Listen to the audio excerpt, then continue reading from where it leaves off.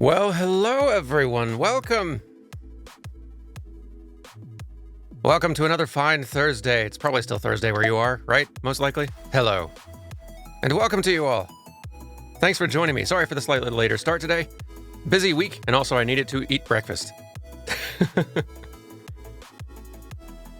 Those are my two main excuses. I can come up with more if you need.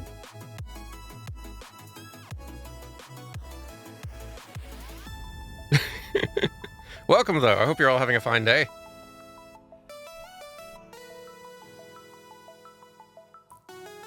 Now, before I fall too far behind, because y'all are hype training already, and goodness. Thank you for the 22 months, Blue Amber. Hello, everybody. Hope everyone's day is going well. I hope that also. 22 months, gracious. We're nearly at the 2-year mark. That's wild. We are shockingly close to a new frozen yogurt flavor badge thing.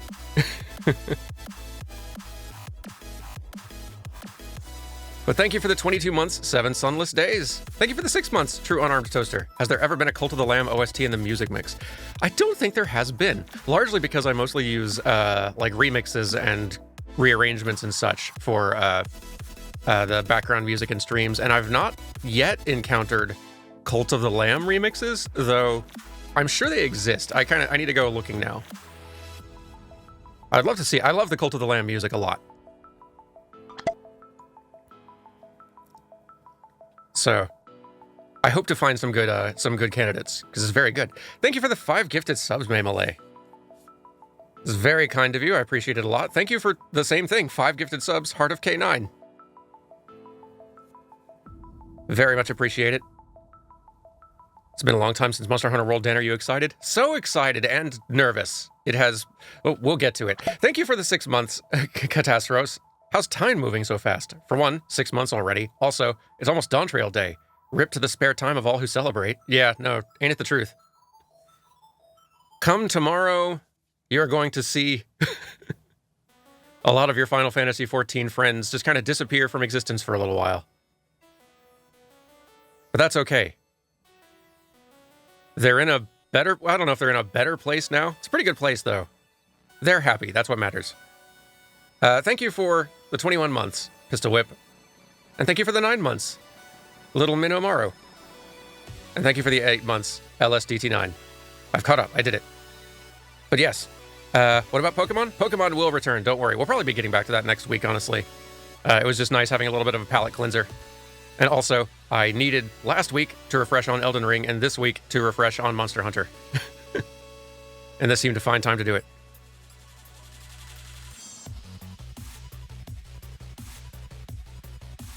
But yes, it has been a long time since Monster Hunter World. For those of you who don't know, I have done on Playframe a playthrough of sort of the story quest stuff, just the main quest campaign of Monster Hunter World. That was one of the early playthroughs on Playframe, one of the earlier ones on the channel. 5 or 6 years ago at this point. I began a playthrough of the Iceborne expansion when it came out on PC. Thanks, Mal. And I got a ways into it. Bahabali, thank you for the 5 gifted subs and also for the 22 months. It's very kind of you and very generous. 22 whole months, I know. And before I miss you, Malcroft, thank you also for the 22 months. Almost 2 full years. Need to think how long it's been since I started watching when these were Dan's college course videos. Right? It was a very long time ago that I started doing things on YouTube kind of on accident. I can't imagine not doing something like this at this point. It's been a very long time. But yes, it has been a long time since even the Iceborne episodes. Like, I started that when Iceborne came out, and I released new episodes kind of sporadically. There were pretty long gaps between those episodes, too, honestly, as I was making them, just because I was doing them here and there. And Monster Hunter has never been one of the higher viewed games on our channel. I suspect mostly because by the time I was doing a playthrough of it, like, I usually did playthroughs involving the PC version of the game, which would come out up to a year after the console version had been out and everyone had kind of had their, like, Monster Hunter craze moment. But yeah, like, with Wild coming out, with Monster Hunter Wild, the next big Monster Hunter game coming out next year, I have been kind of feeling the urge to, at the very least, go back and finish Iceborne. Which is pretty wild because this is definitely, by far, the longest gap between starting a game on PlayFrame and going back to it.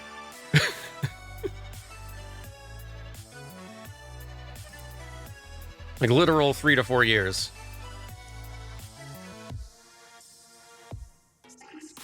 It's going to be a little dicey, especially given we are jumping in Iceborne, which is kind of end game, or late game at least, DLC stuff that does not pull punches. So there's a lot of relearning to do.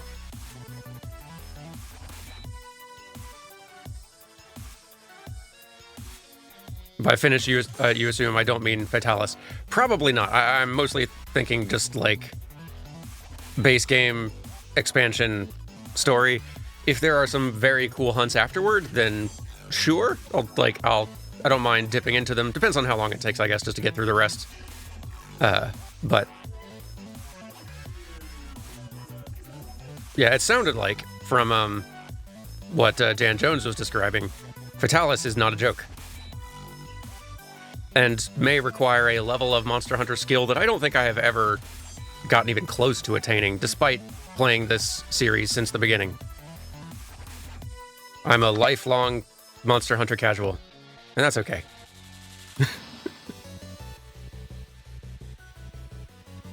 Thank you for the 22 months, Naruhoodie. Hunting time, I know. Oh, that's right, it's Monster Hunter Wilds. Sorry, plural, not wild. There's going to be more than one wild in the new Monster Hunter. And that's exciting.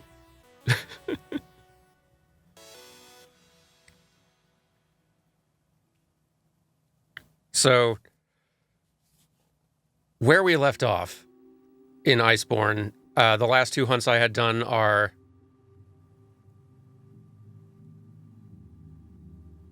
What's the punchy one? Brachydios and Tigrex.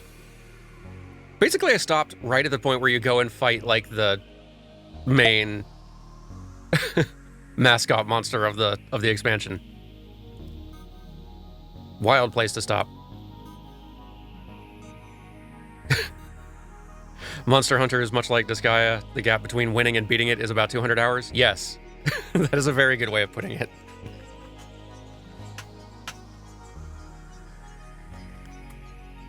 So what we're going to be doing today...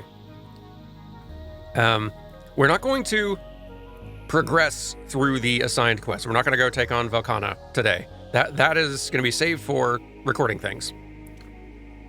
What we are going to do is optional hunts and investigations and things to both, like, get some muscle memory back to remember all the systems and tools and toys, and also just to get some more, like, carves and drops so we can flesh out our gear.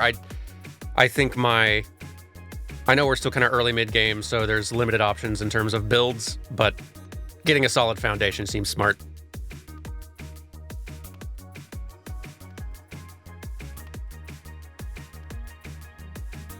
Oh, did Velkhana get added to Rise as well? Oh, that's cool. I did not know this.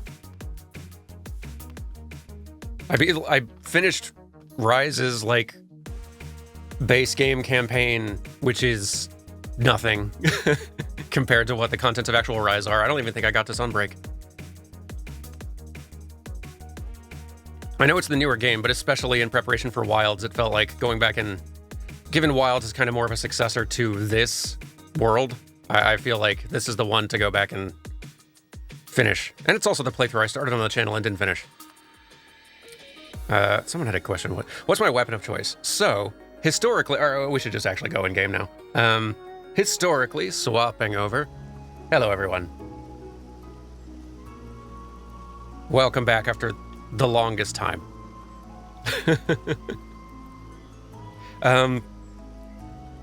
So, my main weapon of choice for a lot of World, and when I left off, was the bow.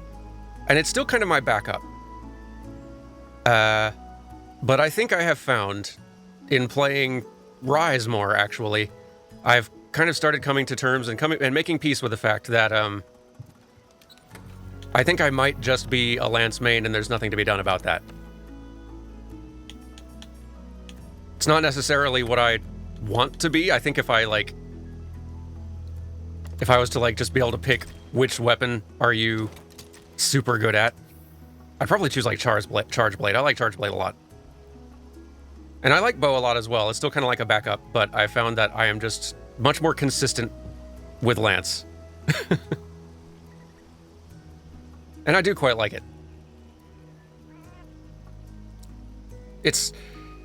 It feels like a much easier one to get at a, like, medium level of capability. There's a lot of weapons where to be, like, half decent at it takes a good bit of practice and learning, and Lance, I feel like you can kind of hit that okay point pretty early on, and then it's just a long road to actual mastery.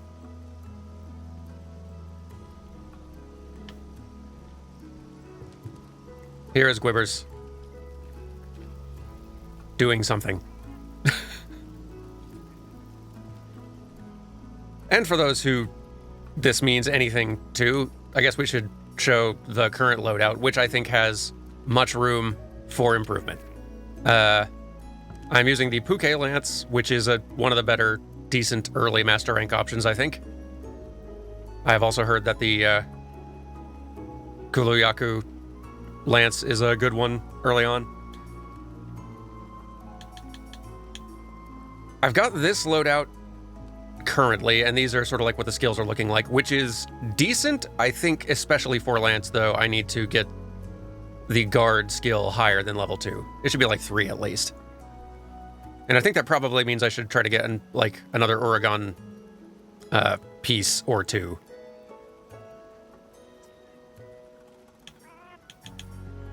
Another reason why I'm drifting toward Lance instead of Bow is that it sounds like Bow is pretty rough in early Iceborne gear-wise. There's just not a lot of very good options until you've already gotten past Velkhana. And that's when it starts opening up. Guard 5 is usually your goal with Lance. It can stop all but the very heaviest hits. Yeah, that's kind of what I think I should build too. Especially if I'm playing Lance, like, building toward defensiveness seems smart. It's too easy to get fainted as a bow user. But why the Elder's Recess? Especially if you're not geared super well. And are still learning all the monsters and everything.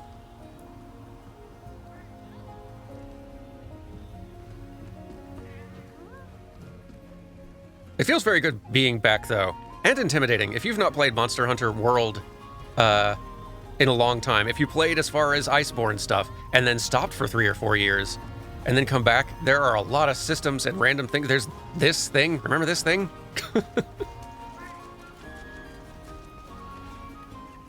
There's lots of things to refamiliarize with. That's why I wanted to do a stream or just get in some practice first. So that'll be today's goal. Priority 1. Food. With cats.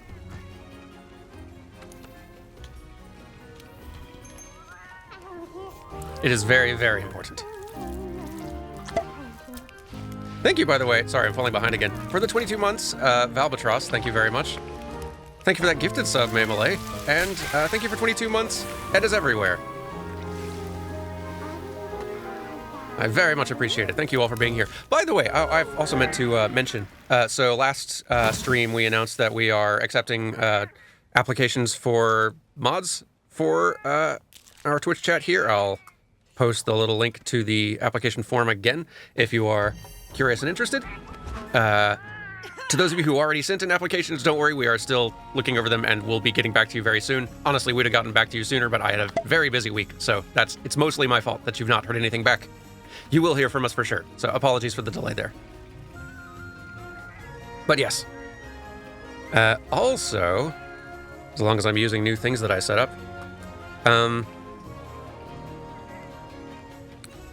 If y'all want to hop in today, if y'all want to join in any of these optional hunts and investigations and whatnot, I've just put the session ID in chat.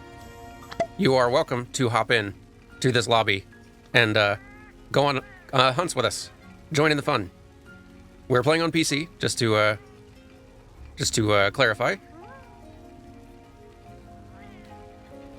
And if the lobby gets totally full, I think we can have a total of 16 people in here. If it's getting really full and it stays full for a while and you've been on a few hunts, just as a courtesy, like if you don't mind cycling out every now and then, opening up a spot for someone else to hop in if they want to. Hopping back in maybe a little while later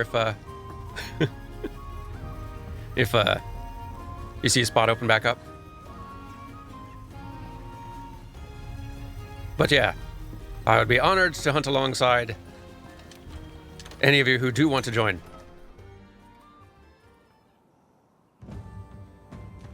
If you are wanting to join in, again, we're on PC, and also we will be largely doing master rank, like early master rank stuff. So if you're not to that point in the game, then you may not be able to participate in these hunts here. Although if there's other people who want to do lower rank stuff who are in the same lobby, by all means, you're welcome to go join them as well. Because there's a lot more people who can be in the lobby than can go on actual hunts with us. But my squad going out on hunts with me already has a liability, and it's called me. We don't need more than one. This is my niche. Get your own. There's a couple of questions. Sorry, I've not been meaning to ignore them. Let's see. From Mark Wow, what do you think of Kingdom Hearts missing links? Do it in your Kronk voice. Wait, so... Kronk voice. Wait, is missing links out? Hello. Hello, Josh. Welcome. Looking sharp. Also, Lucas. Looking dragon. Gracious. Is Missing Link out? I thought it was still in, like, little beta releases and things like that.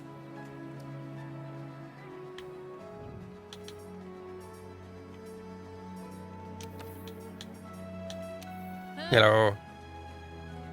And Gwibbers is waving at us, because Gwibbers has never fully understood how waving works, but they're enthusiastic. Dandycap. Yes, that's me. Codename Dandycap. I'm very curious to see Kingdom Hearts Missing Link. Always curious when a new Kingdom Hearts game comes out on some very inconvenient platform, which is most of them. But yeah, I'm excited to get a look at it.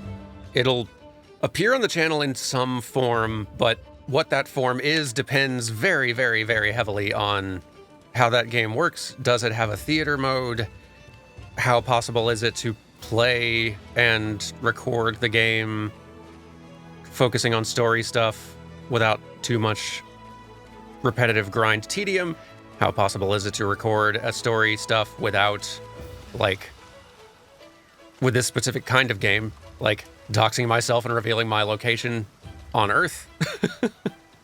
Lots of questions for Kingdom Hearts Missing Links, but I'm excited to see it and figure out how to record it. It's also a case where if it is a game that is getting constant story updates over time, like a lot of their other mobile games have, it may be one that doesn't appear on the channel until later on when that story can be seen more in its full form, as opposed to like drip-fed every few months. We'll see, though.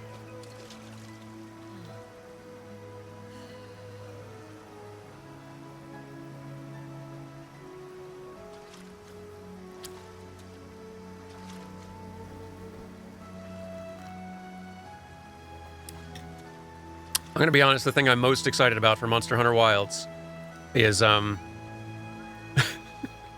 thing I'm most excited about is what food are the cats going to cook for us?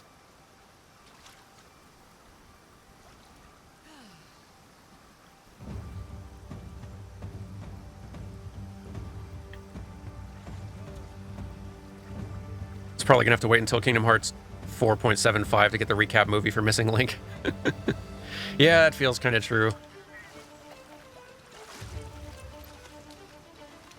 I don't really know what to expect from Missing Link. Square sure loves making it challenging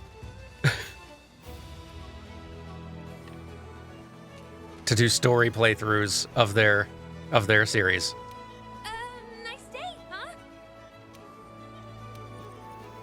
Let's see what sort of options we have. That's cool that like Kulvetaroth siege stuff is going right now.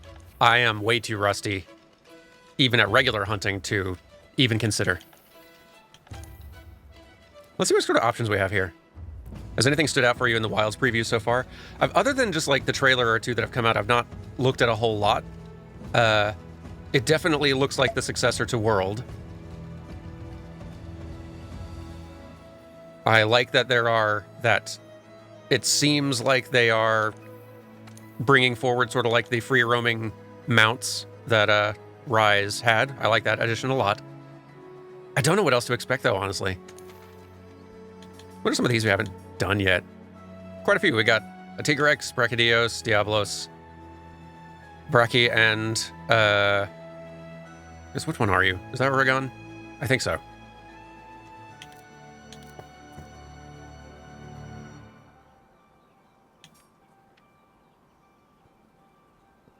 And I think Radobon and Tigrex, and then Glavenus and Rathian.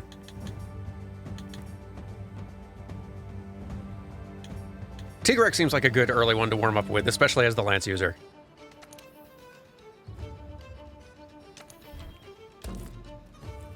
Anyone who wants in on that, you're welcome. How full's our room looking right now? Oh yeah, we got plenty of space still. For anyone who wants to hop in. For those of us in the lobby, do you have any preferences for the gear we bring? A lot of us have meta late game gear, so you honestly come as decked out as you like. I am totally okay with like y'all.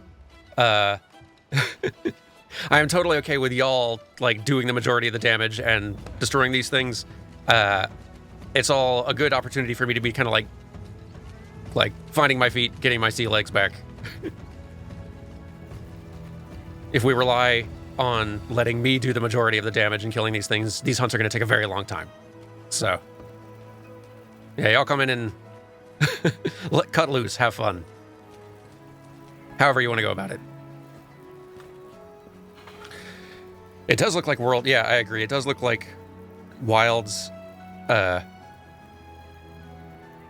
is going to be a pretty big boost in production value, which is already impressive given how big Worlds was as a leap over the previous games. Given World did so bonkers well for them, I'm not surprised seeing them invest way more heavily in it. I'm thrilled to see it, honestly. It's still wild to me how, like, Monster Hunter is a big, popular franchise now instead of a, like, cult hit for weirdos like me. World is apparently the best-selling Capcom game ever. That honestly does not surprise me. If it's not like if it's not the very most, it's got to be like the one that's been hitting these big numbers fastest, sales-wise. I'm so happy for Monster Hunter.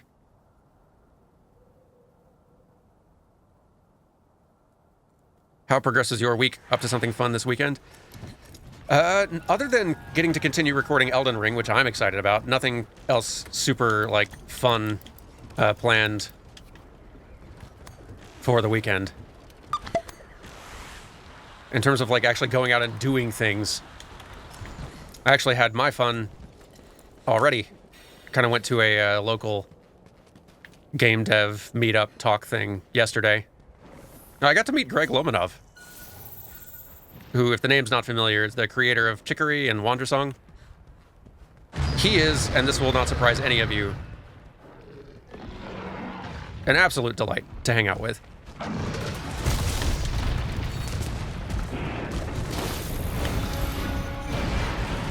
To the surprise of no one.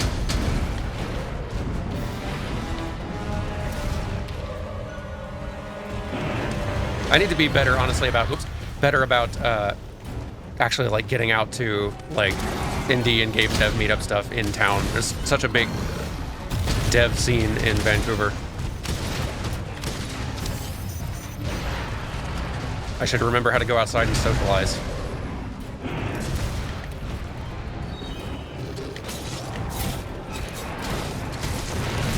It's so angry, this thing.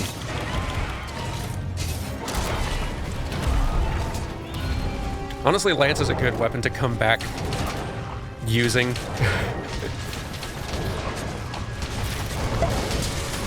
It is so defensive that I can, like, be playing it very safe and careful. Y'all are eating this thing up. It's a pleasure watching you work.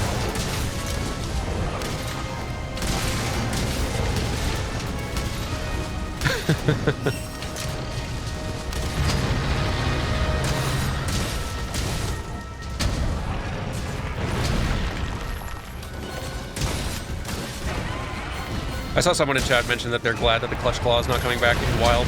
I think I am as well. Like, I've not played enough Iceborne to, like, get tired of the Clutch Claw, but it did feel like as soon as the Clutch Claw was added in Iceborne, it fundamentally, like, became sort of just an essential thing for everyone to be using, and it kind of just became, like, the tool everyone has to use to be effective in hunts anymore. It kind of forces everyone into a Clutch Claw-leaning playstyle, which could get a little bit more boring, I think. Kind of in the same way as I think Rise had a little bit of that problem with the monster mounting. Like, I like monster mounting as an idea, and I would love for it to stay, but it also, like, means that you, like, you settle into a pattern with every hunt of, like, okay, find some other monster to mount, bring it toward the thing you want to actually hunt, bonk their heads together, like... It kind of turns the hunt into sort of a predictable opening routine that is not always the most, like, interesting or fun. Which I imagine is a pretty big challenge on a design front for this franchise, like finding new features and additions to add that don't, that are, like, useful, but not so useful that they become the thing you have to you have to do all the time.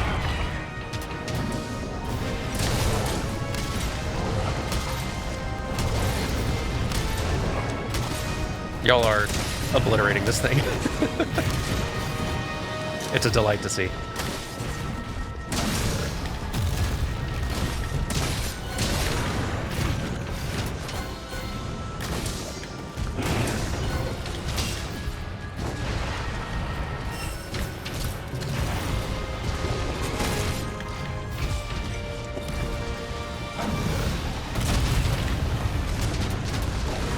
Grab this.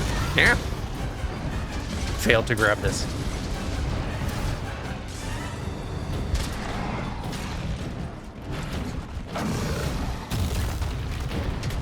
Monster riding was fun the first 6 times, then I stopped bothering. Yeah.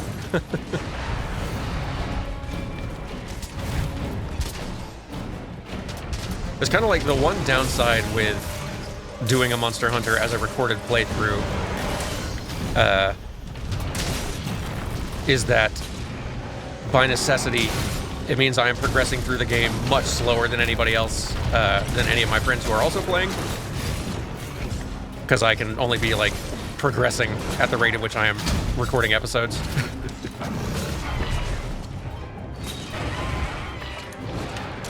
So it also means I'm not really joining friends going out and just kind of doing the social Monster Hunter play sort of thing. Then again, I feel like if recording the back half of World with Dan Jones taught me anything, is that I think that, like, Monster Hunter on Playframe is more entertaining as a co-op thing as opposed to solo. I think watching hunts solo, especially given I am not super, like, proficient or fast, I think they start feeling pretty samey and bland. Hey, nicely done. Unless you're just someone who just loves watching every second of Monster Hunter hunting gameplay. I imagine for most people, watching a Monster Hunter hunt after the first 10-15 minutes is sort of like, okay, yeah, I get it. So maybe doing more, like, group or co-op recorded stuff with Monster Hunter would be a better way to go about it. So anky.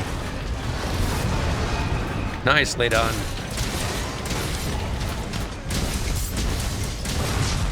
Hey, there we go. This is good. The more things we can just, like, churn through quickly, the more carbs and drops and whatnot I can get. The more gearing options I can get for myself.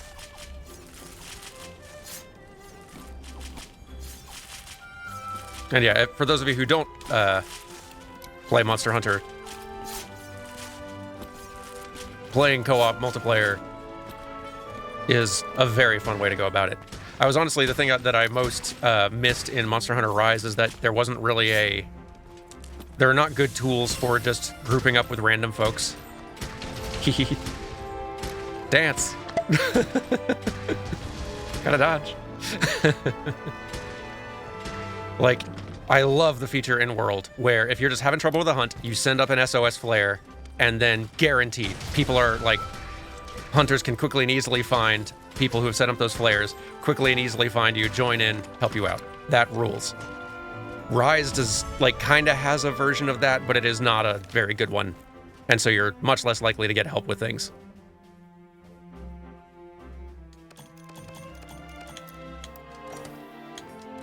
So I'm hoping that that Wilds maintains this system from World.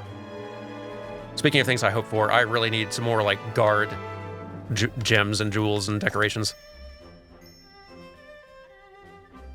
Monster Hunter World was very weird to progress through with friends. That is also true. I hope they find a better solution to that than they found with World, where doing a main story quest, like, you have to go out on it solo, get to the point where you've found the monster and seen the cutscene, and then you can send up the signal for your friend to come join you. Or if you're trying to both progress through the story together, like, you both do that, and then one of you leaves your quest, abandons it, and goes and SOS joins your friends. It's very weird. Not ideal. Hey, you. I hope they find a more elegant solution. I understand why it is that way in World. I can see sort of like the corner they built themselves into with the multiplayer design of, like, campaign quests and things. Figuring out how to do story campaigns with multiplayer is very tricky. I hope they find a more elegant solution next time around.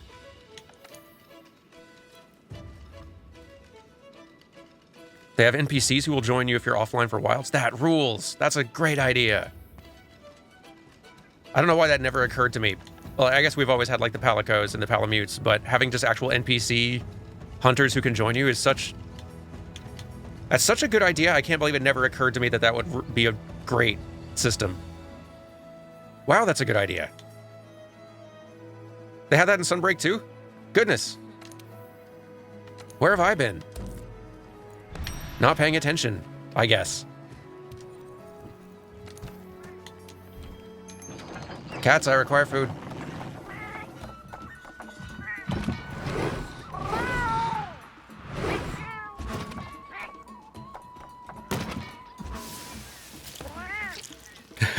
Yeah, I've been not playing Sunbreak. You're right. That's the answer. That's where I've been. I got some people to thank here. Gracious. Falling behind over here. Again. Ed is everywhere. I thank you for the 22 months already, but thank you again, just in case. Cap Steph Barnes, thank you so much for the 22 months. Happy 22-month sub anniversary to you as well. Midnight Skies, thanks for the 22 months. Baha Bali, thanks for that gifted sub. Louis Henson, thanks for the 22 months. Time to monster all the hunters. Woohoo, I agree. Thanks for the 12 months, Miller Select. Happy 1 year. It's been a while since I've checked in, but I have been enjoying the VODs. I'm glad you've been enjoying. However you enjoy our streams. Works for me. And thank you for the 22 months, Zephlios. Very much appreciated. And yes, anyone who wants to join in, the session ID for this lobby is popping up in chat, Twitch chat, every several minutes. And we can also just do sort of like the command, like !! Monhun, to make it pop up again if anyone asks or needs the reminder. We still got plenty of room for folks who want to come hang out, whether you're going on hunts or not. Well, let me make sure I got my equipment. In fact, I will change equipment. Brachydios with a lance was not ideal. Blights are an issue. I think I'm going to need to find some good builds that can give me sort of like blight proof when trying to fight monsters like that. Let's do that to one. Yes. Good. Okay. Okay.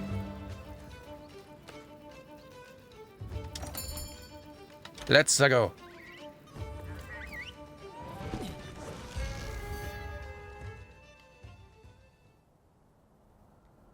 You want the kitty cooking cutscenes turned into like a Nintendo DS game? Cooking Mama but Monster Hunter is a great pitch, honestly. I'd play it.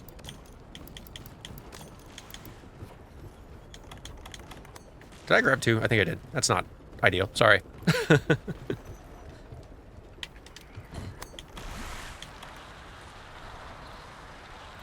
Did Monster Hunter just announce a new mobile game? Another one. So, like, there's Monster Hunter Now, which has been out for a little while, a year or two, which is pretty fun. A little grindier than I'd like, but actually, I was surprised at how well Monster Hunter combat streamlines down into a simple dodge and attack mobile experience. I actually liked it a lot on that front.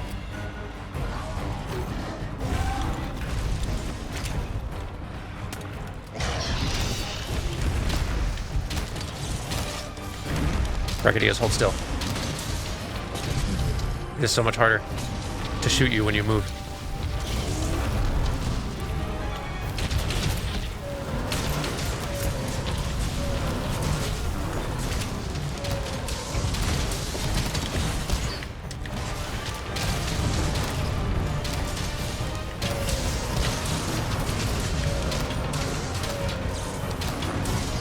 It is so lovely seeing how just gorgeous these old classic monsters look in World. The proper console release.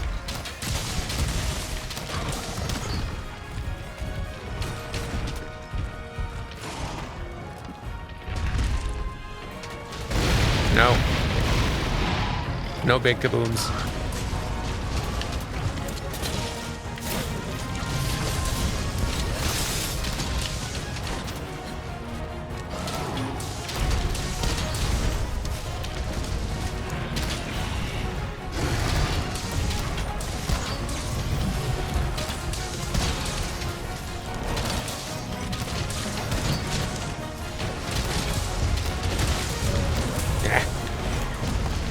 Get better at aiming for the head. Me.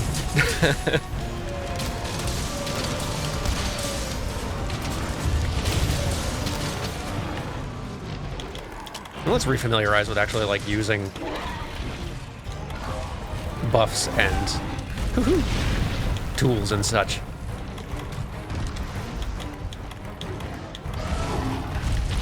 More ideal to actually like make use of these earlier on, but you know.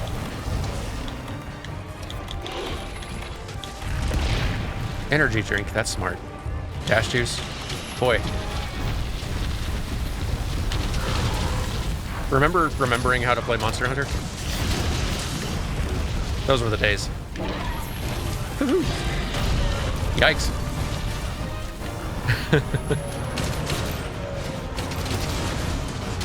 Has my animation work included creatures at all, or just humanoid characters? Oh yeah, I've gotten to do a good bit of both, honestly. Sorry about all the dropping coconuts, everyone. Forgot that that's what the third spread attack did on the bow. I have mostly, like, most of my experience has definitely been human characters. I think it usually is for most animators a lot of the time. But I've gotten to work on a sort of Pokemon-like game before.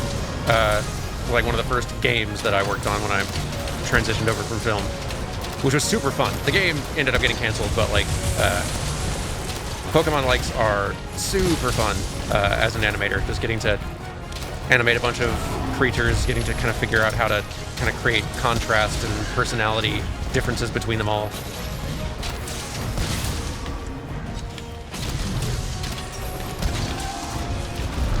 It's a grand time. And it gave me far, far more appreciation for how, like, well Game Freak manages scope. It's the discipline they have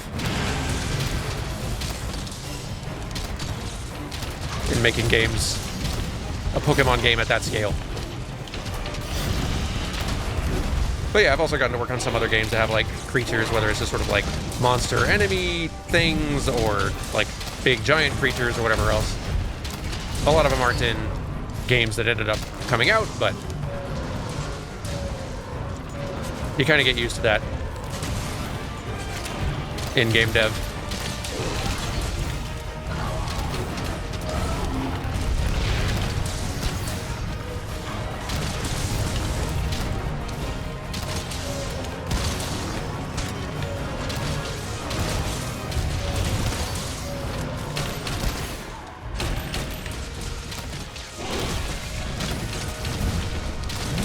You've never played Monster Hunter before, but it looks fun. Definitely recommend, especially if you enjoy Souls games a lot. I think that there's a lot to like in Monster Hunter. It's like just Souls boss fights, but the boss fights are like the whole thing. Not really about exploration, just about getting better and better at fighting Souls bosses with a very similar sort of like choose your moments to attack, choose your windows, so that you don't get punished for leaving yourself open.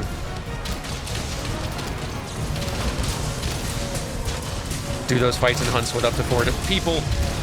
Also, there's cats that make you food.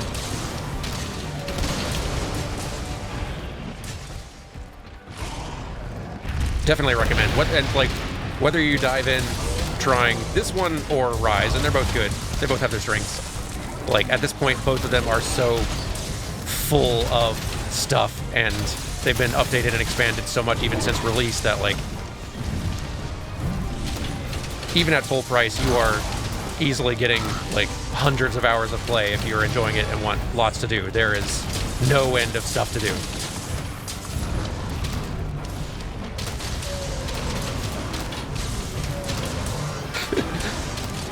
Cats, also there's cats that make you food feels like it severely undersells the amazingness that is the cooking scenes. Oh, I fully agree. The fact that there is multiple delights me to no end. I gotta stop doing that particular move. I can stagger my buddies. There we go. Well done, everyone.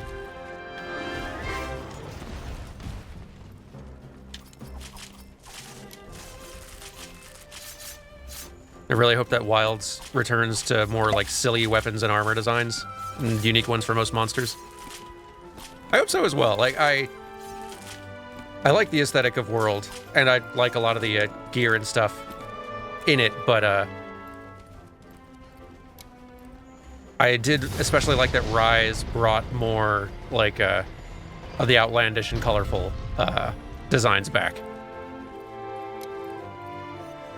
I really liked a lot of the like weapon and armor sets in Rise. I'm hoping that Wilds goes back to that a little bit.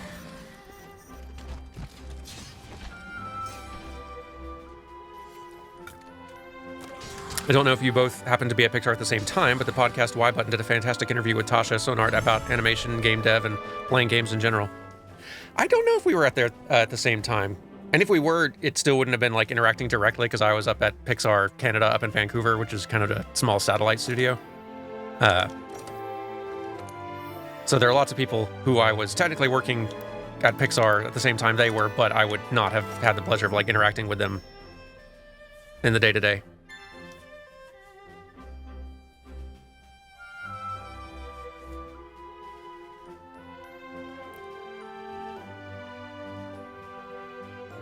Pixar has a Vancouver studio. Pixar had a Vancouver studio for about 3.5 years.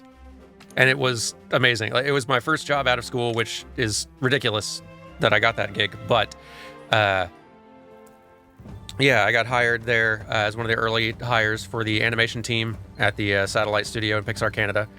It was a small, like 80 people or so, I think, at its biggest. For you. Mostly tasked with like making Toy Story and Cars shorts and things like that. And we probably would have gone on to make other things, like other kinds of shorts, or contributed to the films when needed, things like that. But they ended up deciding to close it after a few years, which was a shame. I'd have definitely stayed there long term if it Like, honestly, if Pixar Canada was still around, I'd have 100% just stayed there and not ended up working in games for the day job, just because it was a wonderful place to work with great folks.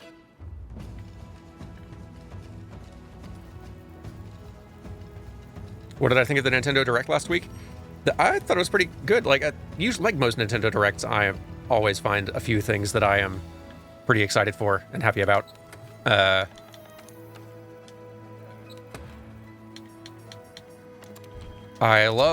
am very excited about the new Zelda game.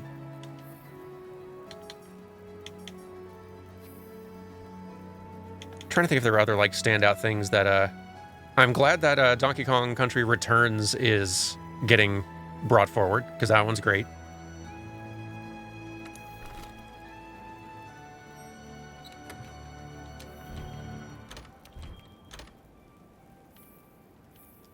Metroid Prime 4 I'm also excited for, but at this point, like, it's just... That's been in some kind of development for so long that, like, when it finally gets here, yeah, I'll definitely be playing it. Can't wait, but,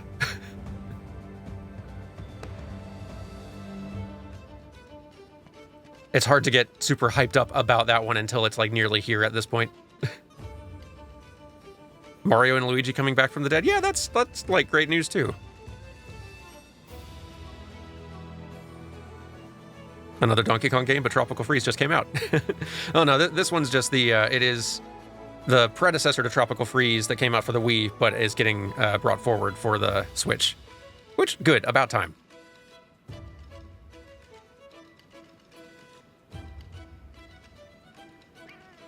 Am I going to play the first 3 on the channel? Wait, first 3 which? First three Mario and Luigi, first 3 Metroid Primes. That's probably what you're talking about. Yeah, Metroid Primes. Yeah, at some point. I'm thinking I'll probably do them as the remasters come out. Because we got Metroid Prime remastered, and that was, like, that looks great. Kind of seems like the other 2 are on their way eventually.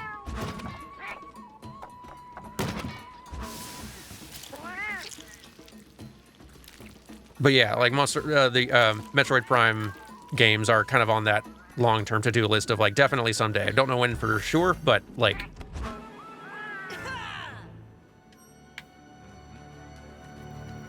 Gotta get to that eventually.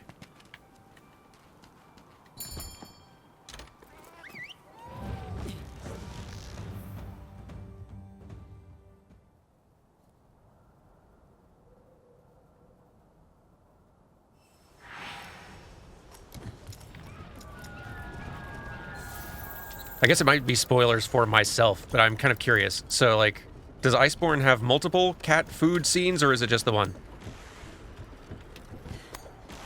If there's multiple ones, I don't think I got far enough in to unlock new food scenes. They don't really need multiples. It was kind of bonkers that they had multiples in base game. Just the one? Okay, honestly, that's fine.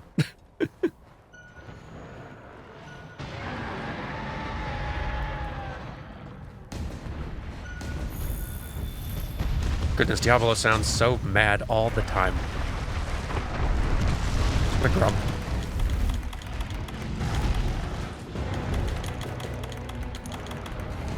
Honestly, I don't need to be getting too buffed up for these hunts.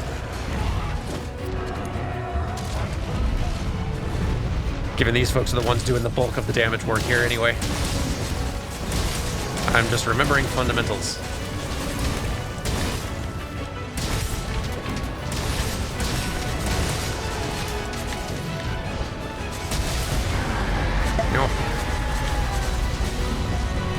Oh yeah, if there's any PlayStation, like, Monster Hunter players who are wanting to, like, use chat as a means to, like, kind of coordinate and get a lobby going for yourselves and group up, by all means.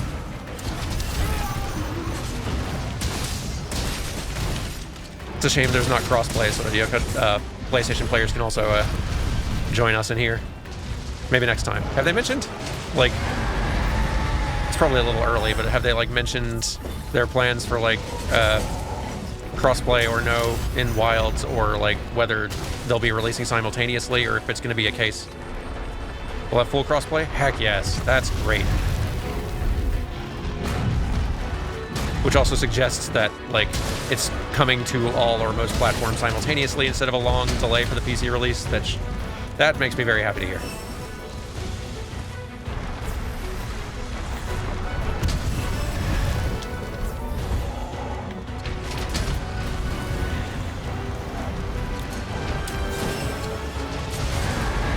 Stop yelling.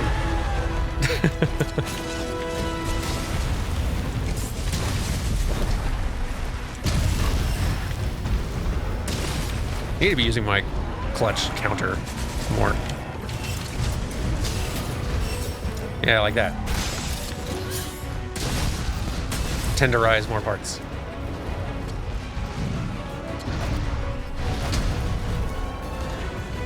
Ooh, what's this? Gimme.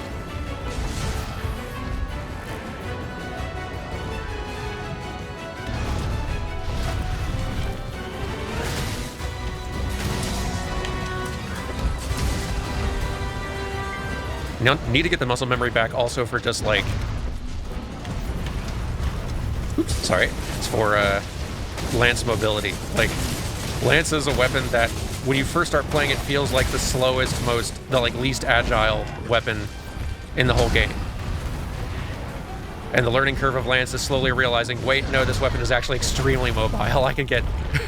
This is more mobile than a lot of the other weapons in the game, actually. I just need to learn how to use all the tools.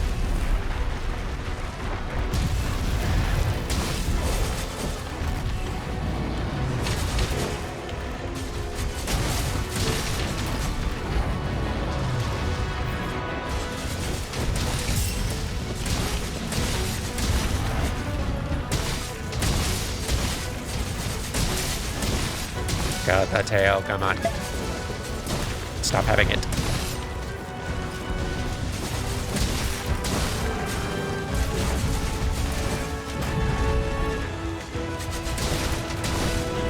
Get in there.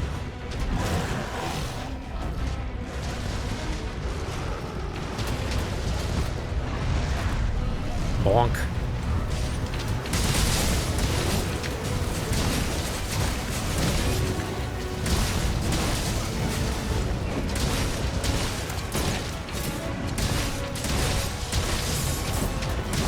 There we go. I knew between the three of us we could probably get that tail cut.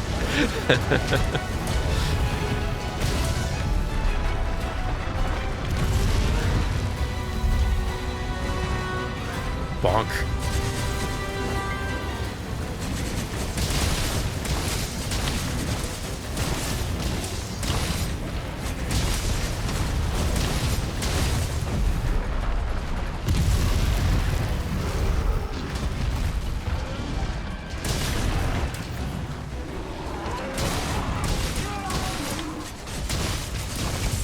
I really do feel like the Lance life chose me whether I wanted it or not.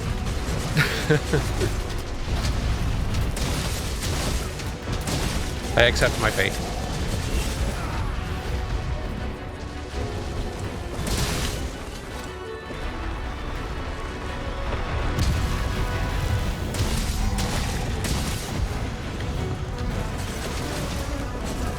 What are you doing?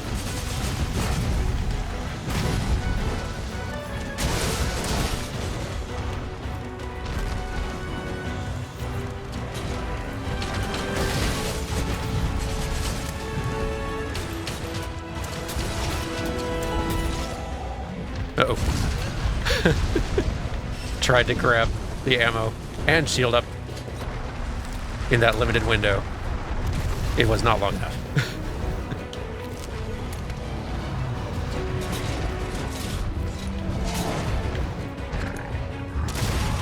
Beautifully done. Goodness.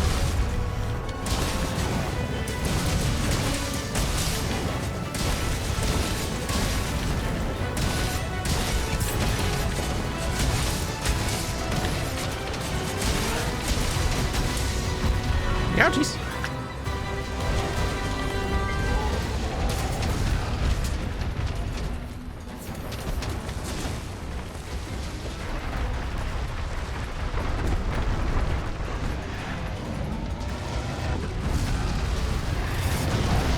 Beautiful.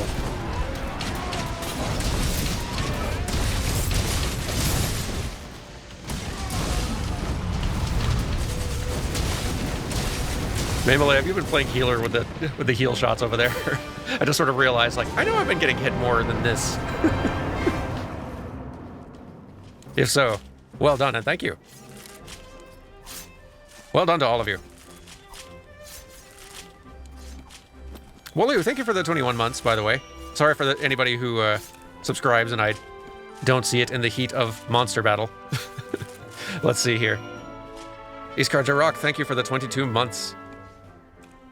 And thank you, Blind Play, for the 22 months. Almost 2 to the 2-year mark. Let's go. Where'd that tail go? Still gotta do that carve. There you are.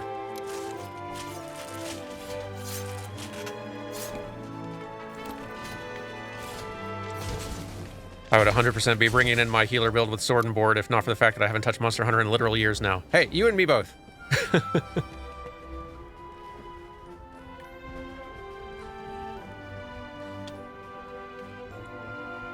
Like I said in the episode years ago at this point, it all comes back. It is like riding an angry bike and turning it into a hat.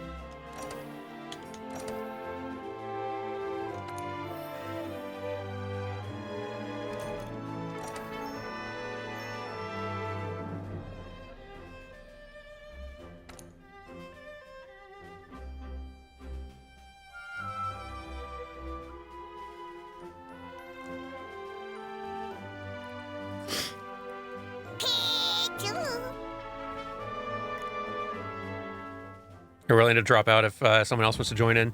You totally can. Honestly, the lobby has not gotten super full generally. It's still just like the 4 of us in here. I don't know if that means like that other people are in here and are out doing their other hunts. I can't remember if it shows them in the list or not. I think it does.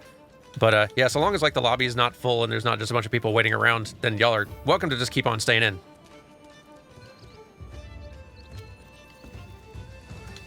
But yeah, all are welcome.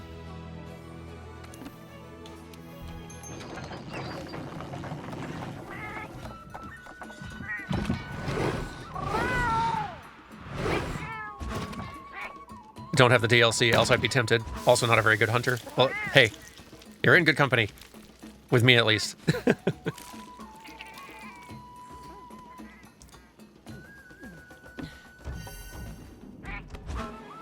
It should show other players if they were in, otherwise it's just us. So yeah, it looks like it's just us.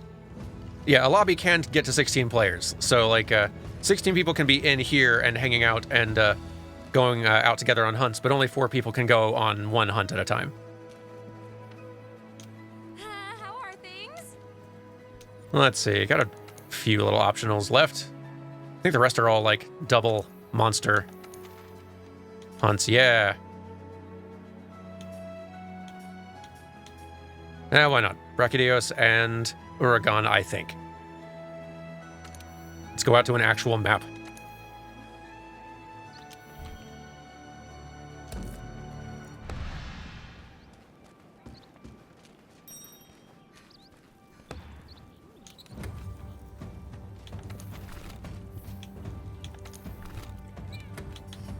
This already feels like it's helping quite a lot. Just going out on hunts and remembering basic buttons and controls and such.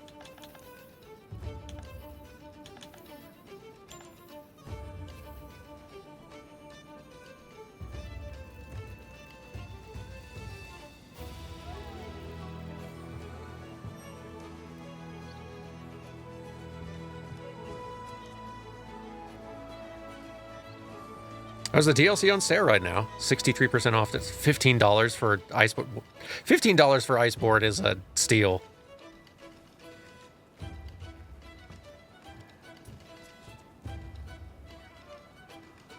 Oh yeah, there's the session ID for anyone who's wanting to join.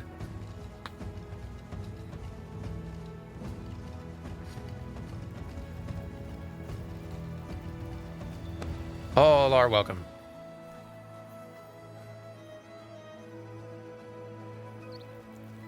Even if you're not able to join even in our hunts, you're welcome to come join this lobby and go on other hunts with others. Walu, welcome. An awesome Angie hat. Sorry, I missed that a few minutes ago.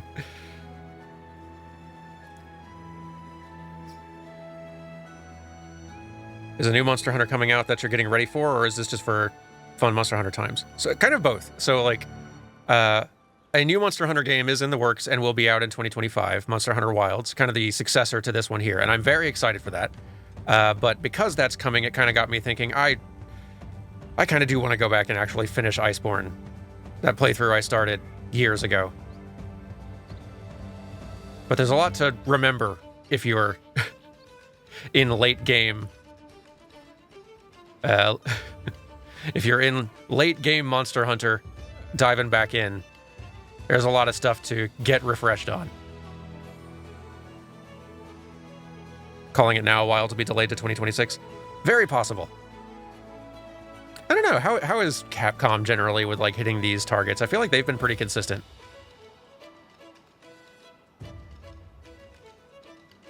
I think Rise is a bit better for co-op play. Sort of. It depends on what kind of co-op play. If you've got a group of friends who are you're like teaming up with and wanting to like co-op through the missions, then yes, Rise is much better for that. There's less weird jankiness with playing through the campaign and stuff together. If you're wanting to be able to like group up with random hunters or like call in help and when you're in the middle of a hunt and struggling, World is way, way better for that.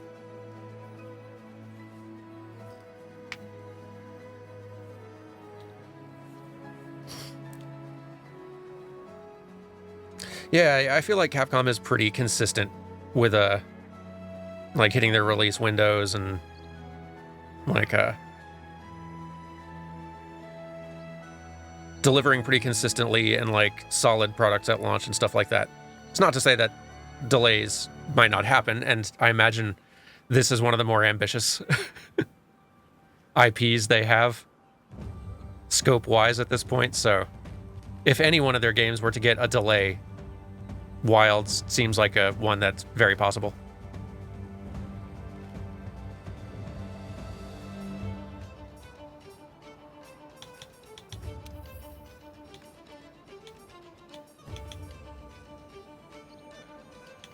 Goodness, look at some of these ranks.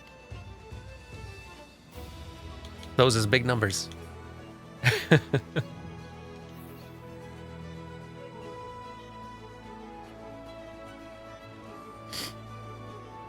Oh, interesting. They did all the engine upgrades with Dragon's Dogma 2, and Wilds is using that engine as well. They seem to be getting like great results out of their in-house engine. There's not a lot of studios that do their own engine development anymore, but like the fact that they are able to use their in-house engine for most of their franchises, and it's working great for all their franchises, like whatever they're doing over there is working. It's what a great time for this specific subset of games anyway, where like Capcom is in their kind of like second golden age.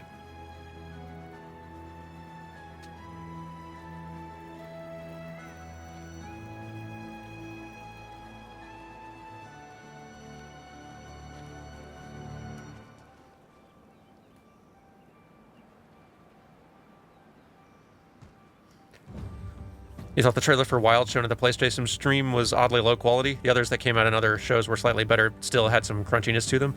Yeah, I don't really know what to expect, like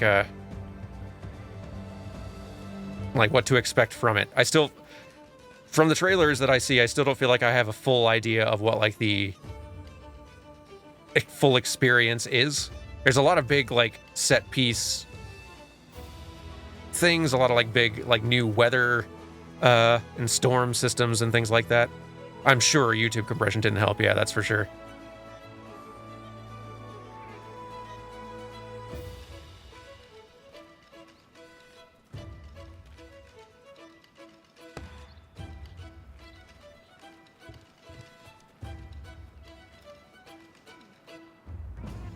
But yeah, I am very, very excited for that one.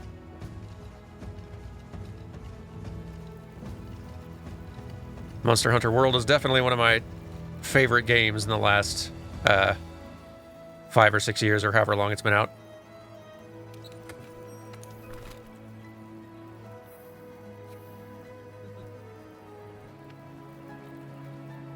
Let's see if I can remember how to play World.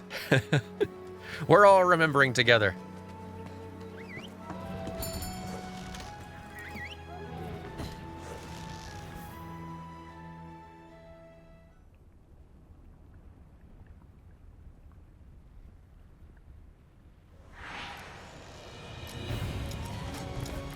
Oh, hello.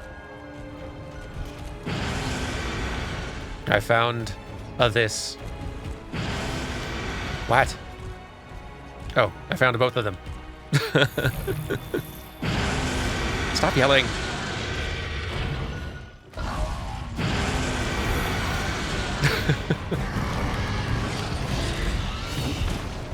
No.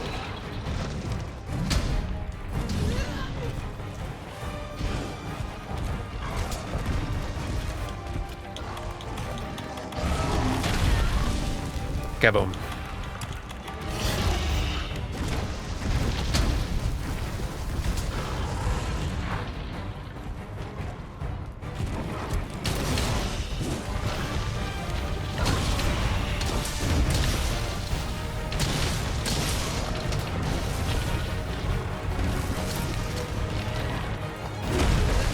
Ouchies.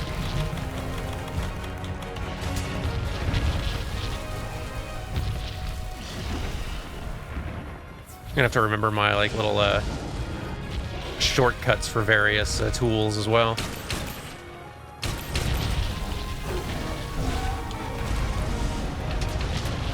That helps.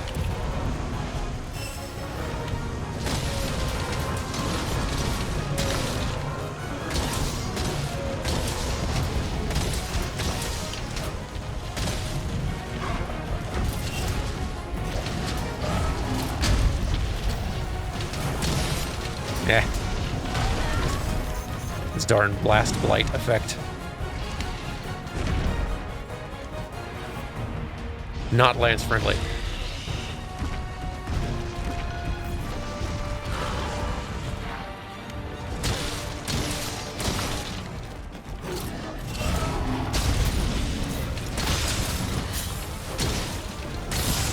Soften up the face.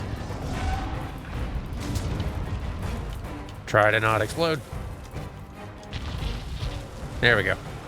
I think. Nope. That's right, you gotta do like a bunch of rolls to get that effect off of you.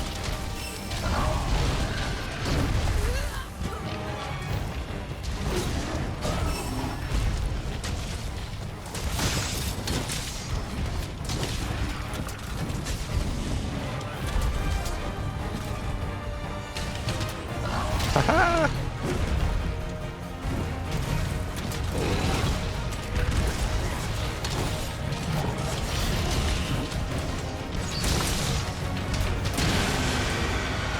So angry. The explodey disease seems bad. It's pretty rough. Especially for a weapon that is more built around guarding than evasion. Because even if I block the brunt of the hit, I still get the effect which will explode on me if I don't roll it away. Or unless I'm like properly geared to negate that blight effect. Which currently I am definitely not.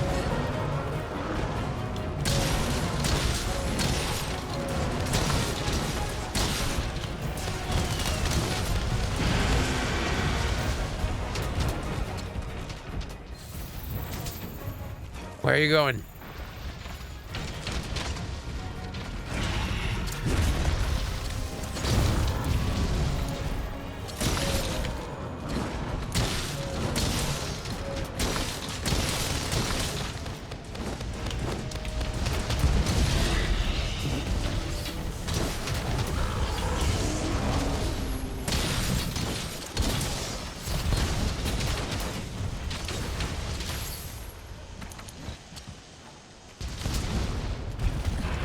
I thought you were just knocked out. Got all sleepy.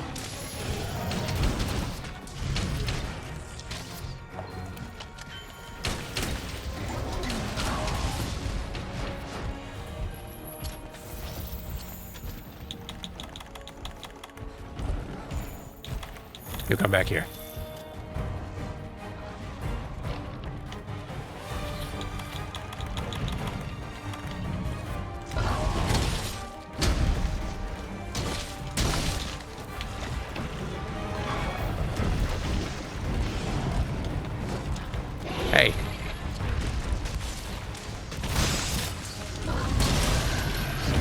Ow.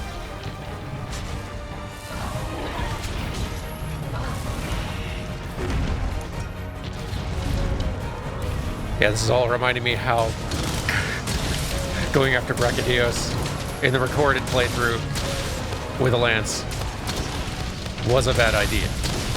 I got it done. But having to roll away that blight effect constantly, not ideal.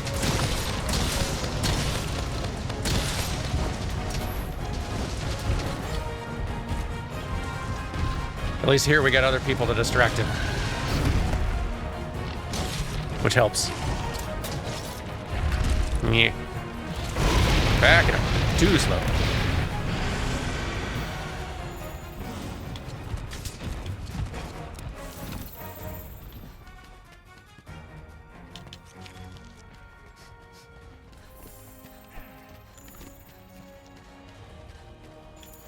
There's my little shortcuts, now I remember. Yeah.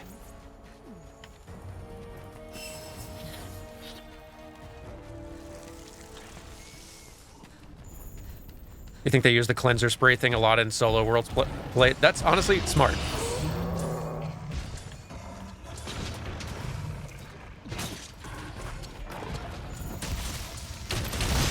Smart way to counter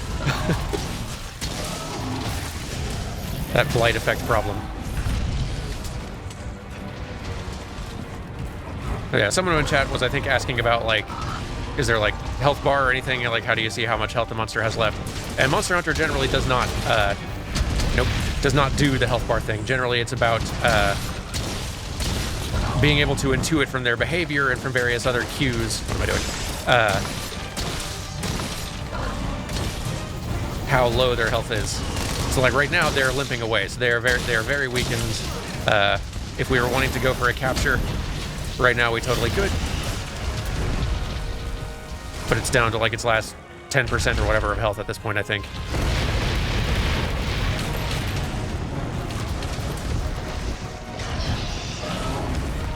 There's other ways you can tell, too, though. There's, like, hey, there's one.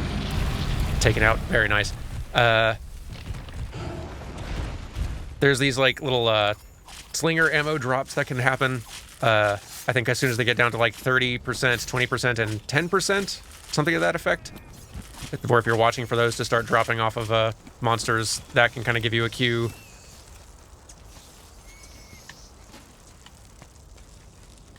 There's also, and maybe this is just me remembering a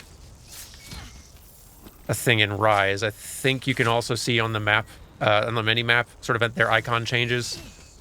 Stop it, bugs.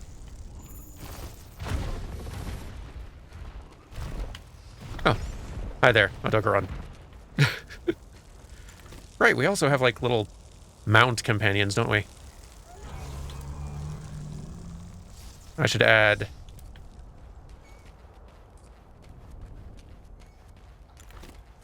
my little mount buddy.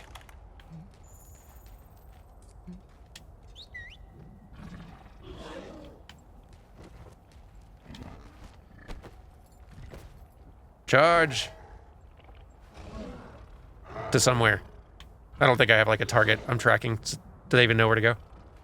Where do they take me, I wonder? Here, I think. Yeah. Because it was the last thing I was tracking. There's an Oregon thing. Maybe that'll help.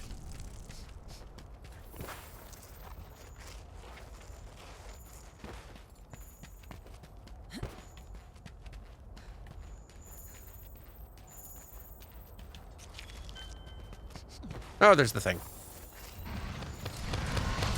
Hello.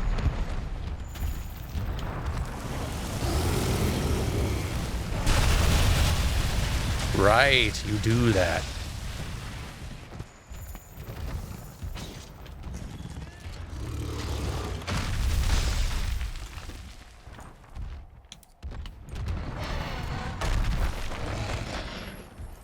This is good. I definitely need some more carbs off of this thing. Make some better... Make some better lance armor with the guard effect.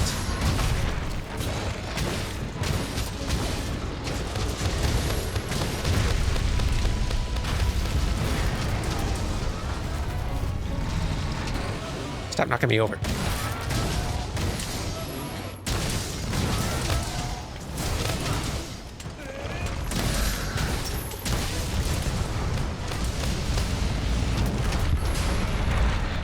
Chaos. Oh, goodness. The heck is that thing? Ebony Odogaron. Gracious.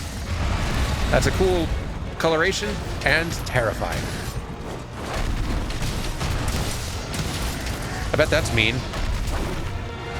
Okay, yeah, let them fight. Gracious.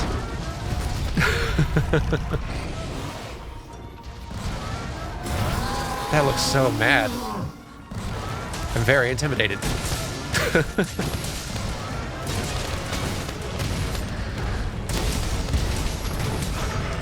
What isn't mean in this? Fair point.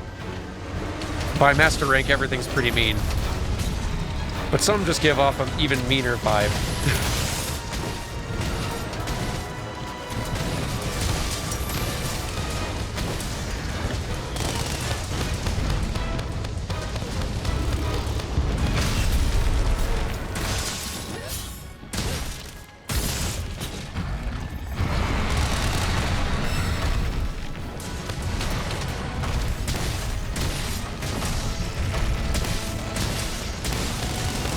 Poke. Uh-oh. Yep.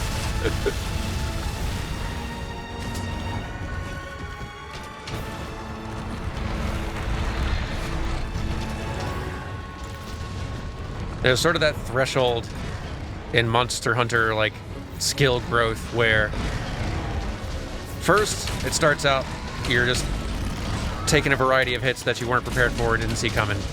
As you get better and better, you start being able to recognize when a hit is coming, but not fast enough to actually avoid it. You just have the privilege of knowing, oop, yep, that's gonna hurt. Kaboom. And then eventually, as you get better, you'll recognize it fast enough to be out of the way, or to just not be standing wildly out of position to begin with.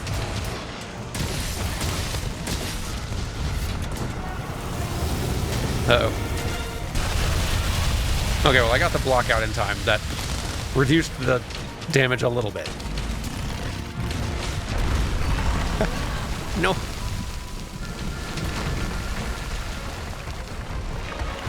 Stop making everything on fire.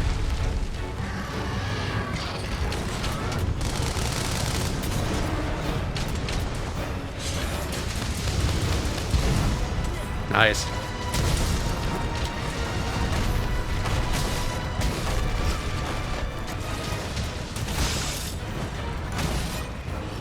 Limping away. Good to see. Where'd that tail go? There it is.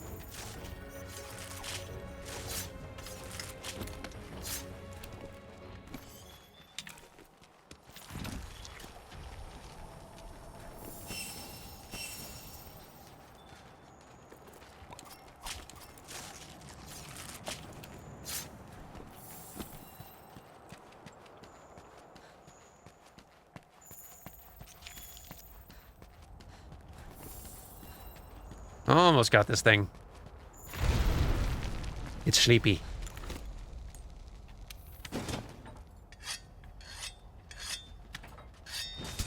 This thing was the bane of your longsword existence.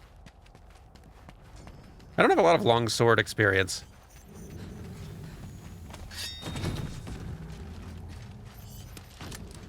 This is going to be the rudest awakening.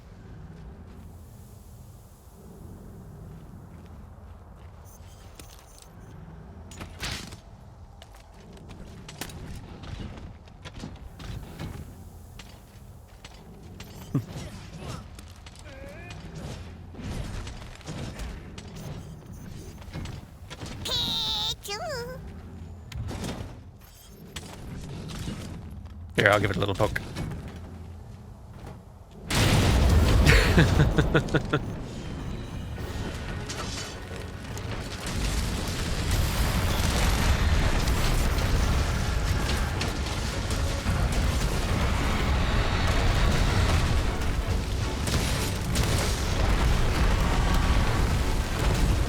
There are certain monsters that are just way harder to fight with certain weapons, I feel like. Like, I think even if I wasn't a lance user, I can't imagine going into a fight like Tigrex with anything else. He's just so angry and in your face all the time. Being able to just shield up and ignore it.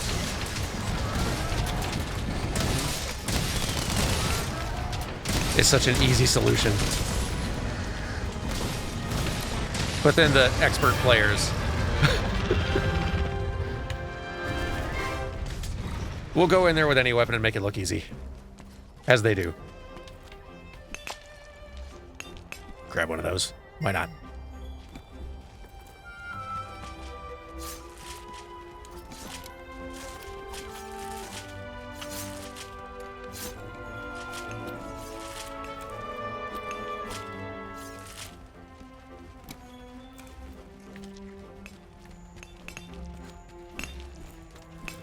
Hi-ho, hi-ho.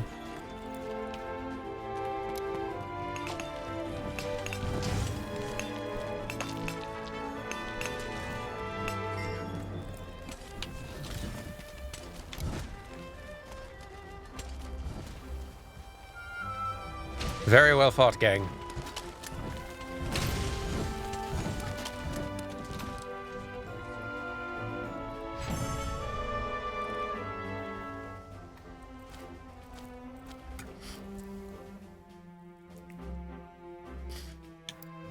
You change your weapons based on armor? I just play the same one. I play the same one most times.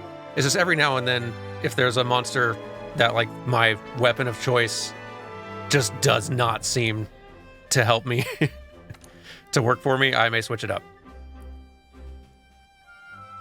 Like, whatever the flying, floaty, little inflatable bat thing is, like, having a bow for that to where it being in the air is not a problem is so nice. Paolumu, that's the name of it, thank you. I feel like I just kind of inevitably always have 2 or 3 weapons that I kind of cycle between based on the monster and my mood.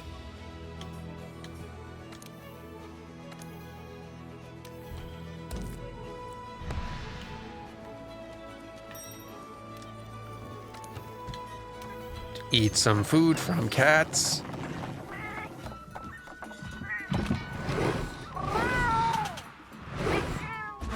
Thanks for joining the Chocoman. Some delightful hunting.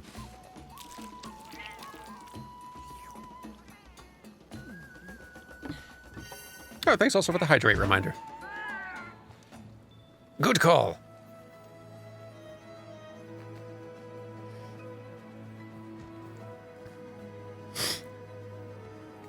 Have I done the Visitor from Another World high rank quest? I think so. I may not have, like, completely finished it. Hey, Am I allowed to look without? Ah, all right. Oh, we'll look after this hunt. I think I did, like, the first few steps. I don't know if I did, like, the final behemoth fight or not. I can't remember. It's been so long.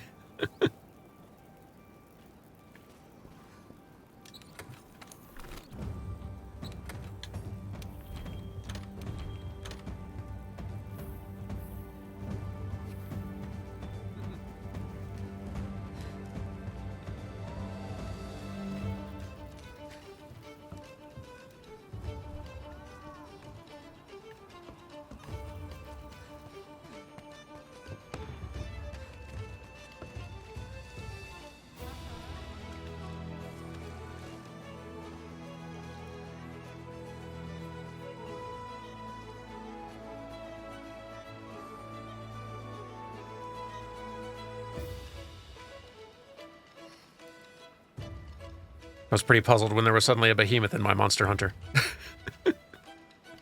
Yeah, honestly, it was a pretty fun crossover. I hope they do more in Wilds. Like, there's quite a few Final Fantasy creatures that will work great as monster hunts.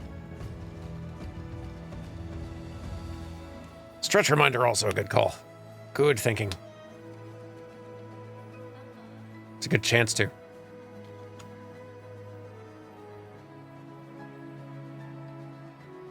Kulu with the Aetheryte was a bit of a challenge. That is true. I do remember that.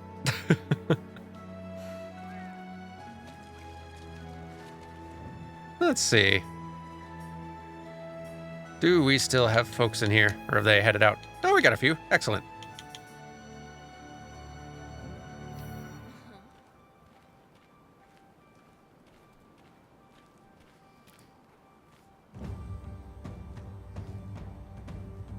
You've been lamenting having a hard time figuring out shorter videos for New Frame Plus. Can we just cash in 10, analyze that animation for Monster Hunter, and get the ball rolling?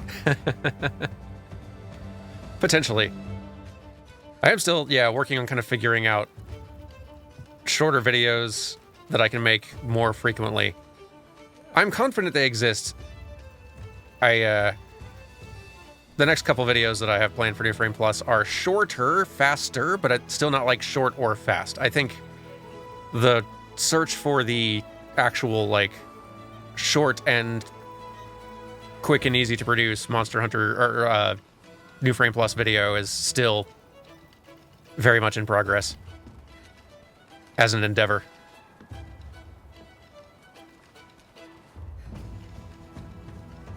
The trick is finding something like figuring out a kind of video that you can make somewhat easily and quickly that still feels substantial and interesting. And I think I probably am overthinking it in a way. There's probably various kinds of videos I could make that would be interesting and cool and short and quick that people would be into, that just I worry are not interesting enough.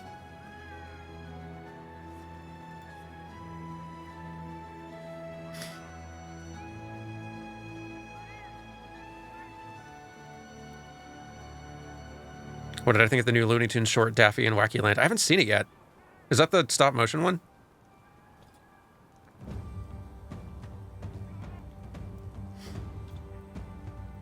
I have not seen it yet. I should go find and watch that, though.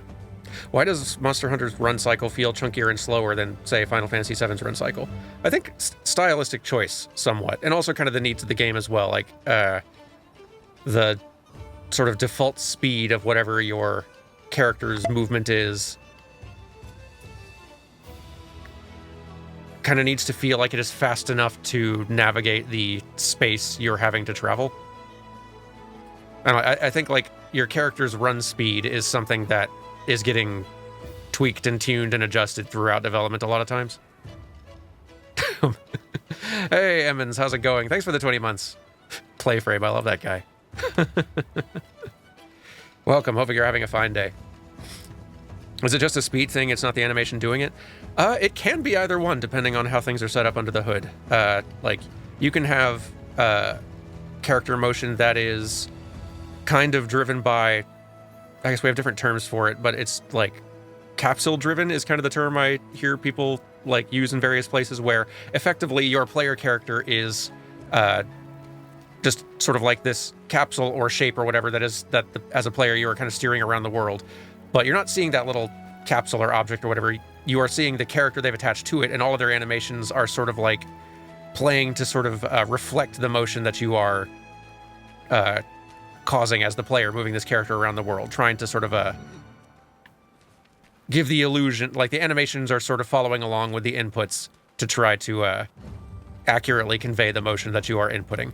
There's other kinds of games where the animation is more animation driven, where like the run speed of the character is set by like the actual like run speed that the animator sets when they are animating the character, or the character will move forward or to the side or exactly as far as the animation would have them do for any given attack or whatever.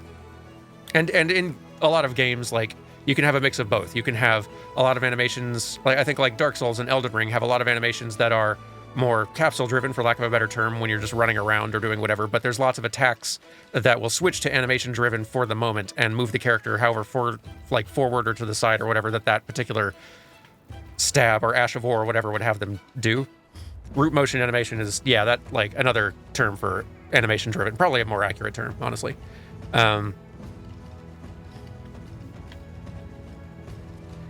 And there's benefits to both.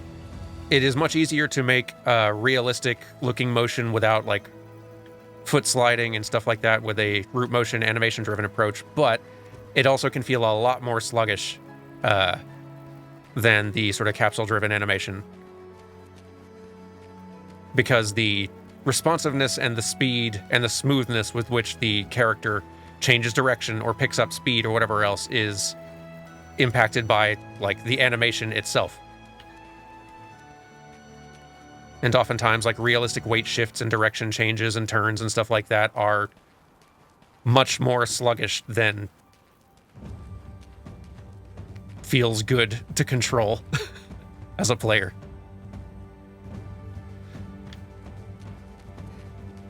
But in this case, though, I think it's largely just a stylistic choice for the aesthetic of like the run of Monster Hunter characters versus Final Fantasy VII ones. Just like there's sort of a slower rhythm and cadence to each step of your Monster Hunter player. And in a way that feels like a little unnatural, but there's sort of an unnatural, stylized vibe to a lot of Monster Hunter movement.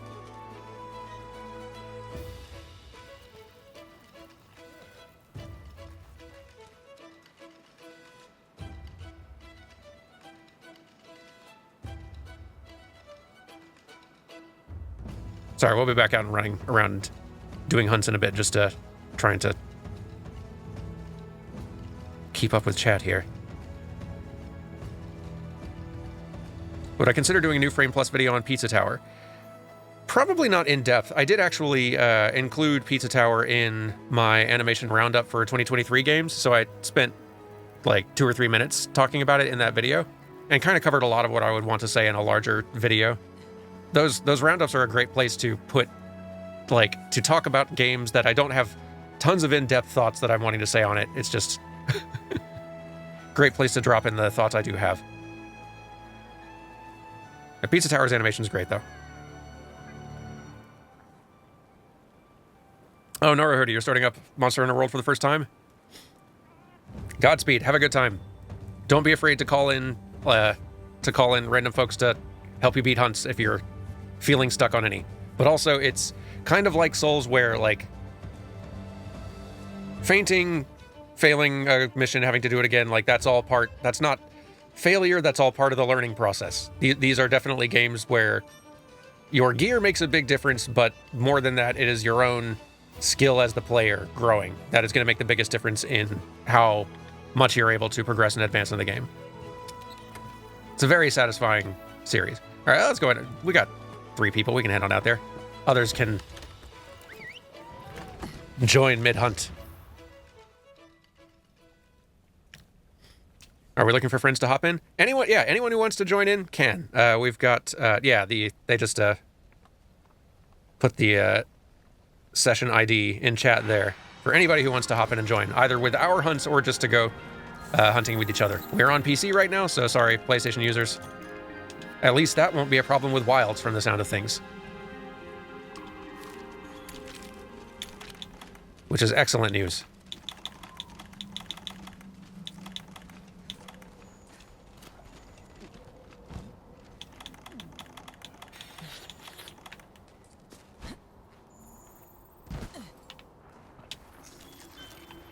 No, Fulgur Anjanath is not who I... Hello. I found it.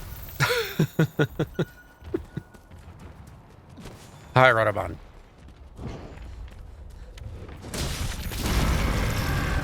Yes, yes. I missed you too. You pokey thing.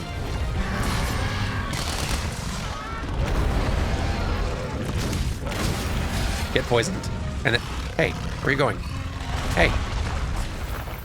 Hey! Anjanath, no.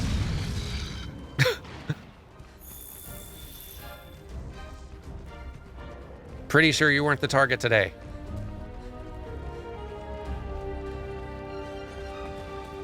Not that that ever stops them.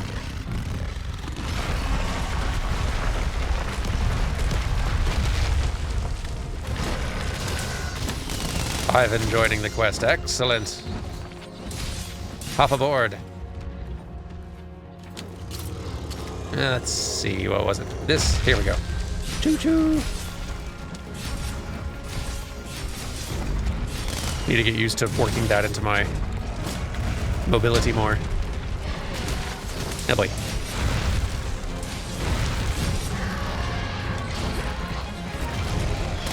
Nah.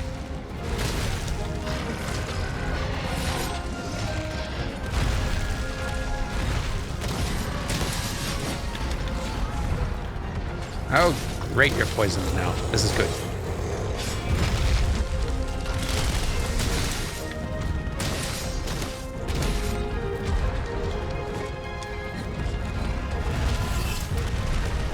Oh, you missed. Come on. I was going to counter you.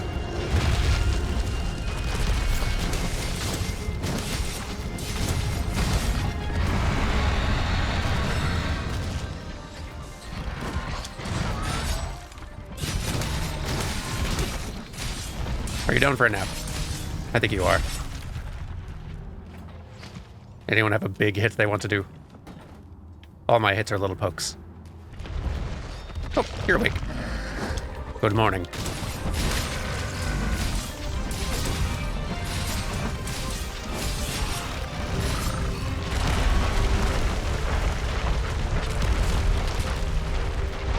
Hello.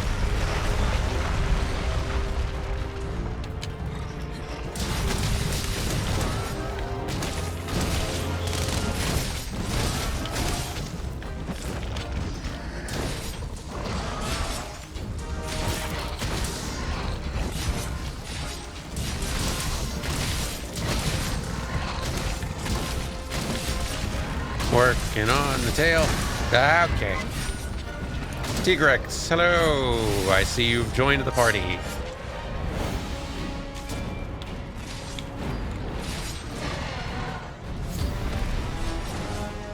Welcome.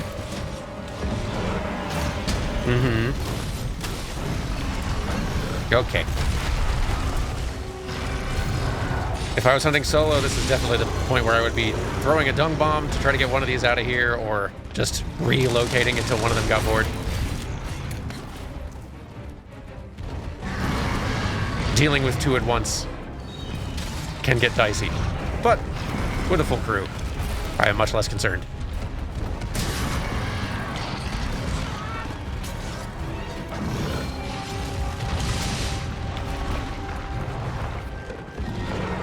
Yes, hello. I remember you.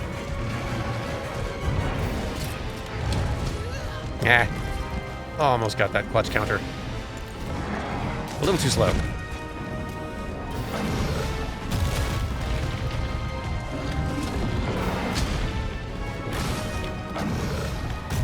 Nope. Disagree.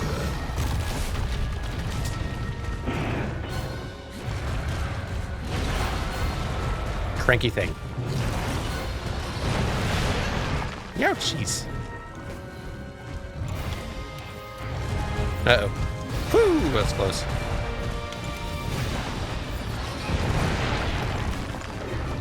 Refreshing.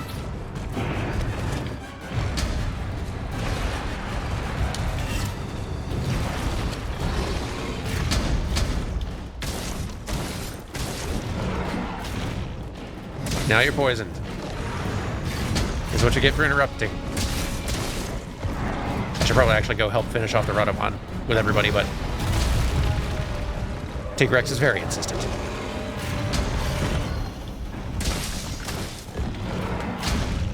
Calm down.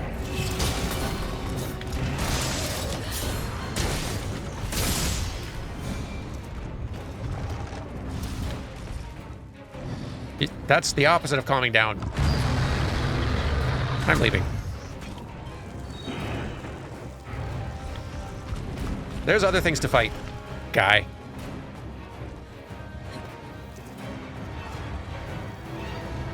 Oh, they're down there. Okay.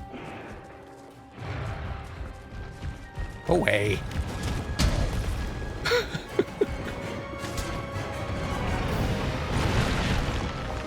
Grouchy. Can I? I can. Aha! Too slow.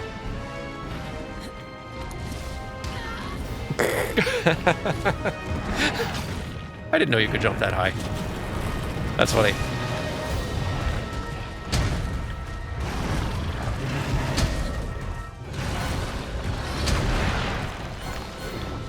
I don't think it's calming down at all.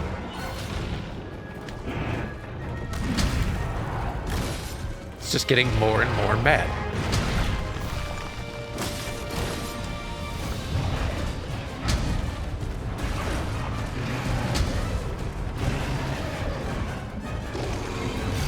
It's just anger issues the creature.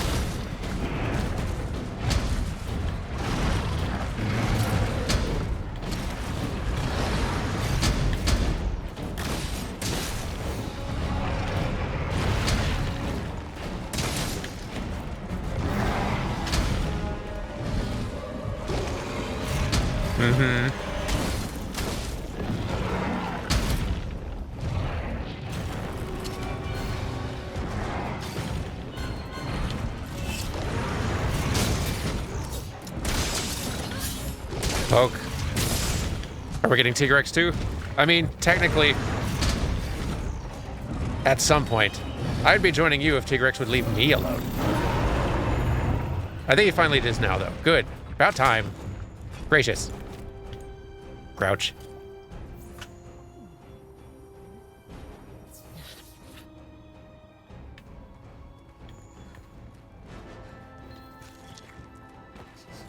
But yeah, Tigrex is also one of the targets for the hunt.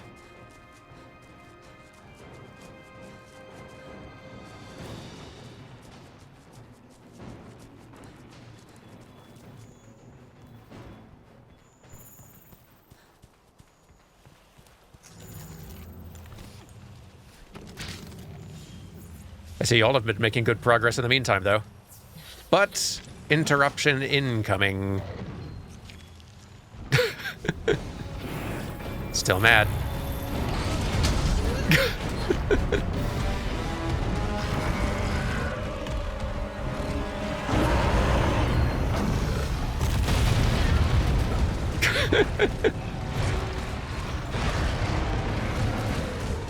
Boy, you're just adding a bunch of chaos to all this, aren't you?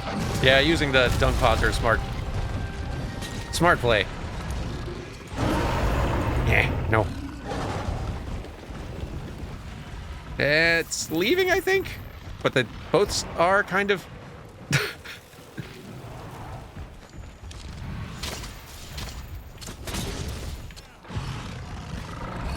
Raudabon, you misunderstand.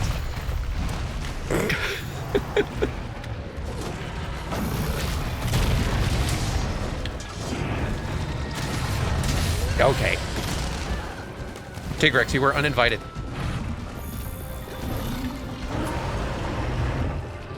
Go on.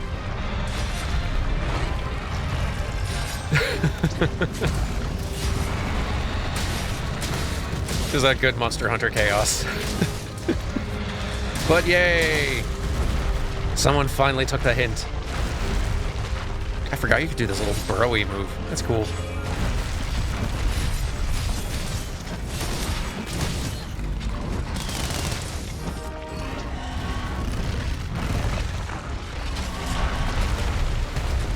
I wonder if I can clutch counter that roll. I don't know if I've ever tried.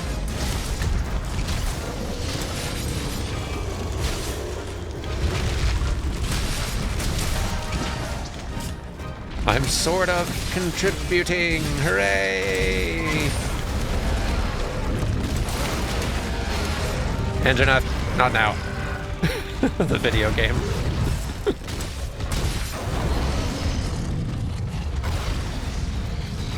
Oh. All glowy and mad. Hey! Well, that's one down.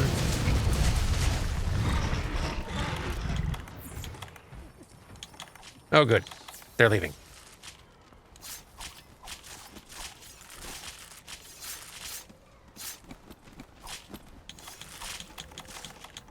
I have dung pods too. I should keep those on hand.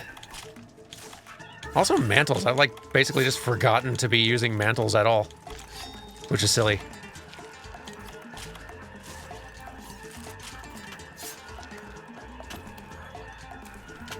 There's so many good tools.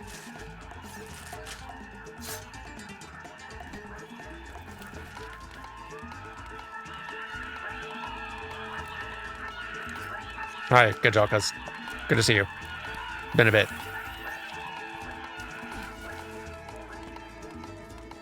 All right, now let's go fight the cranky one.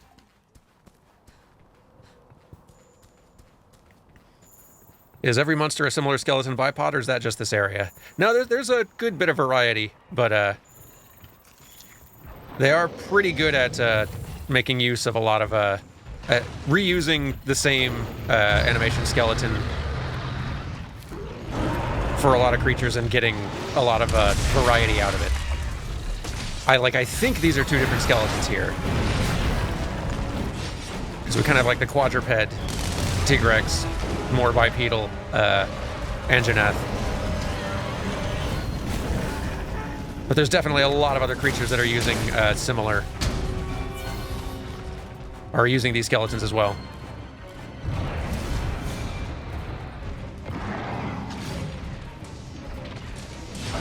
They're struggling against Beatodos does not bode well for me. I mean, especially if you're rustier, it's been a bit.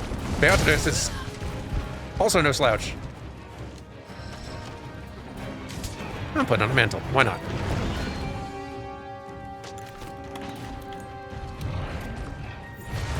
Oh boy. We're fine. Whew, okay. Close. This grump.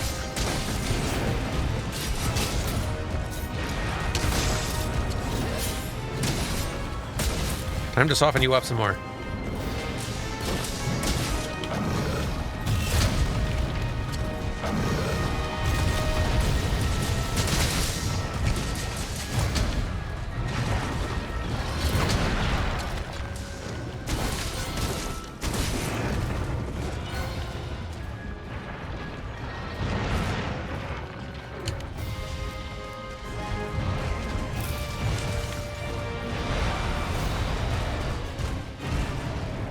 Need to remember my move set with the little choo-choo train lance move here. How do I get my jumps? Oh, it's like forward and A, I think, for the upward jump. Or like an attack first and then forward. Yeah, I need to relearn how to do that move. It's very useful for catching up. Angry.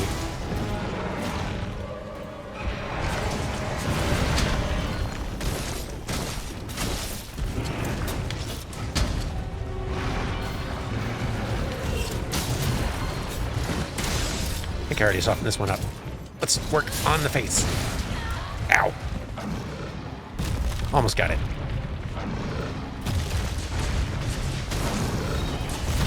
Ow, guy.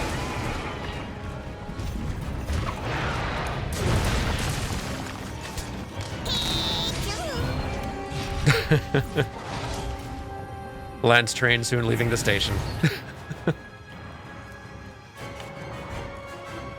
Yeah, let me see if I can remember. Now's as good a time as any. Yeah, that's what it is. Okay, yeah, it's like forward and A and then Y. And that's how I could also, like, get a mount that way. If all went well.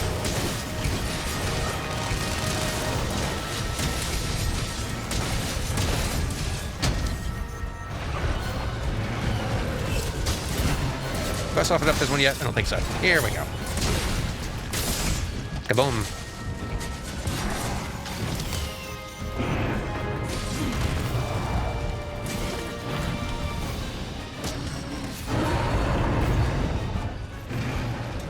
You running? Yeah.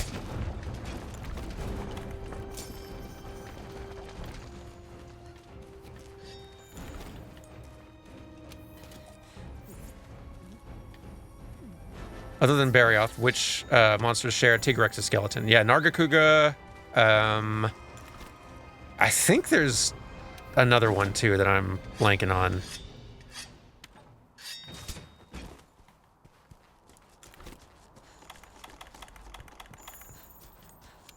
No, don't drink another one of those. Oh well. Yeah, some other monsters that are not in this particular Monster Hunter entry. There's so many at this point. Even when they do bring back old ones frequently, there's so many that any given game won't have. There's the tail, finally. Yeah, Diablo has the Rathian skeleton. Nice. Very nice. Yeah, bonk.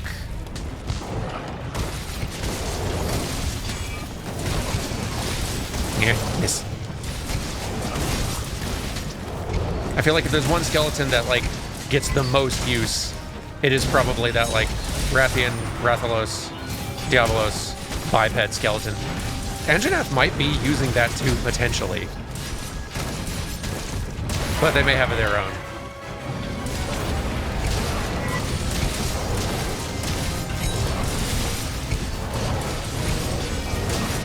There we go. Good job, everyone. Finally. Fainted that cranky thing.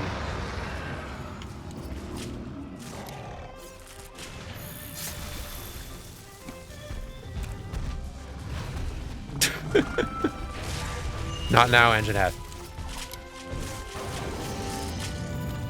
Another time. Yeah, Puke. That one uses the Rathalos skeleton too. Maybe the Anjanath skeleton's a different one, and it's one that Kuluyako also uses? Maybe?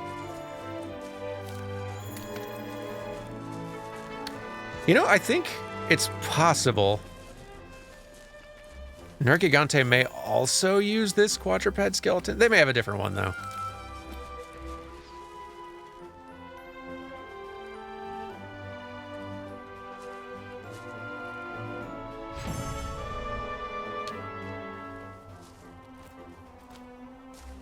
Tigrex gets classified with flying wyverns, but is distinct in terms of rig. Oh, neat.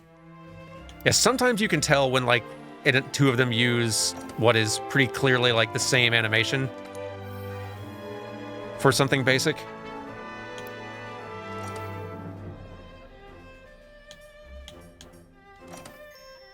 Nurg uses the Elder Dragon skeleton because 6 limbs. Oh, that could be the case, yeah. Which would also probably work for... What was that Monster Hunter 4 rad one? That also, I think, has showed up in Sunbreak somewhere. Yeah, like Gormagala, that's the one. Boy, I love that one.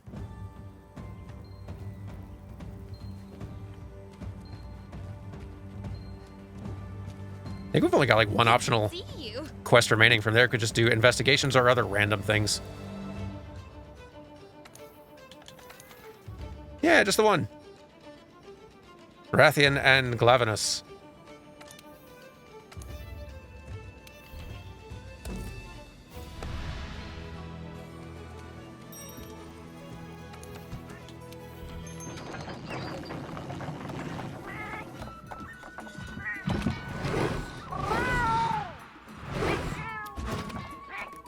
You can usually tell when the monster does a stock animation like falling over. Once you see how Kushala, Teostra, Chameleon, and Namael fall over, you'll see the similarities. Yeah, that's definitely the kind of like animation that you can tell is getting reused across a couple. That's when you can see, okay, yeah, that's a shared rig.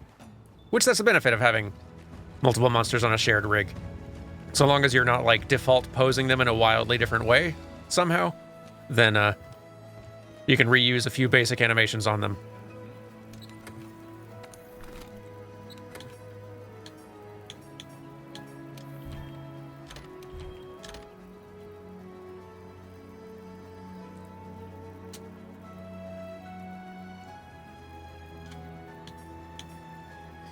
Might be a false memory, but back when Tigrex was introduced in Freedom 2, I think they referred to him as a proto-wyvern to distinguish him. Main line he shares with Narg and Barioth. I'm guessing the classification in-game is not necessarily a perfect 100% of the time. Is not may not be 100% one-to-one with which animation rigs that particular monster is using. It probably is a lot of the time, but I'm guessing that there are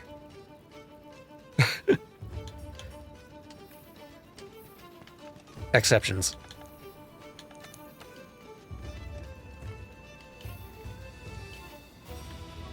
I'll have to sift through the monsters journal a little bit later. Because I bet there's probably a few other, like, obvious, oh yeah, these use the same thing, examples that are escaping my memory because it's been a while. Classifications are broader than rigs. I'm pretty sure, too. I'd honestly be very surprised if monster classifications determined what rig they were on. Because that would be I think it would be a lot more obvious.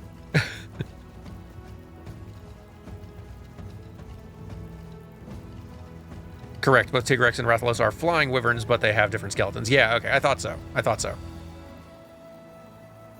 But, like, Great Jagras and Odogaron are definitely on the same rig.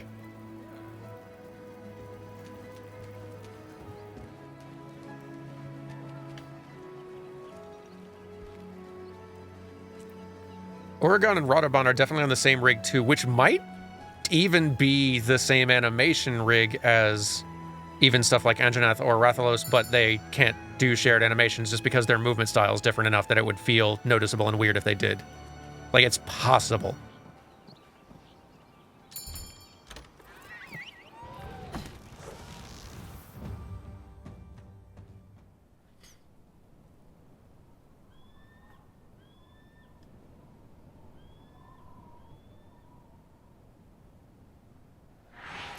Wrath and Anjanath are not on the same rig.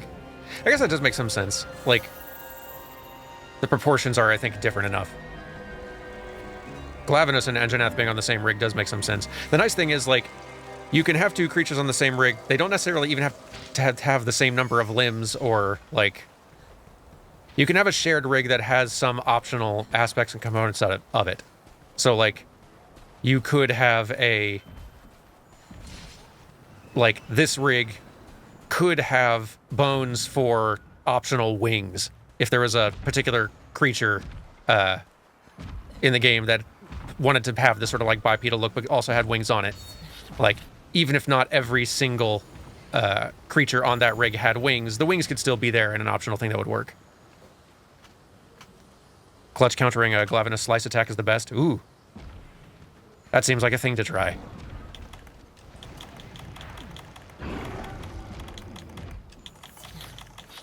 Getting all buffed up. Okay. Hello. Good day. You grumpy, angry sword, you.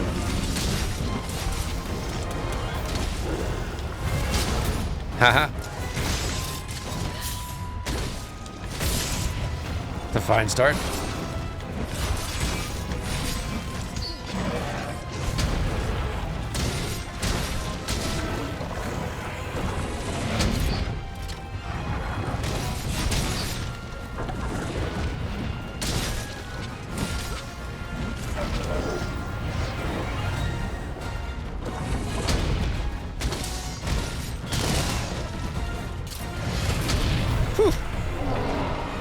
Really glad that clutch counter block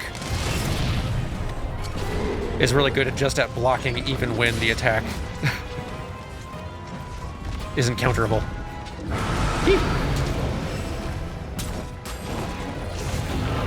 Get mad. What are you doing? Oh, that's right. I have so little experience fighting this particular one. I haven't learned a lot of the tells yet. Even though they are so cool, I really love this creature.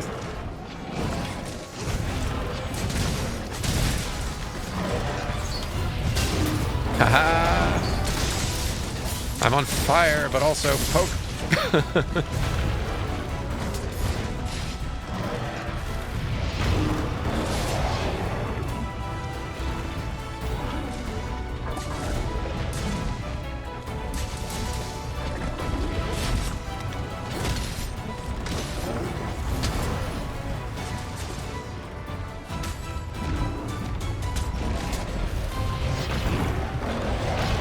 Goodness. Yeet.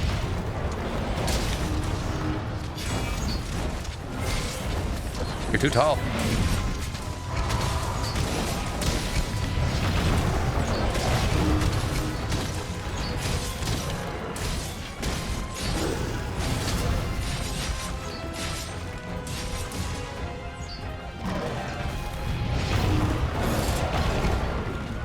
Those chops really are so rad.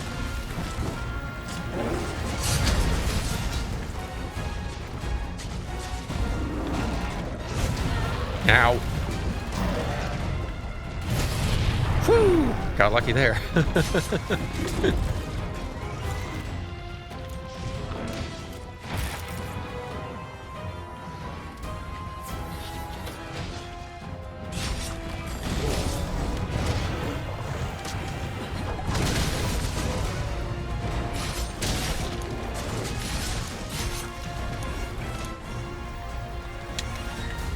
Charge.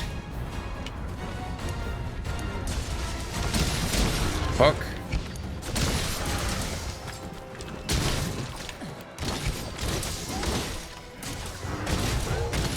Yay.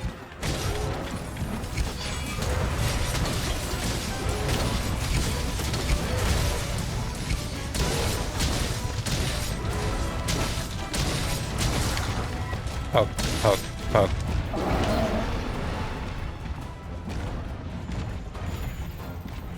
Come back here.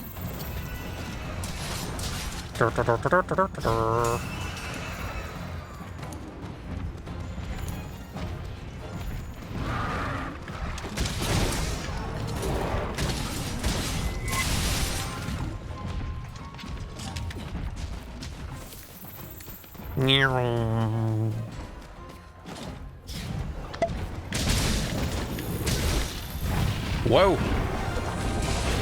That's a move I didn't know.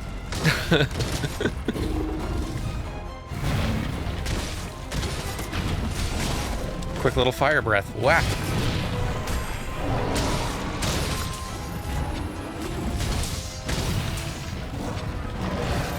Yikes.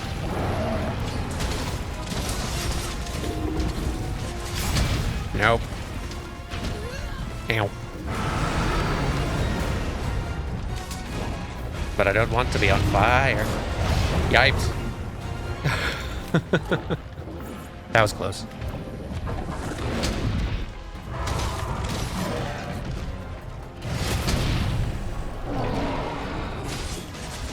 What a cool design.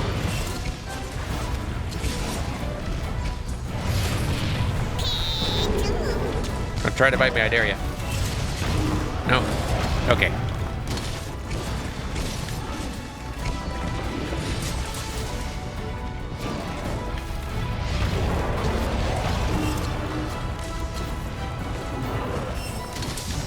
Not timing these counter attempts very well.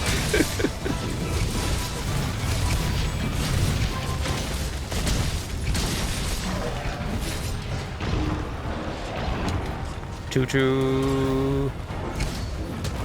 Hello. Ow, whiff. Ow. Whiff and punish. Nope. I saw that coming.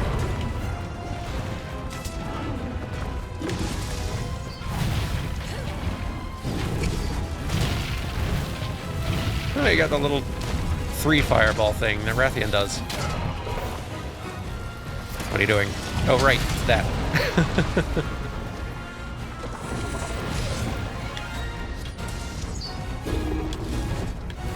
Yipes. Oh. A little stunned. Love that. Ow. Stop it.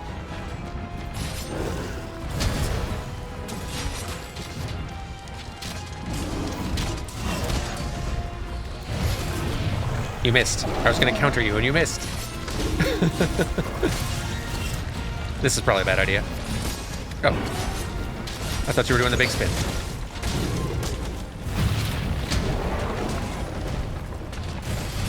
Ha.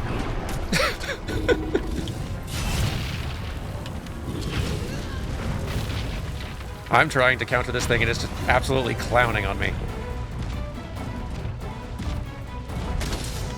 Stubborn.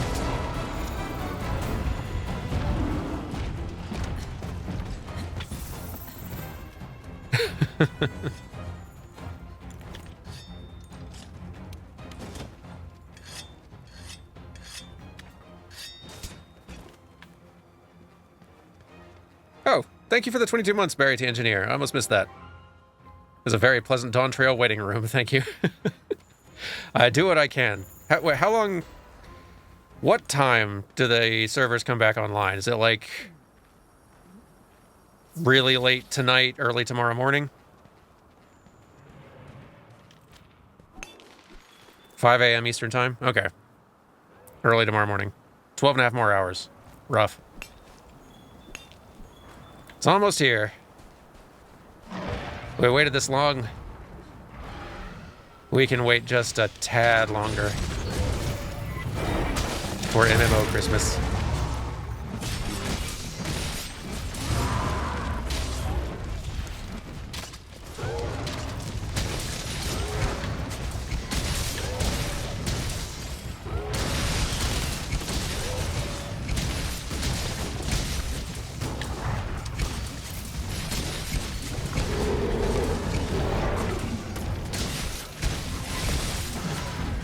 You leaving? You are. You're trying to limp away. Come back. Come back. Nope. Come on.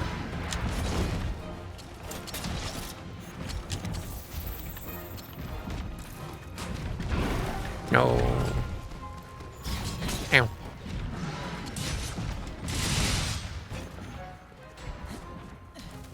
Will I play Dawn Trail or wait to get there with Dermot? Oh no, I'll definitely be playing it on my sort of main character.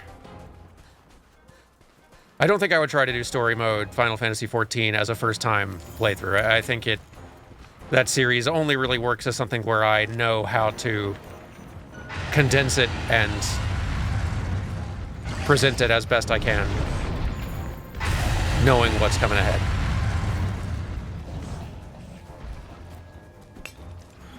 Especially when it comes to, like, patch contents and such. It really requires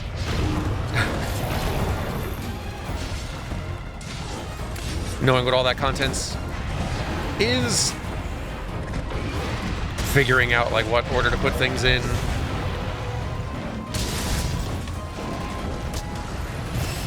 That keeps the pace feeling like reasonably good.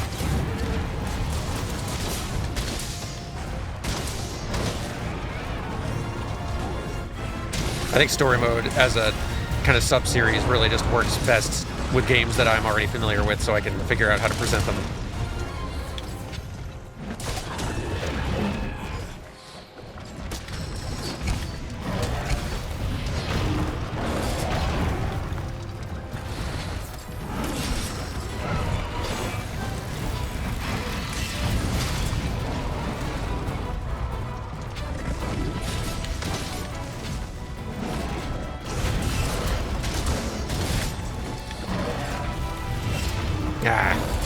Come on.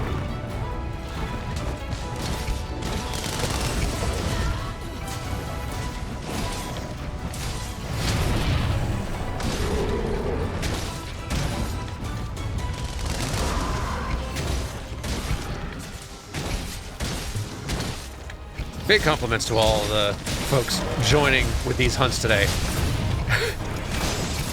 It is immensely helpful having support from a bunch of other more experienced folks while relearning at master rank. And also getting a whole lot more stuff to make better gear with as we go.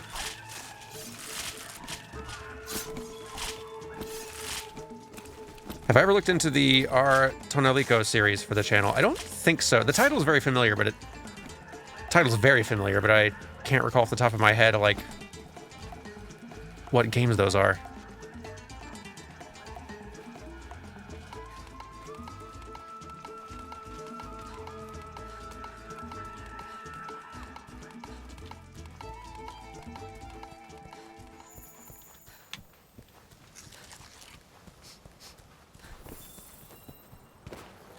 Rathian.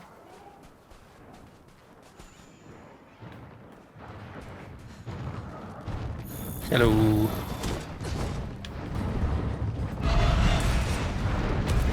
Come on down. Let's have a scrap. That's not counterable. Do something counterable. There we go. See, that's what I'm talking about.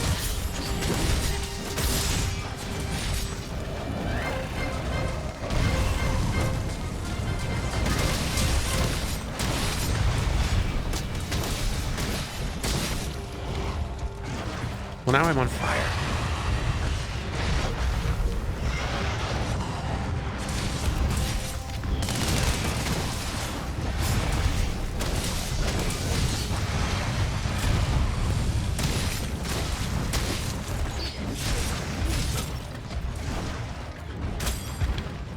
What are you doing? Nope. Nice.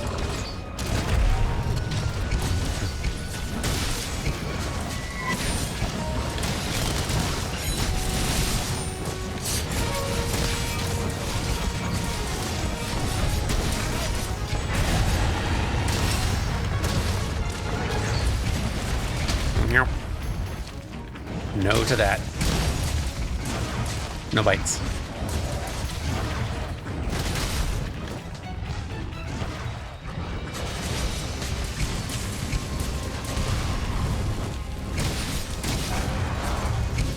I still feel like Rathian is one of the most fun monsters to fight in the game. Like, Rathian feels like the platonic ideal of a Monster Hunter fight. It's nothing too wild or irregular, it's just a good basic moveset. Lots of openings.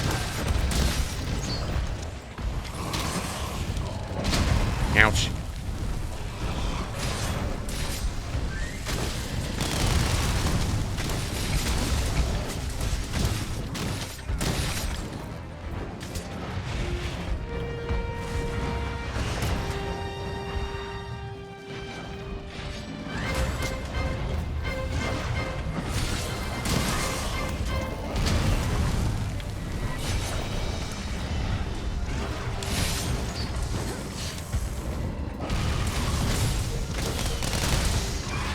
Poke, poke, poke.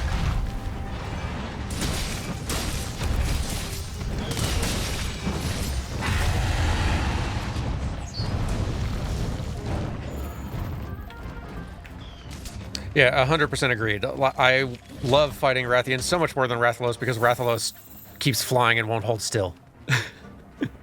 Which, like, it's good. Makes for a different feel of fight. Doesn't just make them feel like clones of each other. But in terms of just being fun to duel,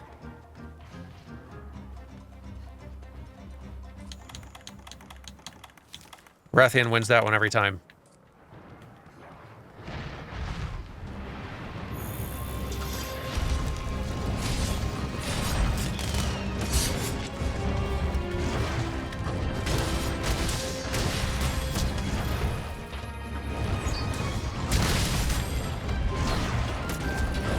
Stop it.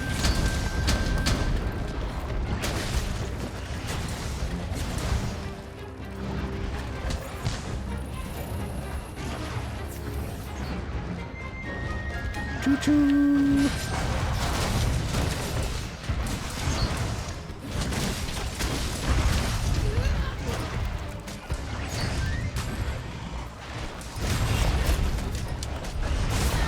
Ah.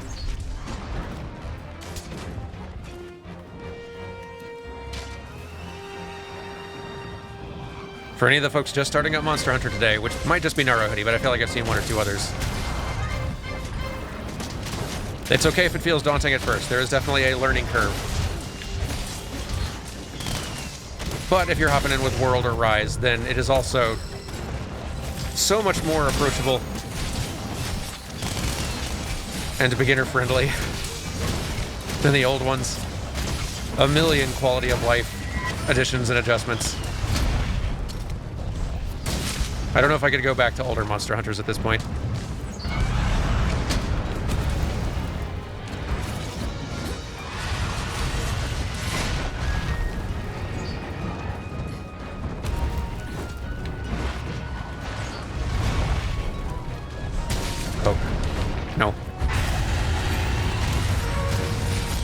Boy, I love being able to block the yells instead of getting stunned by them.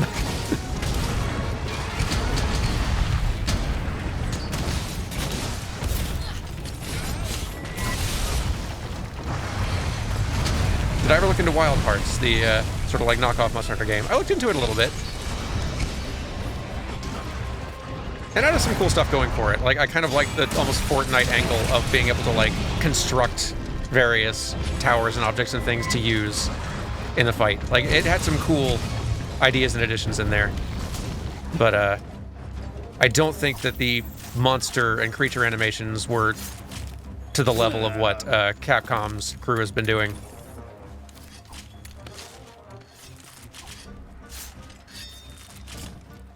And I feel like if I'm going to be playing a Monster Hunter-like, I might as well just be spending more time trying to get halfway decent at Monster Hunter. It was pretty cool, though. I had some friends who got into Wild Hearts for a good bit.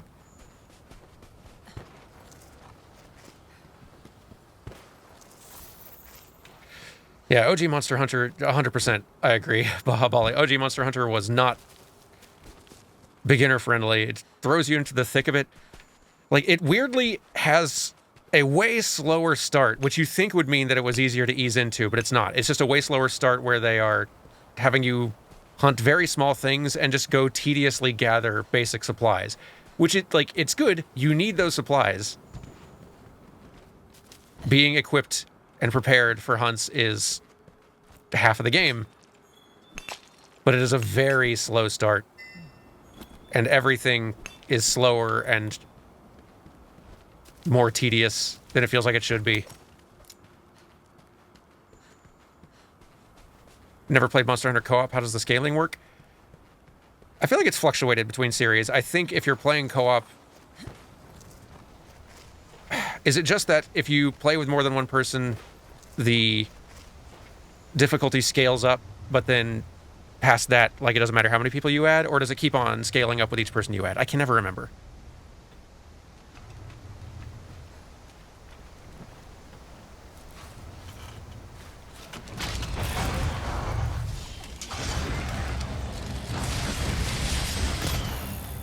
Increase health when 2 or more does not scale after. So yeah, like, if you're playing with 2 people, unless you're just wanting to just play with just 2 people, you might as well just go ahead and have 3 and 4 in there too, because they'll only make it easier.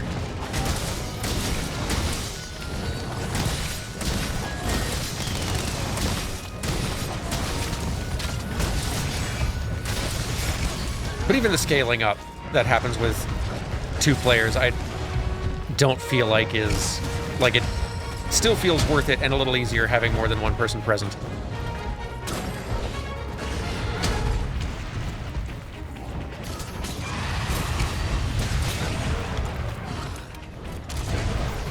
Bonk.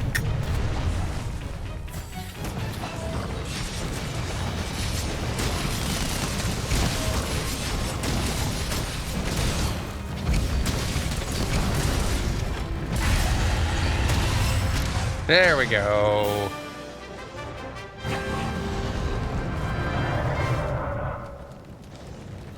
It's absolutely worth having more people just to get the breather when the monster goes for somebody else is worth so much. It's really true. Like, which helps if you're by yourself. At least you've got your Palico, who is also pretty good oftentimes at distracting the monster. I feel like I see the really high-end pro players, I feel like they go without Palicos a lot of the time just because,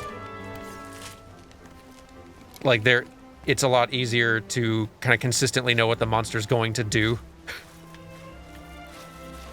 and get into a rhythm if you're at that level of play and you know you've got their moveset down to a science. Gives you a lot more control over things, I think. I've never been at that level, suffice it to say.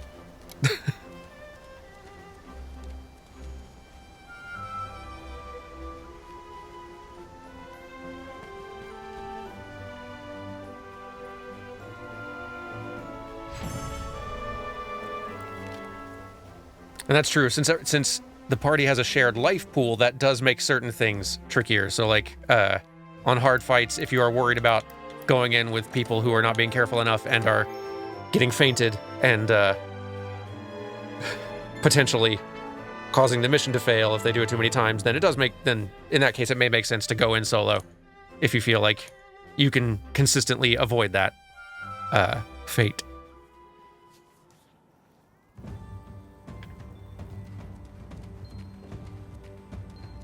There, I think that's the oh goodness. Harvest box is full. I should do something about that. Also, I've done all the optional quests now, so that's exciting. I should look at my gear and see what it is that I'm wanting to build next. We're finally going head-to-head with Velkhana. But why the Elder's Recess? Stay tough.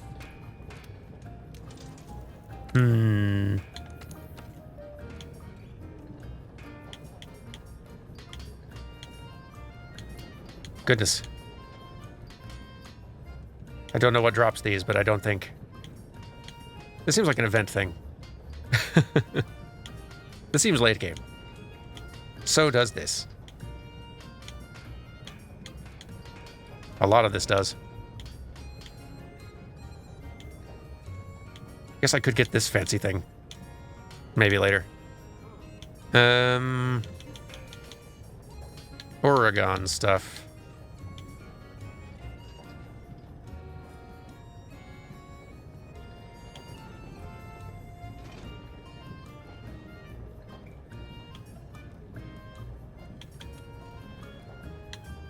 I suppose the question then becomes whether to go with the, like, alpha or beta version, which generally, if I'm remembering correctly, like, the alpha versions generally have more skills attached to start with, but the beta versions will have one fewer skills but more slots for decoration, so you can basically, like, more customize what that other skill is. So it's a more customizable version, yeah? It's not like I have a lot of, like, great gems and decorations to put in these things.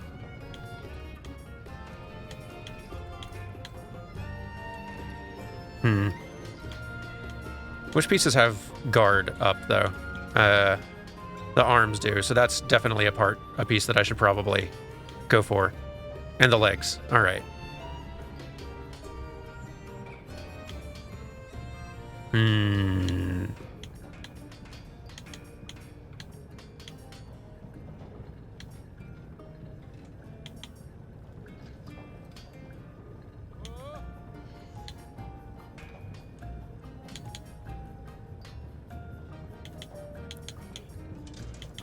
feel like I'm okay, like, skipping out on that one, on the one extra iron skin level, and maybe even the offensive guard level, just to get more versatility. Longer term. Gonna be very gold looking.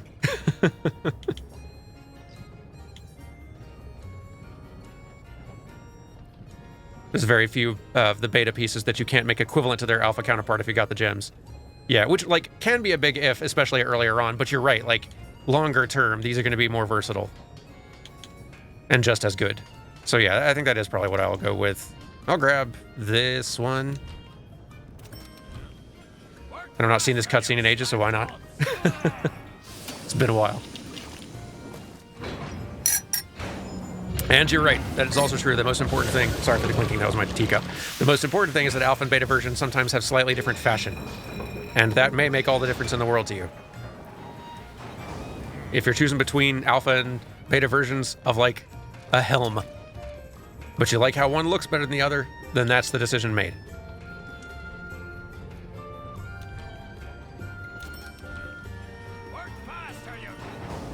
There we go.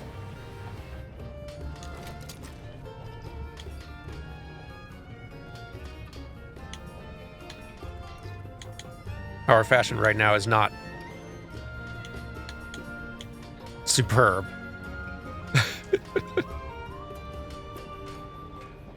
If we're being honest. But yeah, like, see, if you are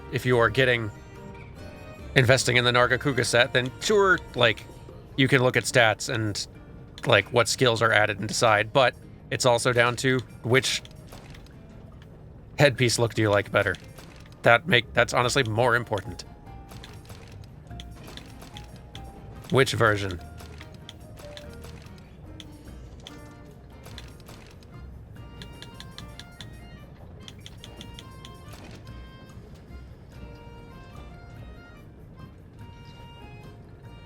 I feel like Master Rose might give this 100-some weeks. What are this Rose stuff? What is the... So the defense rating is pretty good. It's like rarity 10, so it's up there with a lot of this stuff. Okay, well, I guess a lot of this is all rarity 10. It's all pretty good. Fortify, attack boost, tool specialist, resentment, heartbreaker. That seems alright. And fashion-wise, pretty fun.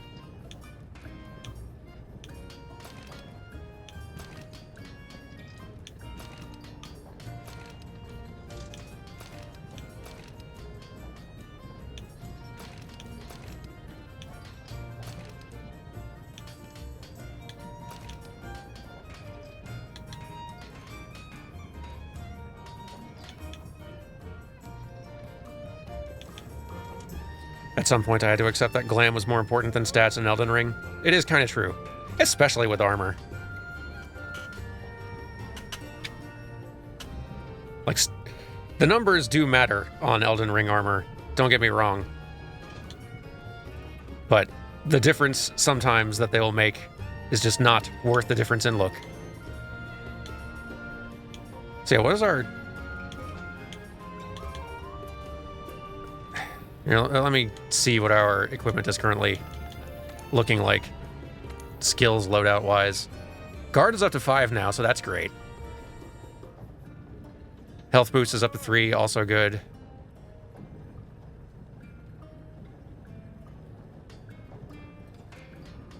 What did I lose by switching off of the,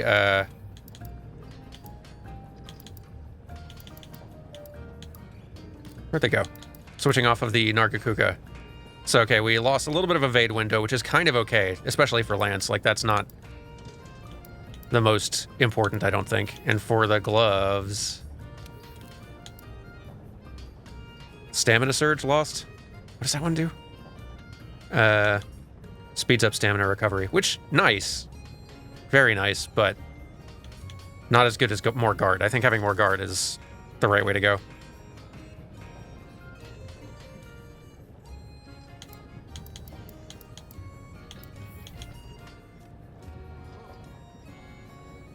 Our fashion, though, is questionable.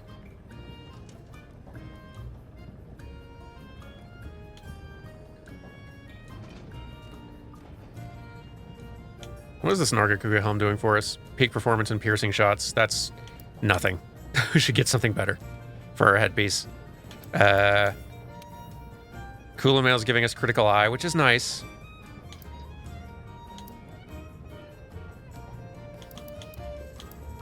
Still feel like we could do better, though.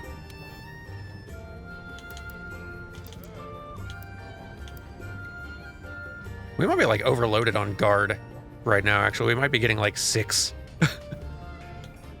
I think we are. It's a little much. What else could we potentially forge right now? For a helmet, we could get more critical eye by wearing that, the oolong thing.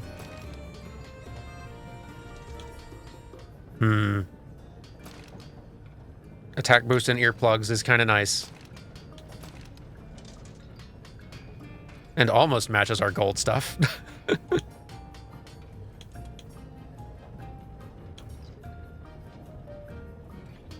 Focus and handicraft. Not the most useful for what I'm doing.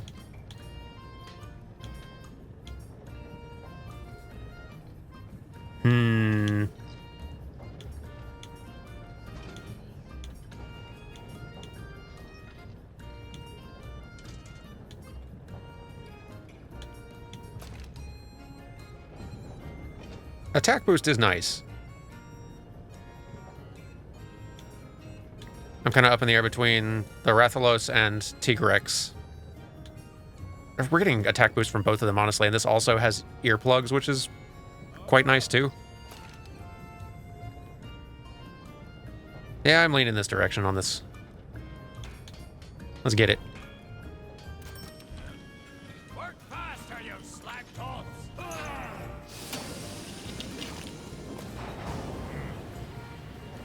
Sorry for those in the lobby waiting. I'll be back out there momentarily. Earplugs, free meal.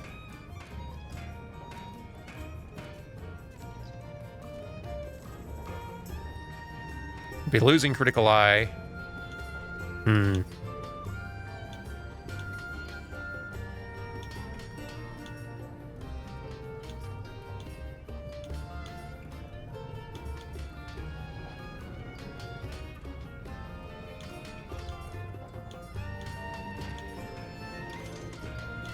Losing the critical eye really is a shame.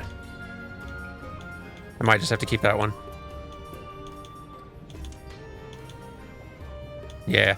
So if I'm remembering correctly about how things work, with layered gear, Monster Hunter World just has a pretty limited subset of like layered gear sets. Yeah?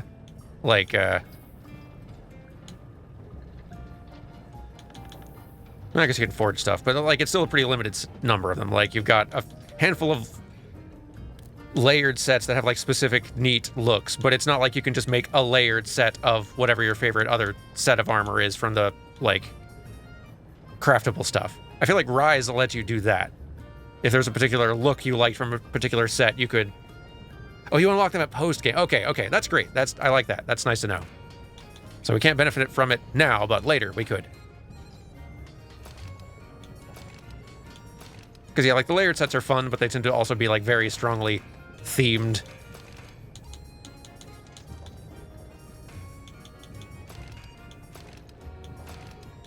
And a little much, in many cases.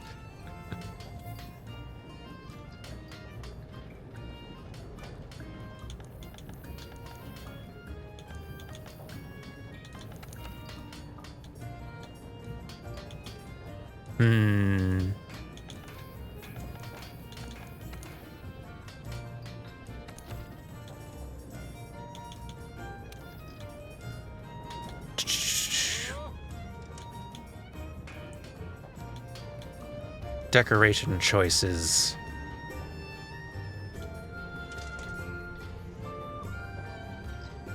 Can increase poison buildup considerably. That's nice. Should probably do that, given that's the lance I'm using right now. Have I still got 3 health boost right now? Because I definitely need that. Yeah, okay, I do. Good.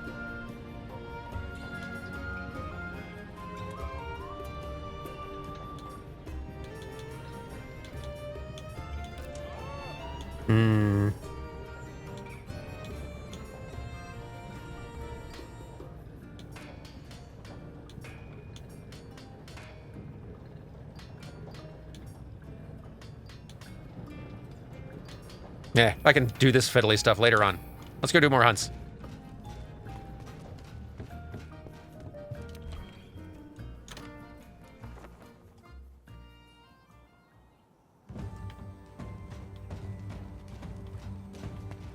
Ah, hello, all of you. And all of you's cats. Hey, you! Let's see. With the optional quests complete, I suppose we can just head out and do investigations. Or I can also look and see, like, what random event things exist. It's a lot of them.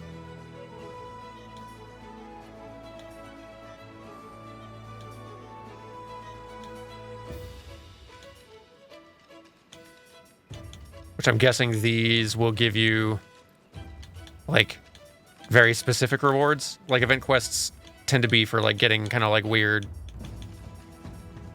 like, crossover gear and stuff like that. Yeah. Investigations, though, good for getting materials and parts and stuff.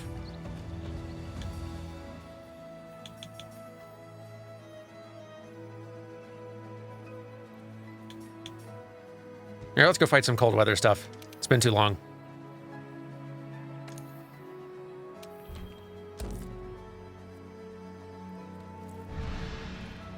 Dan's really going to get me into playing this game too much for the third time.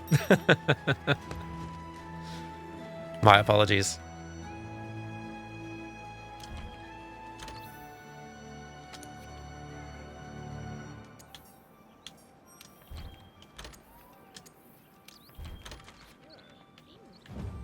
Ooh, we got some new faces to join us this time around. Excellent. Eat food real quick.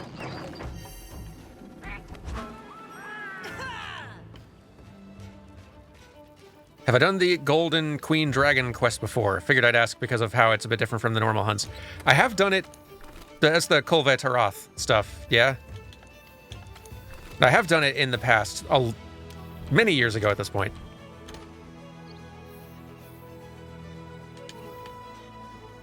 If we get tired of other kinds of hunts, I'm down for going and trying it out again. But it has been a long time. Event quests are sometimes normal quests, sometimes normal quests with increased rare drops, sometimes special conditions or rewards. Okay. I don't know, maybe we'll try a couple of them later on. Thank you for the 22 months, by the way, Rubik Darkwill. And yay, welcome back to weather being cold.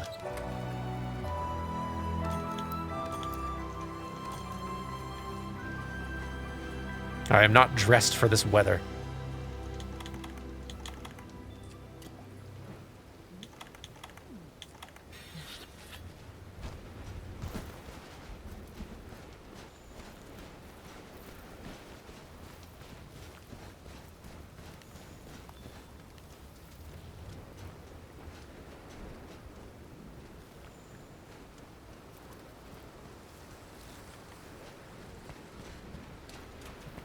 Hoarfrost Reach is very good.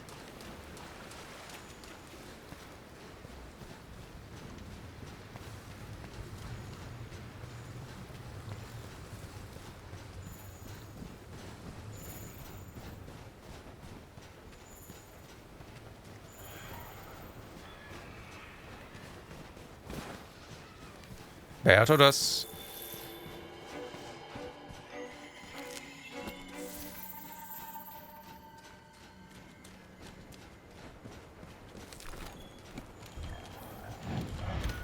There you are.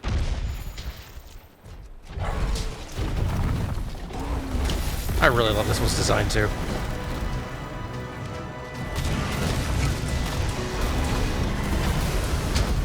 All the new additions I have seen in Iceborne, which is not tons yet, but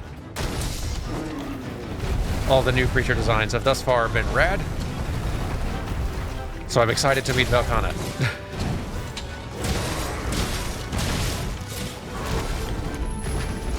No. You're so tall.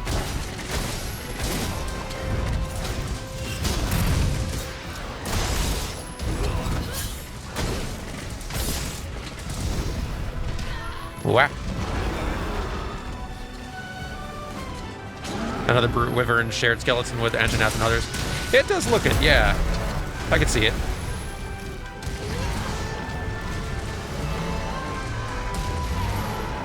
Poke, poke, poke, poke, poke, poke.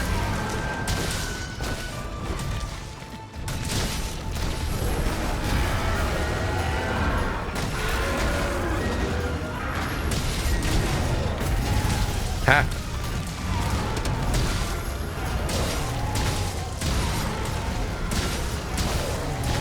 Working on the tail. We'll get it eventually. Wow, that was fast. Y'all were quick.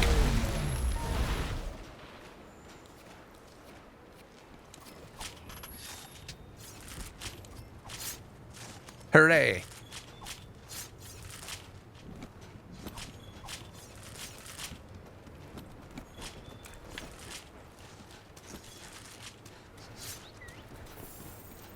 Now where's that other one?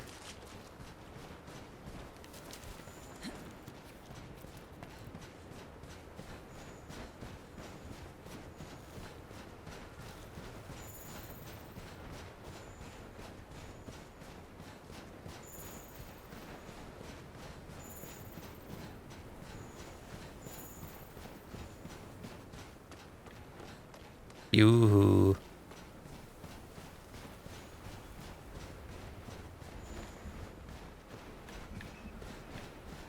Don't think I can go through there right now.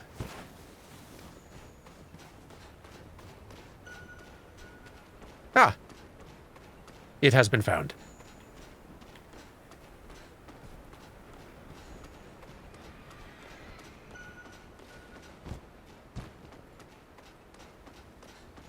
Right, Barioth. Of course.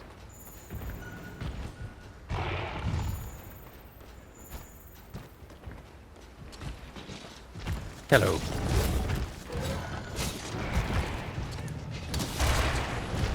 Bonk. Very good. Wow.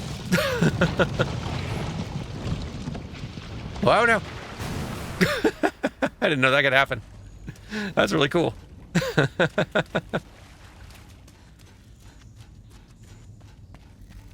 Did they ever bring the enraged pickle to World? I only played for a bit after release. Oh, they did. The pickle is angry as ever.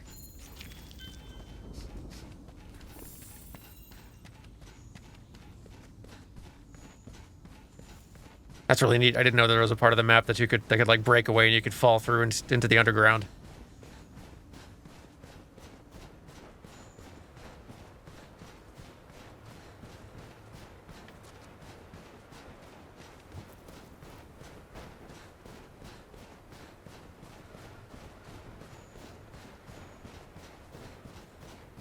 Do.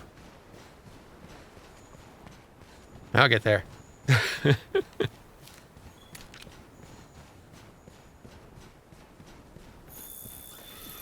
Enjoy the scenery in the meantime.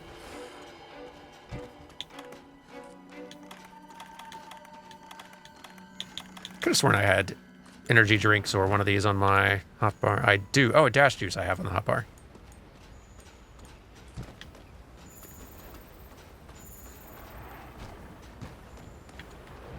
I'm back, finally.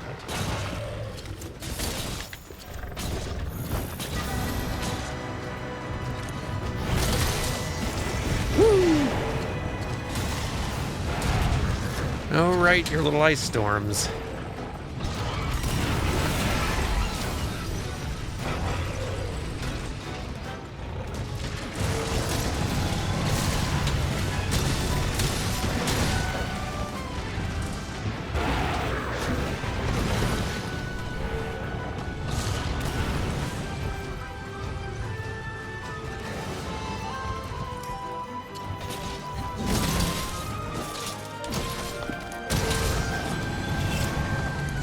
Oh, boy, glad you're a little bit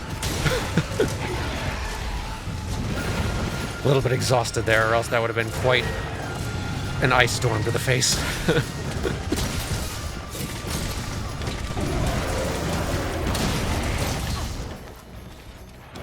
Hey. Don't leave.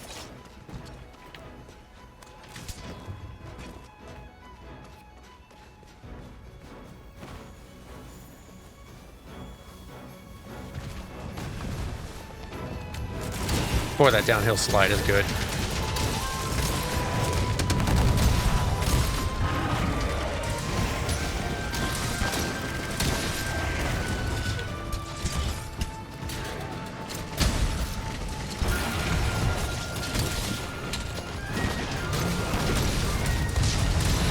This is going a lot better than when I fought this by myself.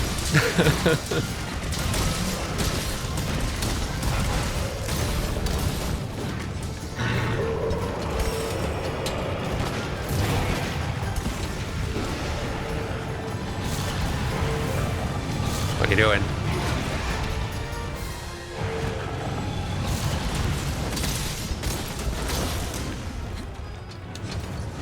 Poke, poke.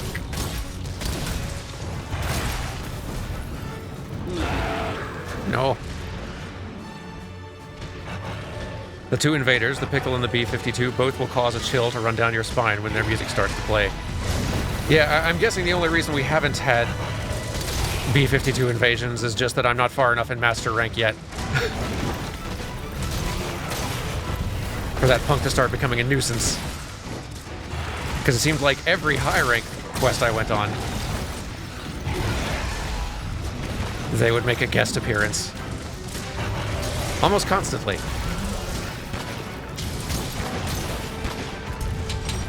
This is the Newman of Monster Hunter World.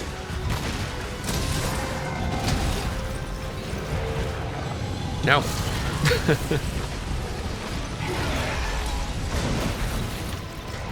Now I'm cold.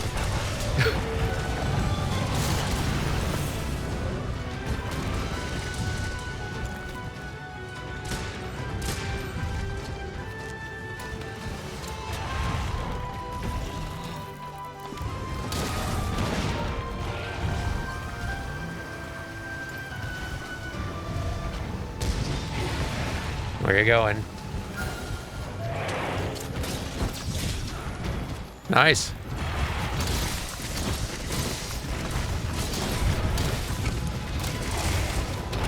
Bonk. Very good.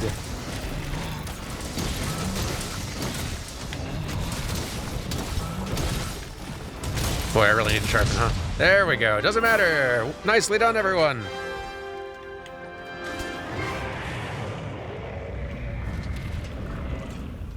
Expertly done.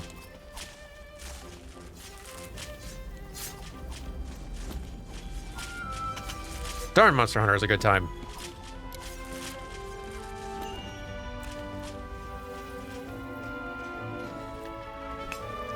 I love a game like this that has a wide range of, like... It can be a, like, intense, high focus, high challenge experience when you want it to be. It can also very easily just sort of be a, all right, I'm playing with some friends, we're goofing, I'm like half paying attention as we fight things and just sort of chat over Discord and have fun. And regardless of which of those things you're doing, you're getting something that's going to be useful to you. Parts to make things. More money, more resources. Helping friends catch up. It's really nice.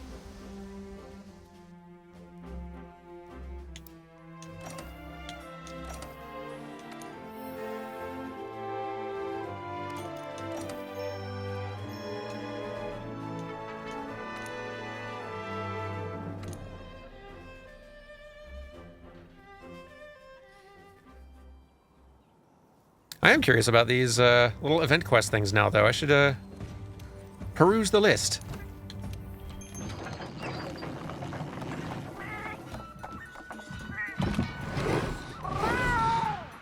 Oh, thanks for the hydrate reminder. Good idea.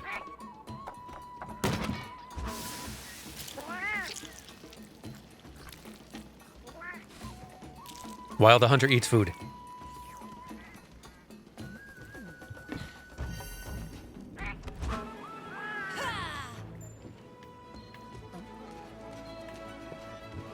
Let's see now. How are things?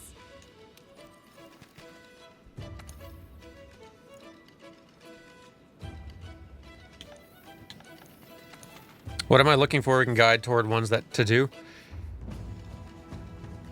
Honestly, the main goal today is mostly just getting some, getting some of the muscle memory back, which this has been, achieving. I'm wanting to be gearing up as best I can as well, both for lance and bow sets.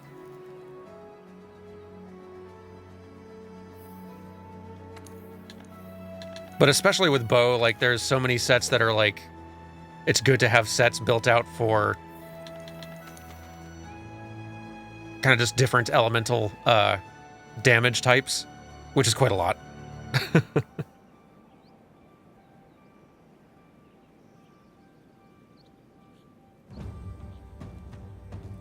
Stretch reminder, also a good idea. Bo really likes the evade skills. Very much, yes. Evade, crit.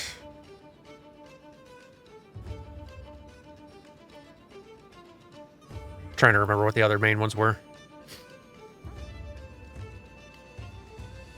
It sounded like bow sets were a lot easier to start building out once you were able to make Velkhana gear, which I'm not to yet, which is fine.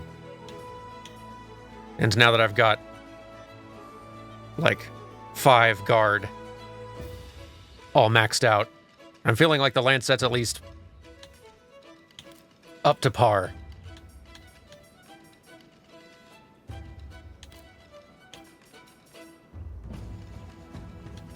See, delivery stuff is dull and easily done solo.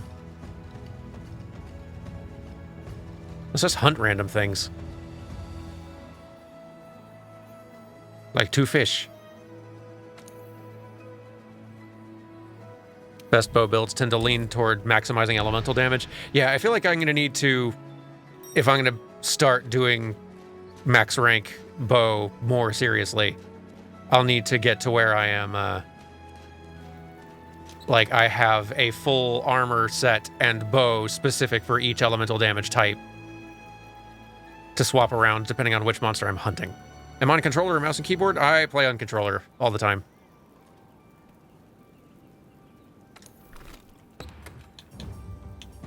Partly out of habit and also partly just to be not using a mouse quite as much since I'm using mouse and keyboard for working all the time. This is an easier way to avoid RSI stuff a little more often, which is always good. This one will give you the big frozen tuna greatsword. Hey, why not?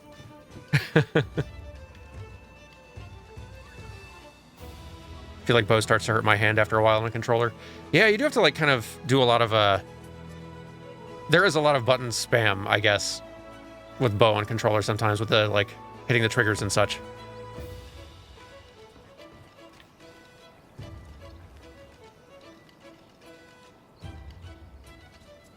Dual blades do that as well. I can see that. Hey, thanks for hanging out with us, Titanic. Have a good rest of the day.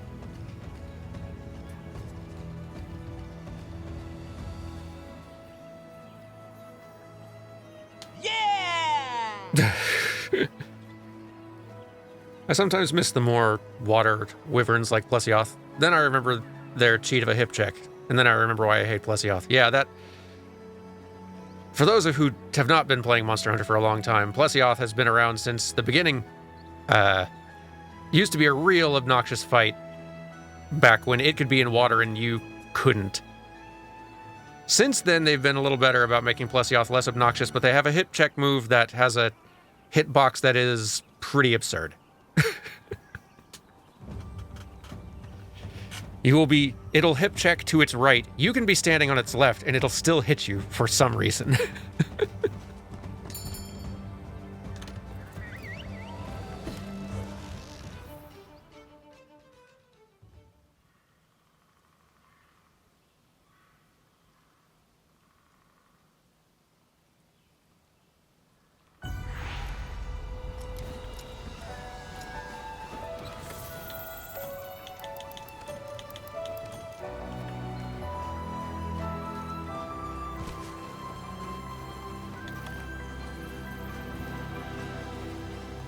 Follow the trail.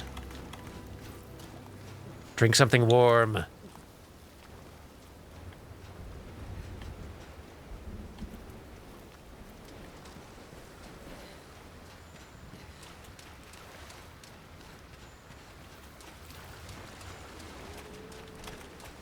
Oh, didn't finish drinking something warm. Try again. There we go. Fight fish. There it is.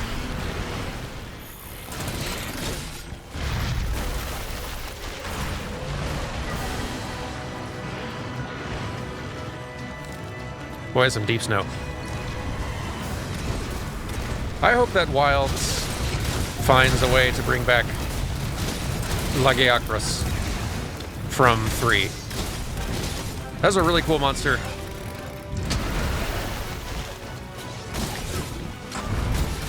I didn't mind the swimming combat stuff from 3 quite so much, like, though I can definitely see why others didn't care for it. because it wasn't great. But Lagiacros was cool. I hope they find a way to make it work at some point. Also stuff like Gobul and Zamtrios. Boy, Zamtrios. Little water balloon shark. I missed that one.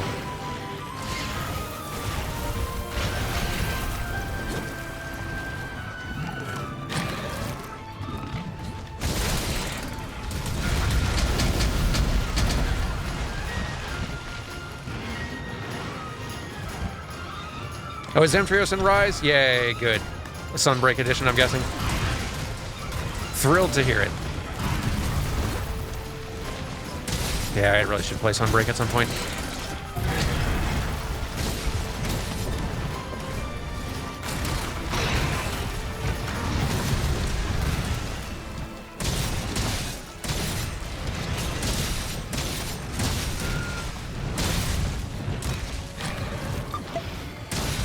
Oh, no, it's totally okay. I'm glad to hear that Zamtrios is in Rise. Kind of in the same way that I'm glad that, like, Gormagala may not be in World, but it is in Rise now, and that's good. Anytime my old favorites wind up in any of these games, even if it's not one that I've been playing, I'm just happy to see him still getting work. Especially ones that are as goofy as Zamtrios.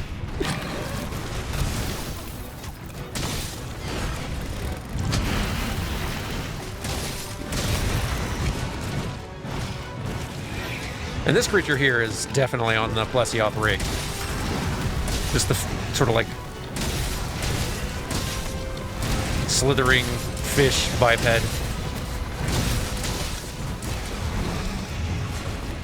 Oh yeah. A lot of these are totally Plesioth animations too.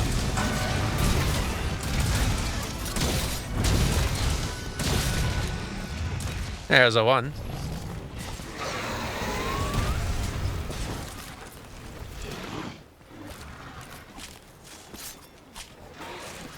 Just realized I've been calling Banbaro a Beatodos this whole time. I knew something felt off. You know, every time I hear Monster Hunter, my mind thinks to some old anime. I can't remember the actual name of it. That had something like that yellow Mike Wazowski and a wolf main character. I do not know what anime that is, but I have a feeling somebody in here probably does. Monster Rancher? Maybe? Yep. Chat's got you.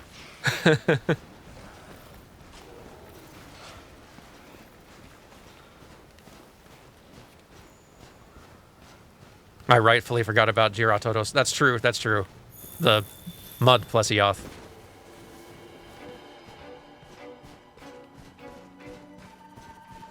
I feel like all of the Plesioth rig variants, even Lavasioth, are less obnoxious than Plesioth, but I think that's probably just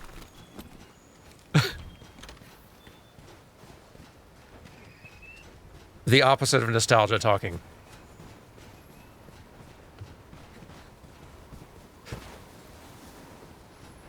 Just that old hip check trauma. Significantly over-inflating how obnoxious I think of Plesioth as a fight.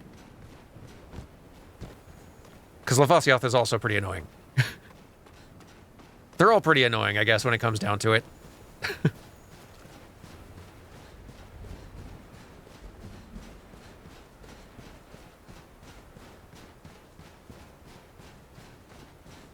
Don't know anything about this game, just here for a dance stream. Well, welcome. Glad you could join us. Hopefully it's entertaining. It certainly is entertaining to play.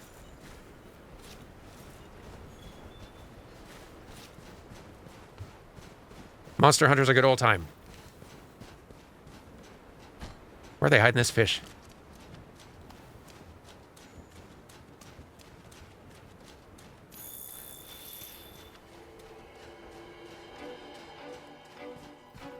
Ivan might have found it.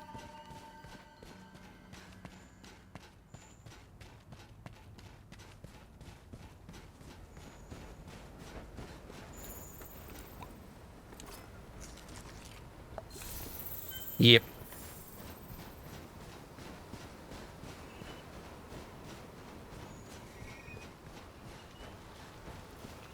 so peaceful. Nice, quiet, snowy woods.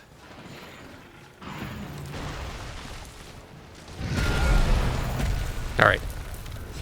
Peacefulness is over.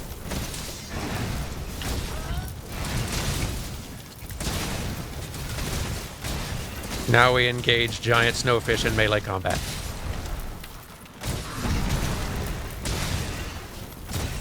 Sharpening time? Definitely. Sharpening time. It has certainly been sharpening time for a bit. And I've not been sharpening regardless. Whew! That was lucky. There's that hip check.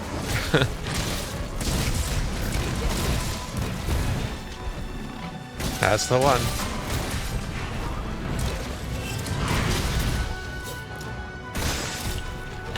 What else can I soften up around here? Oh, you're pretty tenderized already.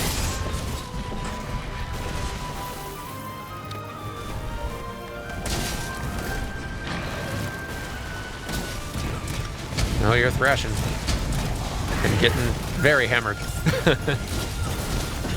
Boy, I love the hammer moveset. I'm not much of a hammer user, but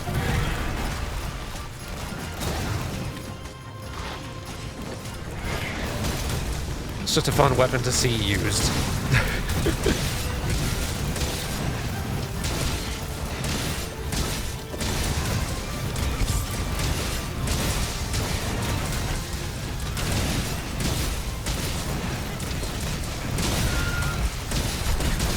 Boy, we are shredding this thing.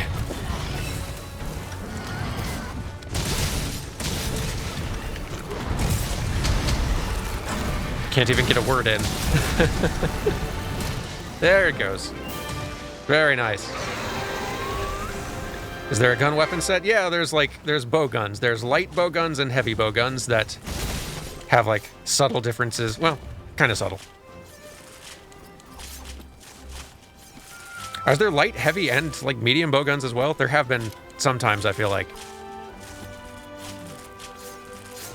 Was that ever a thing? And if so, when did that stop?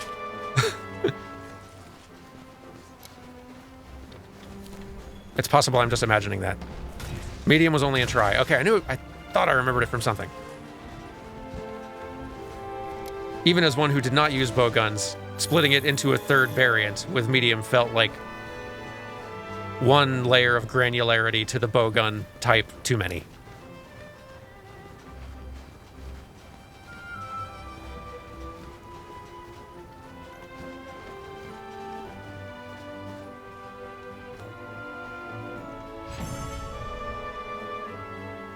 I hope they come up with a new ranged weapon for Wild.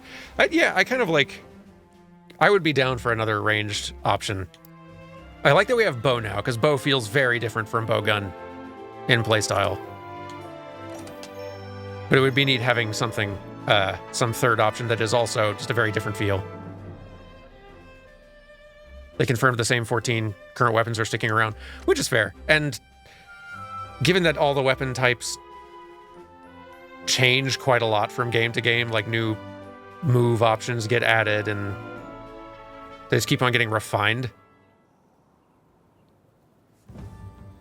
Might not be that they need to add anything new. I should turn in some of these like bounties and whatnot. Gracious.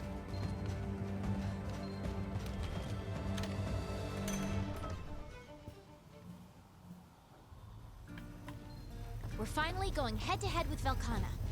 But why the Elder's Recess?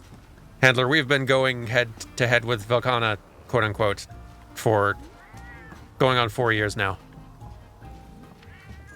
I like your optimism. Will stop us.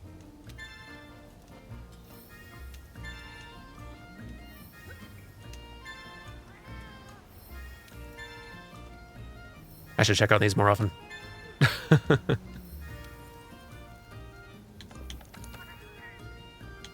Let's see.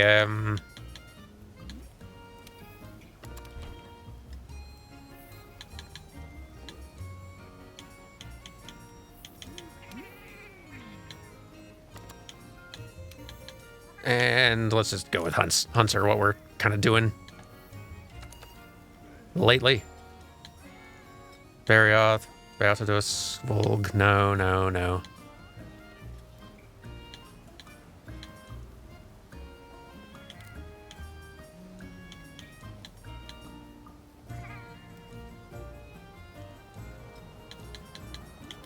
Got plenty of stuff to do without investigations right now. Event quests galore. Let's do this. Give me all these.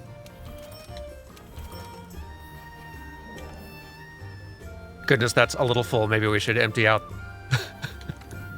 all the stuff, huh?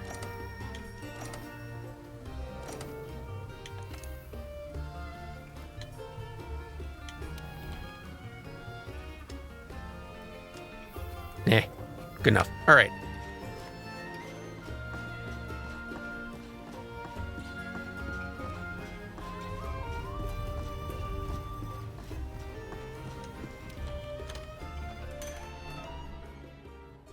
Is Twitch compression having a rough time today? It might be. Could also just be like, could be this game. It's got a lot of detail and not always a lot of contrast, which I feel like compression struggles with. Good to see you. But yeah, it could just be struggling.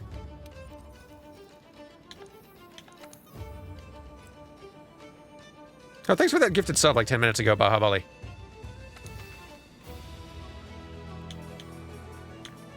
So we did that one. Oh, it doesn't like mark it complete or anything. I guess you can just keep on doing it if you want to get more of the rewards or drops or whatever.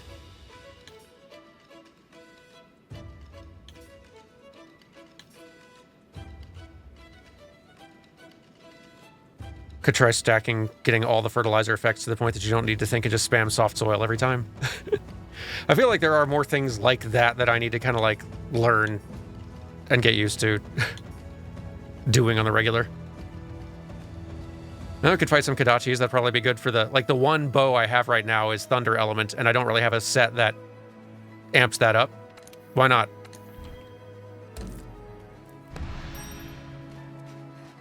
Let's fight some flying lizard squirrels.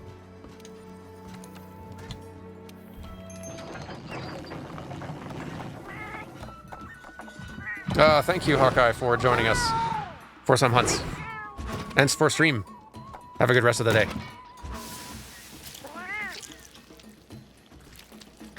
I should look and see what some of the, like, optional, what the other little side quest things are that I have just lurking around, because some of those are, Kodachi is a great monster design, I agree. Kodachi's great. There's a... not that quest info. Where is it?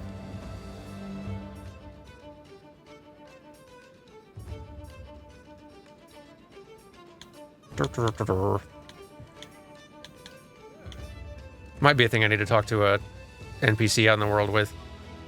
But there are like those side objectives that you do that unlock various little features and functionality back at base. I should probably check on those because I feel like there's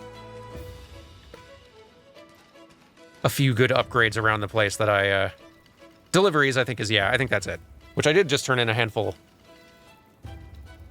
a few minutes ago, but I feel like there's a few left to do, most likely.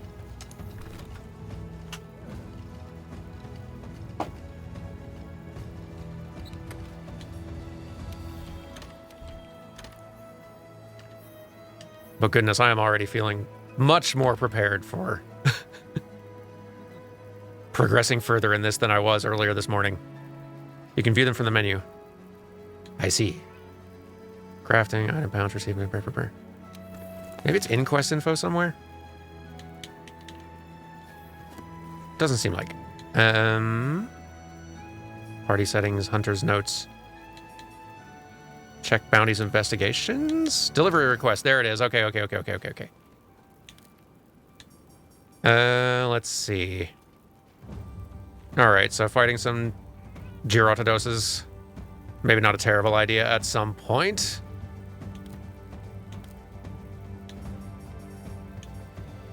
This is like seasonal stuff, largely.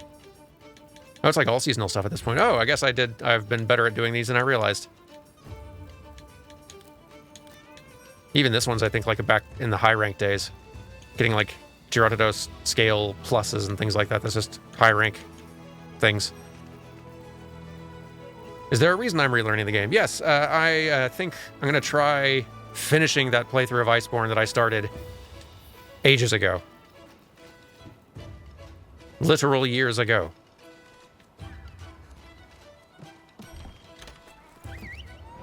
Partly just from excitement for Wilds coming out next year. I did want to see the rest of this. Like, there's new monsters and all kinds of neat things to see.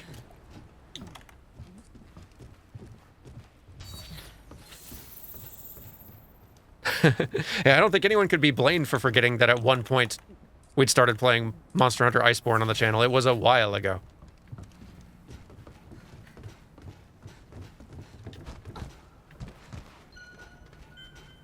Big Tobikadachi. Tiny Tobikadachi. I love the size variation. Incredibly small.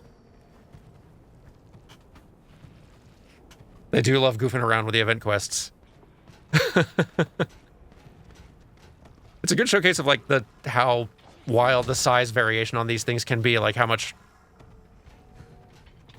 flexibility and variation there is there. This is almost like not even full-on monster size. This is almost just the size of little minor creatures you'd encounter out and about. Look how small.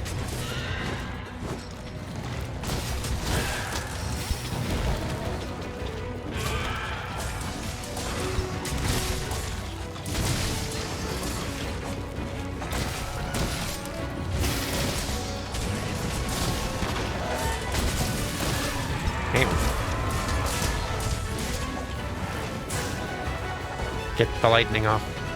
Ah! Large ones here.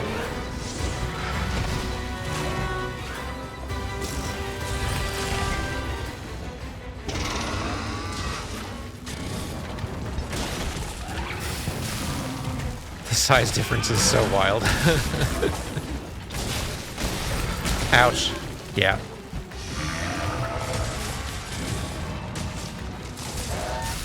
Saw that one coming.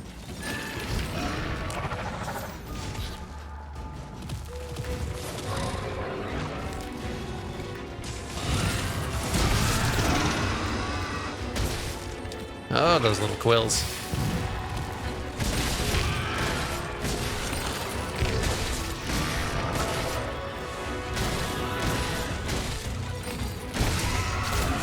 Ow. Oh, nice. Sort of.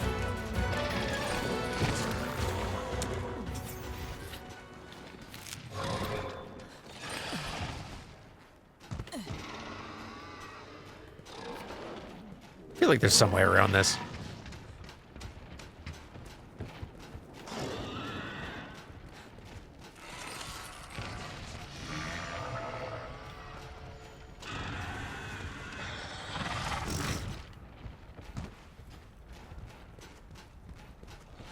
And if not, that's still very funny.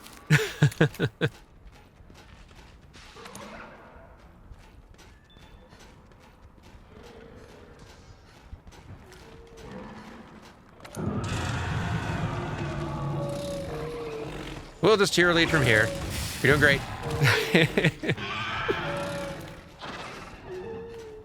Cannot climb over. You have to use a Farcaster to return to the start, then use a hitching post to travel to the other side. Oh. Neat. Okay. Wonder if I have a Farcaster. No. Well, you might be able to just go back. Possibly. Possibly? Eh, maybe not.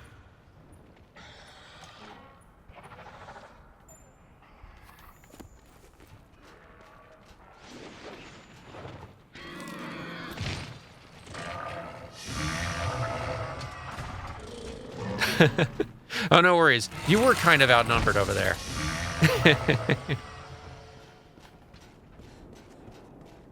Oh, good. That's fun. I don't know if I've ever encountered an arena quest that has this sort of like wall come up. Little mechanic to it. Yeah, if this were a Rise, boy, wire bugs would solve this problem right away. I can't decide if I want wire bugs back in Wilds or later ones, but the mobility was really cool.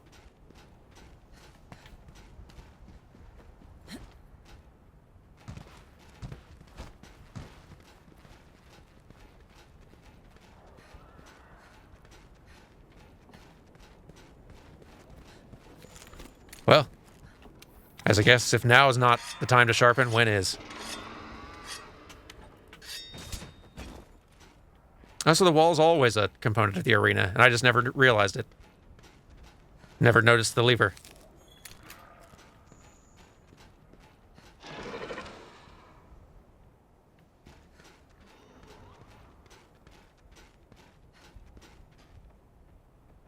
We've been put in timeout. Oh, wait, here we go. You were trying to split them up. No, like, good strategy.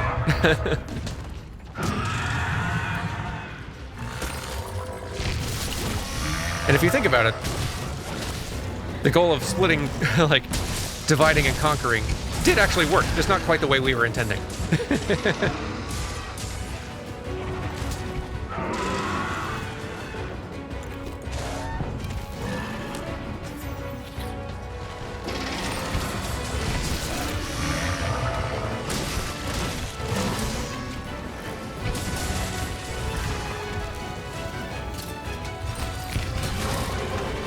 Nope. Ow, both of you. Goodness gracious.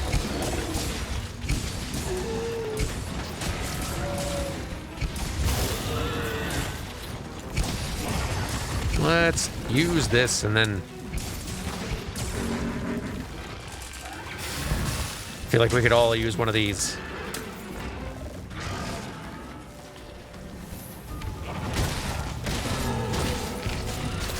Now, with a poison, come on.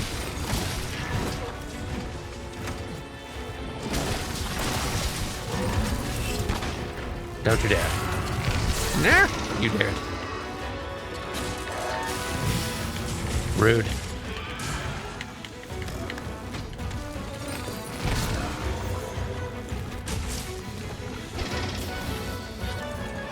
Yep.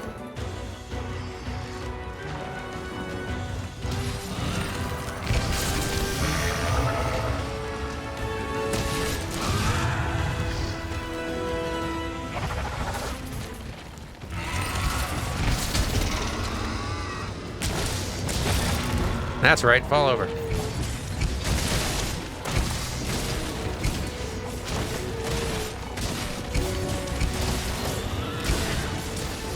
Poke, poke, poke.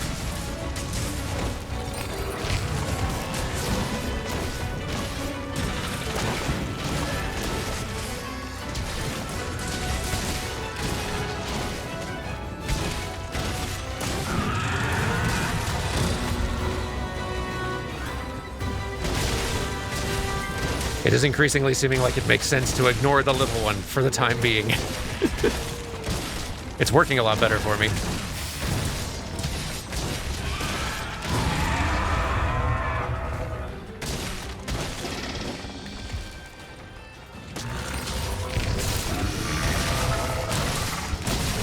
Ew. Whew.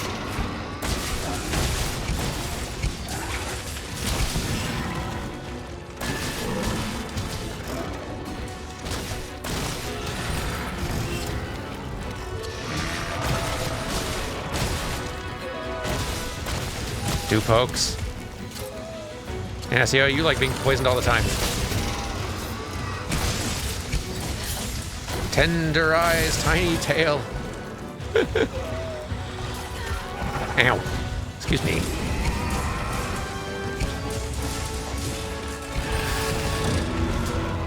Ah, nice. Boy, that poison status effect just keeps going, huh?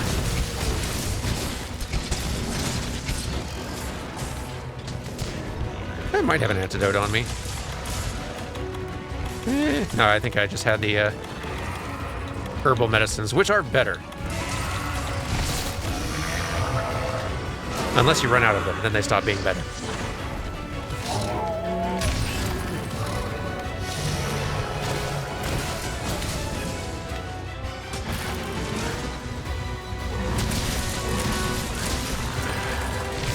Goodness. An angry little cluster we have here.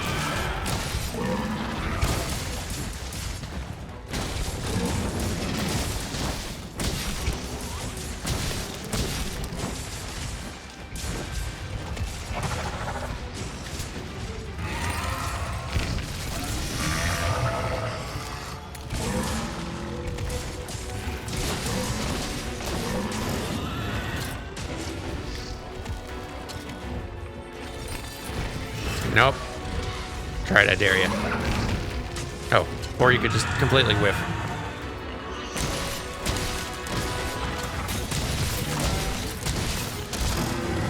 That's right.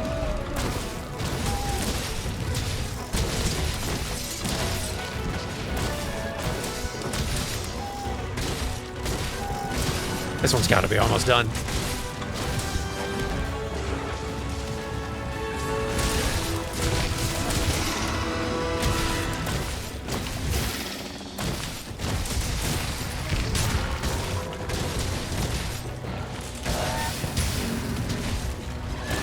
Sorry if I just knocked you over. I totally did, sorry.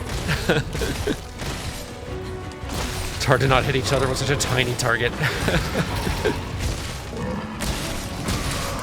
Yipes! Okay, close. We're fine.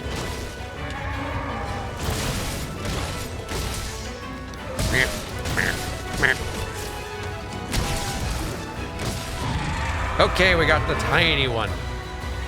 Finally, we can focus.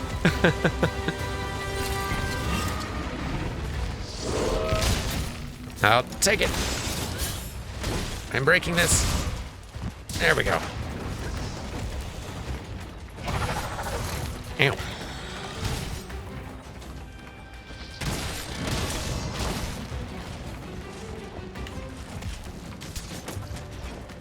It is sharpening time.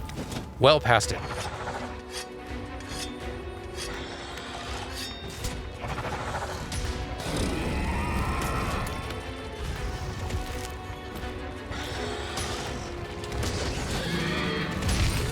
Ooh. Haven't seen a move like that before that I can remember. That's a nifty one.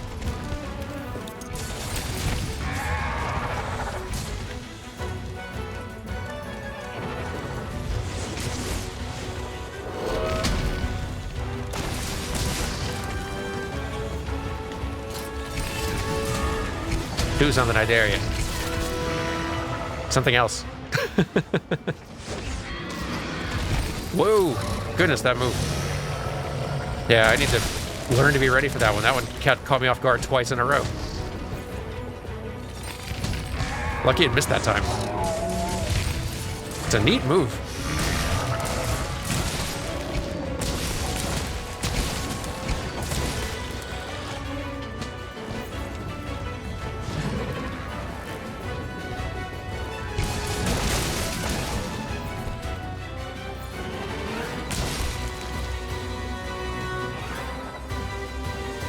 Getting bunked into a wall.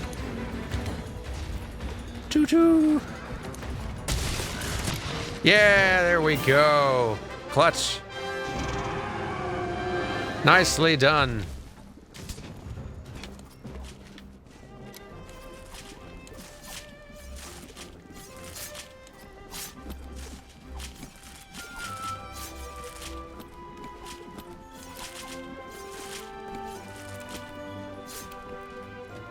We're fighting two in one arena. Not easy.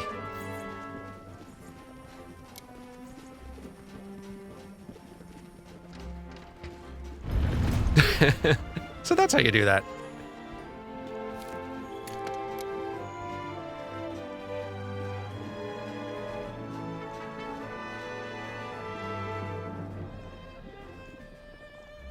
Stretch and hydrate reminders. Those are both very good to have.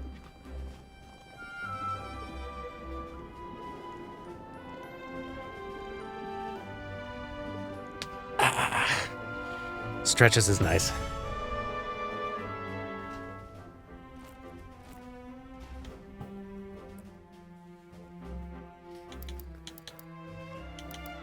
Scarf ticket.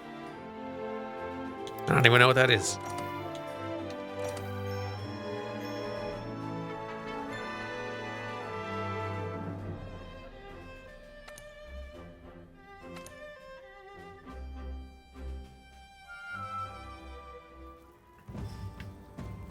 What else should I be doing to brush up?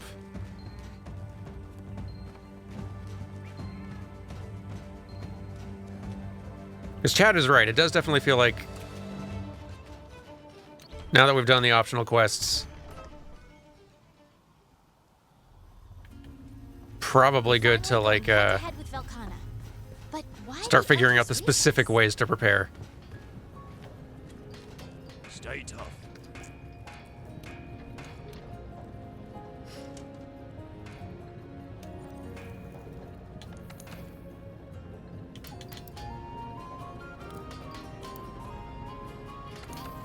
So the next upgrade for this is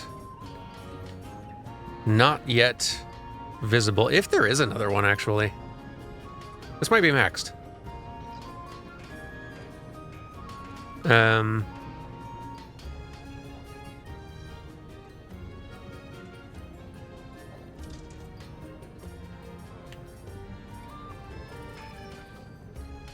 Haven't really given any consideration to what, like, mid or late game lances might be, though. Is there a backup weapon to de-rust with? I guess I should, yeah, I should be getting back in practice with a bow a little bit as well. That's a good idea. That's a good idea. Ooh, I was wanting to get this blast halberd as well. That could be fun silliness. Why not? We got the parts for it. But we would need to... Oh, no, wait, I should be able to get this now. Why can't I?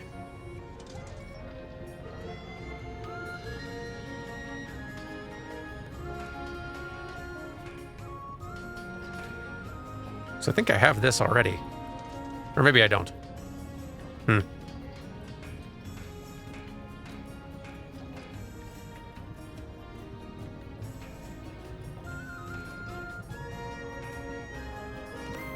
I guess it's because, yeah, I hadn't selected the weapon that I was actually wanting to upgrade there. So in this case, it would be the Baroth halberd that could then go to, yeah.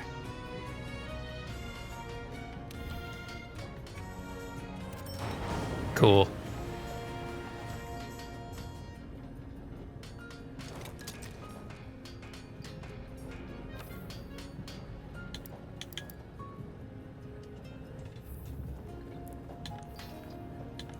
Blast good? I certainly hope so. Nice having a new toy, but yeah, like, switching back to bow is, I think, a good idea.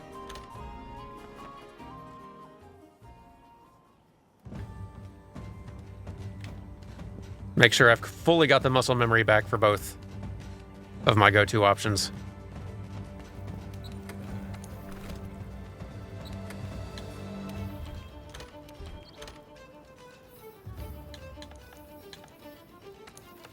Let's save this set first.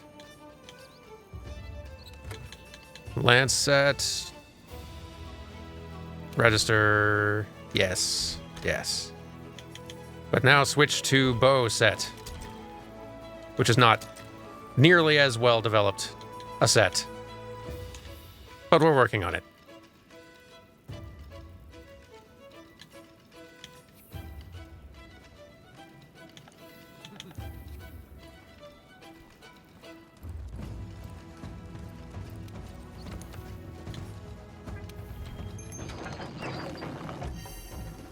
If you need recommendations for a bow set, Narga and Odo is a pretty good combo for your level. That's good to know. I don't know if Odogaron's one that I've... like, we've ran into one randomly during one of the optional hunts today. I don't think it's one that I've had a... like an optional quest or anything pop up for. At least I'm pretty sure. Well, okay, no, there is a regular Odogaron.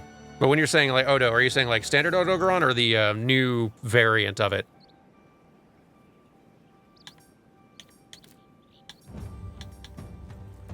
Standard, okay. Good to know, good to know.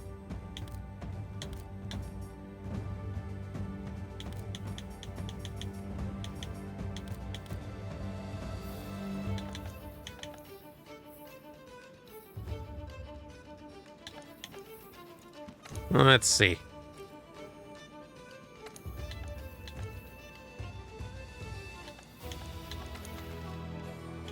Now perhaps we'll find a event quest that involves Odogaron. Alas, none I have access to. Master Rank 4 will have the new variant, looks like, but I probably have an investigation or two that will have one for them. Maybe not in the inventory just yet, but I believe right outside. That set basically gives you a bunch of crit eye with some evasion skills, which is, yeah, that's kind of the two, outside of like elemental buffs and things like that, that seems like the pair of skills to really lean into. Head to head with Velkhana. But why the Elder's Recess?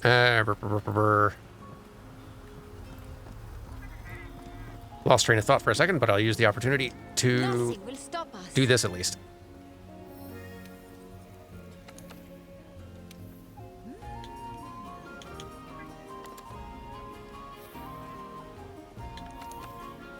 Okay. Odogaron. Where are you? Oh, really? Not seeing any at a glance yet, surprisingly.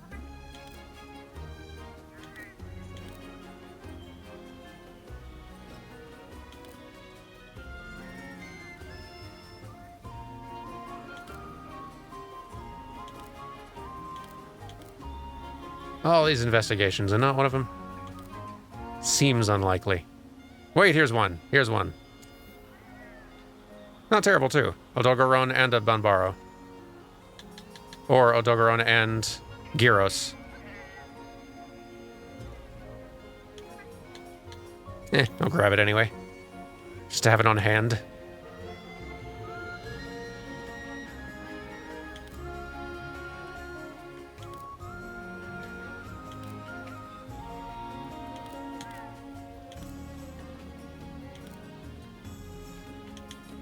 It's a capture, which is a little bit more to deal with. I feel like we got enough to work with here. Oh, that's true. You guys, I guess, can have investigations as well. That also works. And hey, if anybody out currently in the squad in here has a particularly good Odogaron investigation, feel free to throw it on the board. So I've got a couple now, but I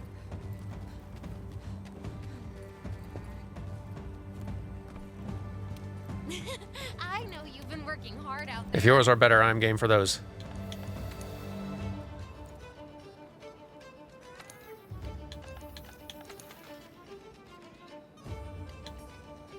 So yeah, these are okay, but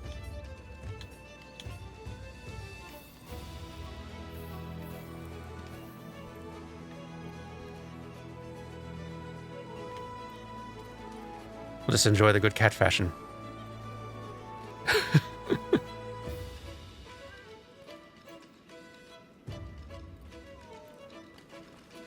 Okay, that one's very good. That little Puke look. Big fan. Good to see you. Oh, yours is only for 2 players, right? I didn't check that. Let me double check that as well.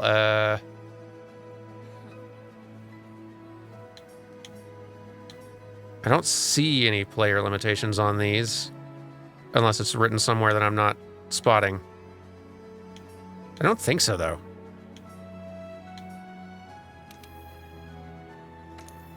Yeah, no, this is for 4. Okay, great. 1 is up.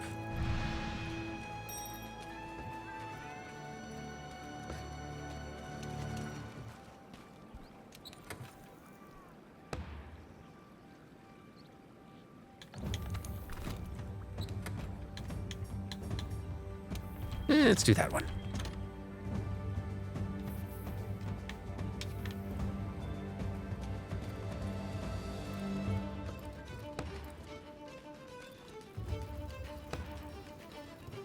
Let's relearn to properly bow dance. And stay out of the way of things since I can't block through them. What's up? How have I been? Pretty good.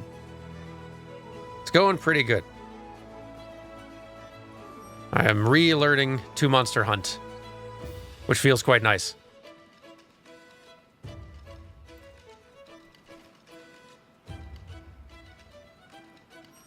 I'm not expecting any kind of expertise around here, just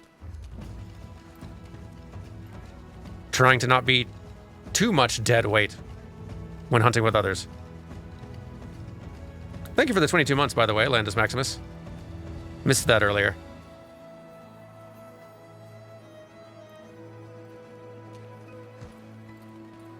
Yeah, hunting with y'all today has been a good old time. Feels good being back in this and getting the muscle memory back a little bit.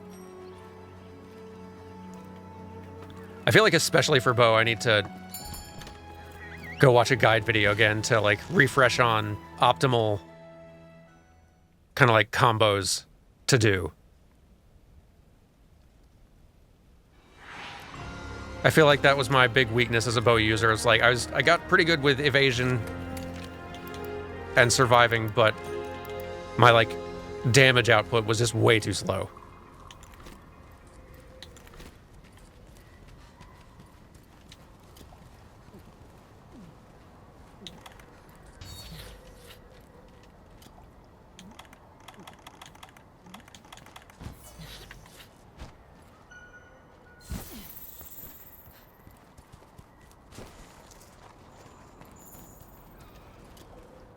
Got a Gyros down below somewhere.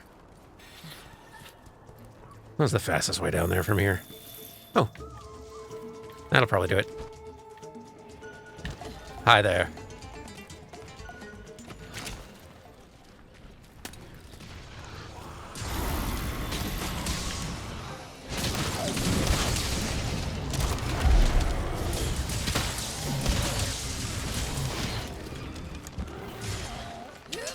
It's greedy, but sure, why not?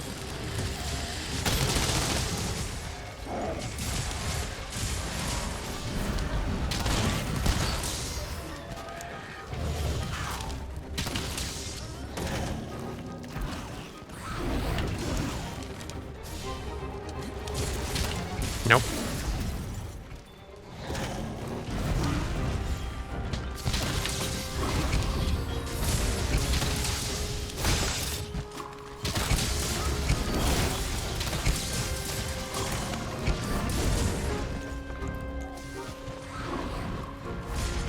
An important thing to keep in mind as you do the most damage at specific distances. That is very true, and it like varies depending on which coating you're using, which I'm on power coating now, which is a little bit more of a medium range. Oh, and I'm also remembering now that like with bow, I don't have to like counter in order to mount and tenderize and break off ammunition and stuff. You can just do that whenever.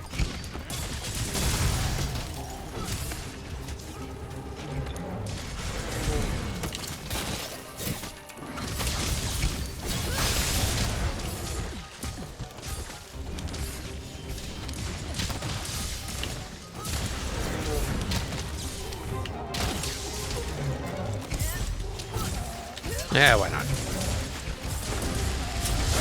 Oh, hi.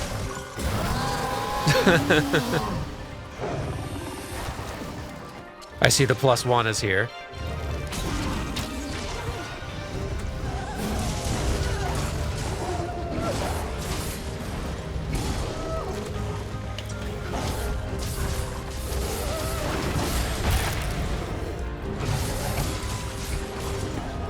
And did that just drop out of the sky? Yeah, just a big whatever that is dropping out of the sky, and now Odogaron starting to wander off with it. That's a thing I'd not run into before. That was neat. There's a lot going on.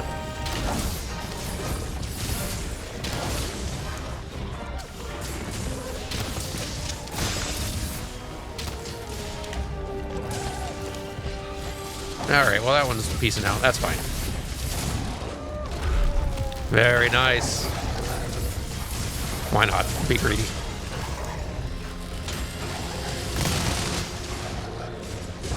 That's part of the Plunder Blade scenario. Interesting. I don't know if I'm familiar with that one. It's neat, though.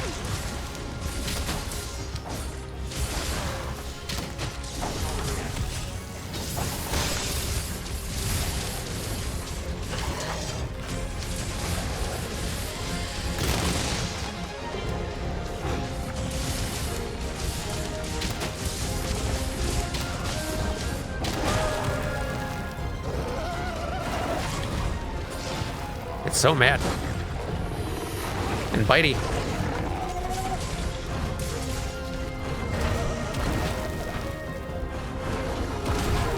Literally bouncing off the walls.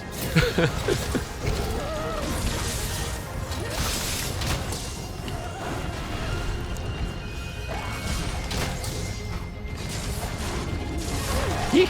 Nope. Calm down.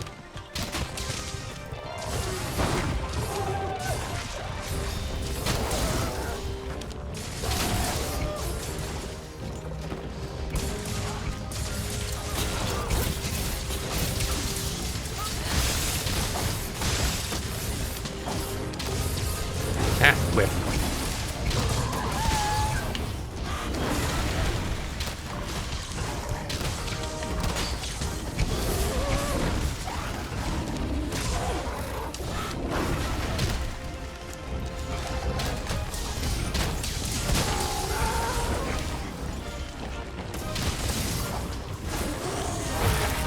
The damage output is definitely more lacking, but it's also in part just from rust with the bow, but I think also might just be just not as upgraded a bow as my lance was. Goodness gracious, calm down. It will not. And it's running. Where'd that tail go?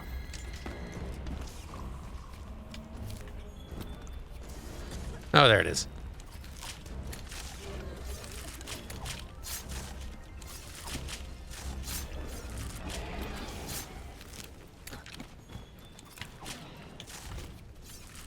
Yeah, let's switch back to that close range coding sort of strategy, since you can be way spammier with that one.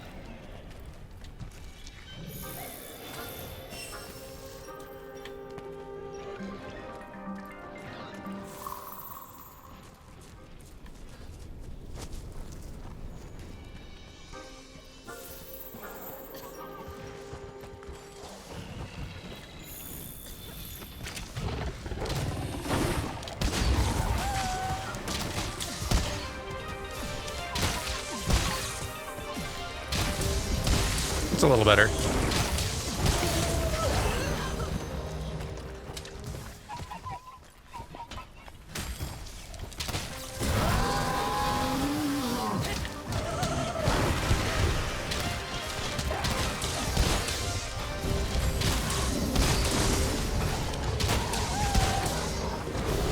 Whack.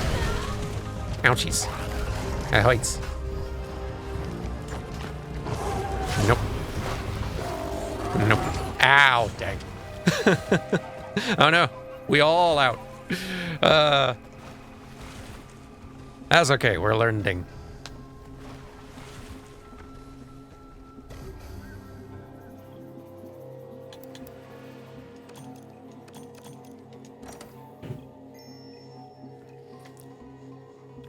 I'll try going back Lance on this one, both to try out the blast element and also just since Odogaron, very aggro. Let's look and see what the next bow upgrade is, actually. Yeah, that's a good idea, Leon Gnui. No, not my room. Which of the doors is the one that goes to the... I think it's this way. Yeah.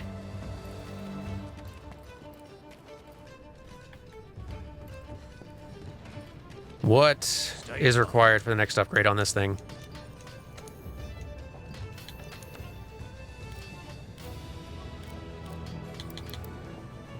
Maximum upgrade reached. Oh, I guess this one was maxed out. I just need a gear set that's going to keep on kind of improving what it does. And also to, like, branch out and also make, like, elemental bows of all the other kinds. I feel like bow is more gear dependent than land. Well, it's not 100% true, but it is a very gear and build dependent weapon at high level, is my impression.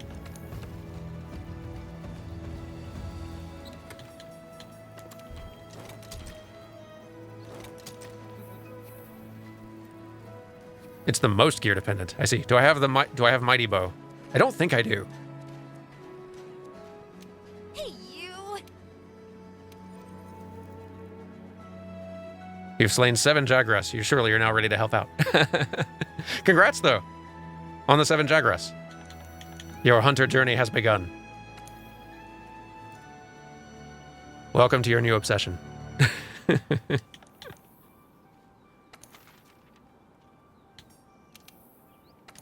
All right, I feel confident that on a rematch we can take care of these things handily.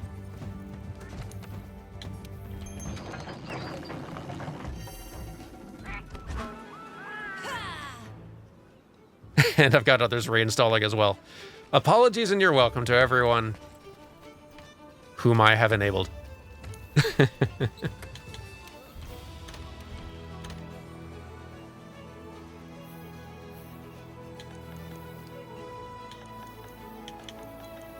As intimidating as it can be to go back to, like, dive back into if you haven't played in a good while, you do feel the itch every now and then, no matter how many dozens or hundreds of hours you put in to Monster Hunter. Once you start feeling that, feeling the bug, you gotta get back in. I think in Base World, Mighty Bow is the skill only gotten from a set of earrings that was only obtainable from arena quests. Gracious. Isn't like Mighty Bow the thing that everyone says, like that is the thing that bow users should be using at all times? I feel like I've heard that around. Is the most important? Okay. Good to know. And you can also meld it. That's good to know as well. Oh, that's right. It can bump your charge level up to like 4.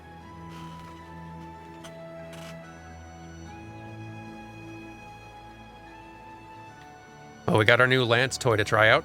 Excited to make things go kaboom.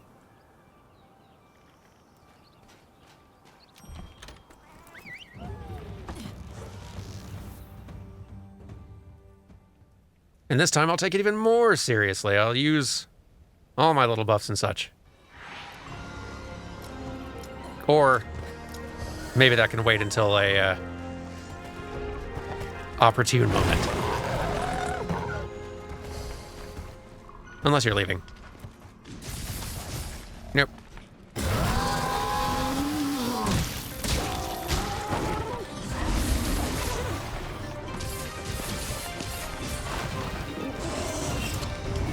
How'd you miss?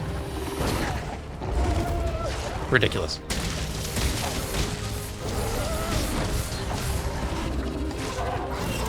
Try, I dare you. Whatever. Oh. Bye. I guess.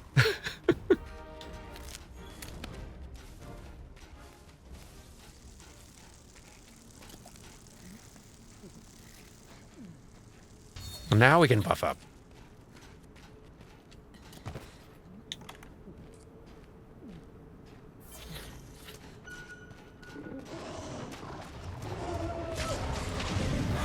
Can't remember, does powder apply to everybody?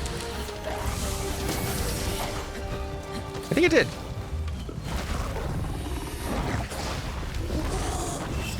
Ah.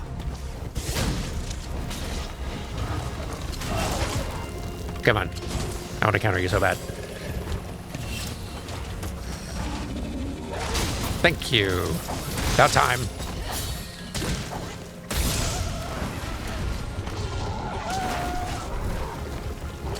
So jumpy.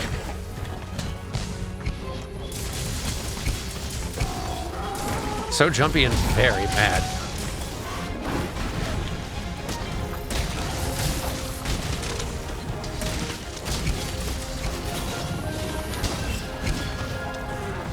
Ah. Gracious. You angry thing.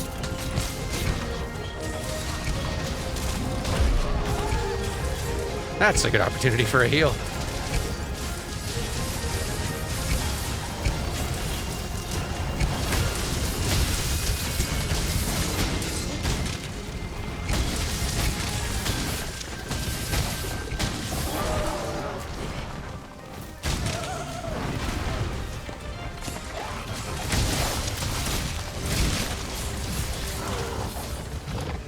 What are you doing? Ah.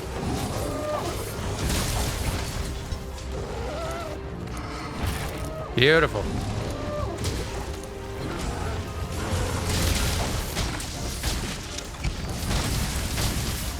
Good, good, good, good, good. This is going great.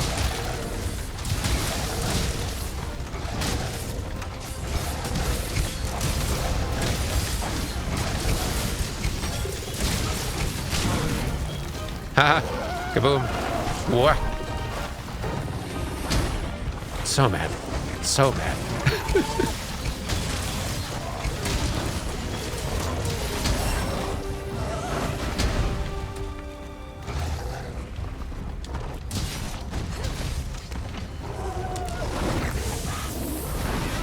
Oh, thanks for that heal there.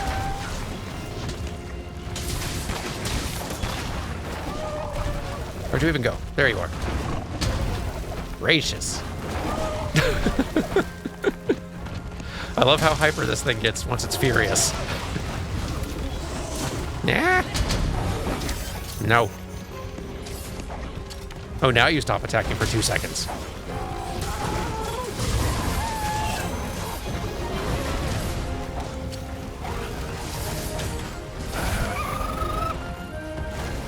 And it's off.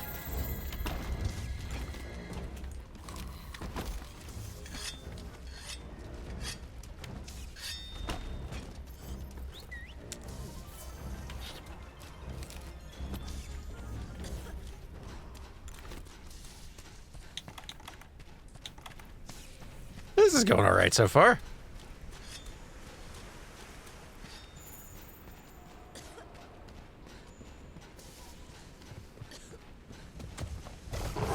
All right, Cranky, we resume.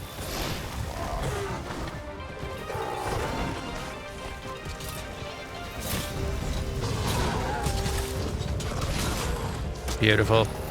And bonk. I've been remembering to, like, Clutch Claw when I can, to, like, tenderize and counter and stuff like that. There goes the tail. I do need to be, like, remembering and being mindful of, like, have clutch ammo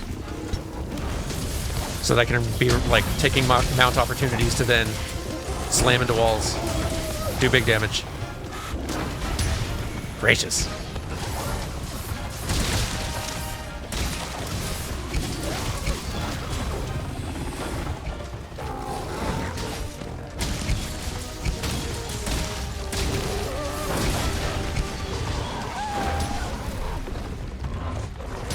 So jumpy.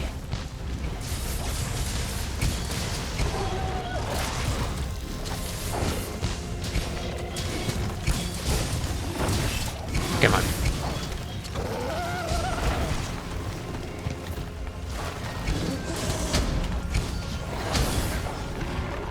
Just jumping all over the place. Like, Odogaron is hyper by default, but the increase in the build up to master rank is pretty bonkers.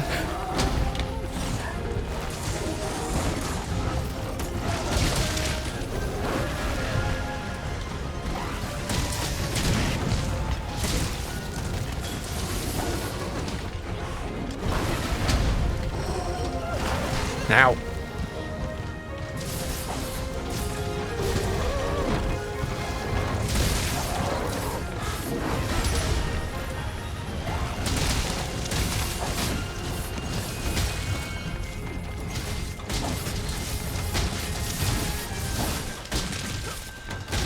Seems to be working all right. I am liking the lance. Ow. Nicely done. Throwing this down, I feel like we could all benefit from this.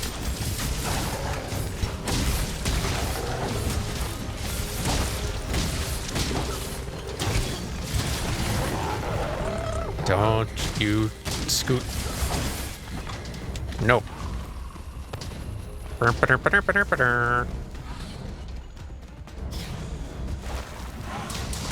Ow. Ah. You and you were climbing up little ledges. Oh yeah, the tail is around somewhere.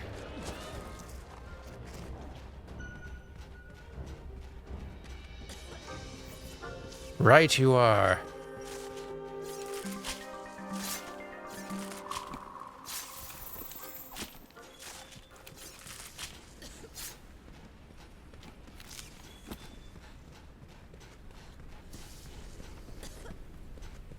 And where did this nerd go running?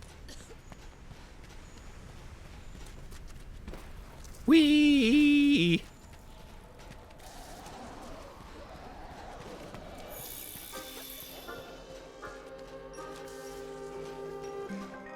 Should sharpen too. Especially since this particular... Excuse me. Since this particular lance doesn't go up to white sharpness. That was the nice thing about that Puke one. And the poison's also good, but... I don't know, I'm enjoying the blast.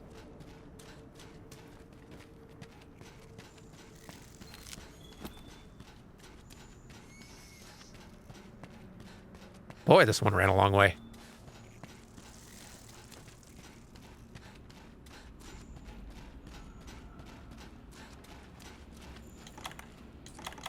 I have some of these too, don't I? I do. One for you. Two for you.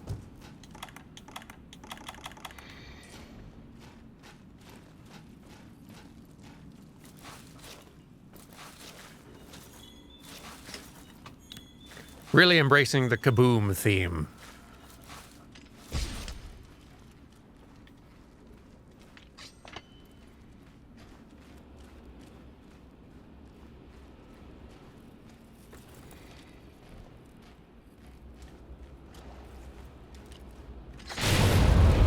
Kaboom.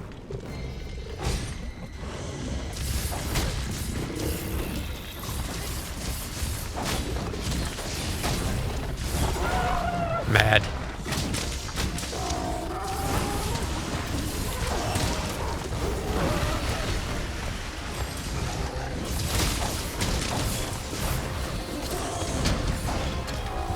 Nope.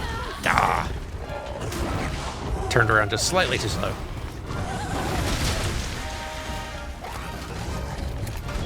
Yep. Come on. Fix the aim.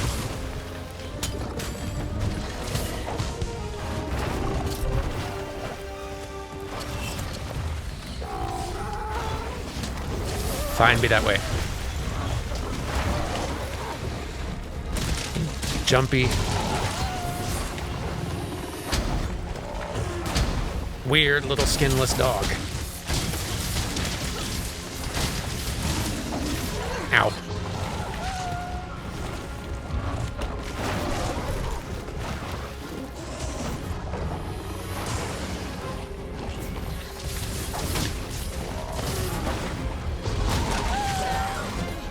Ooh. The bleed effect. Right, you gotta... Nicely done. Gotta, like, crouch and hold still for a second to make that go away. There we go. Do you have to crouch and hold completely still, or can you still, like, crouch and walk to get rid of the bleed effect? I can't remember.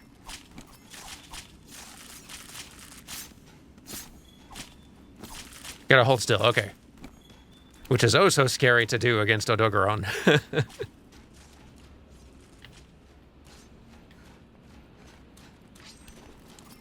Alright, well, we've handled what to me seems like the scarier of the two we're fighting out here. Where's Gyros?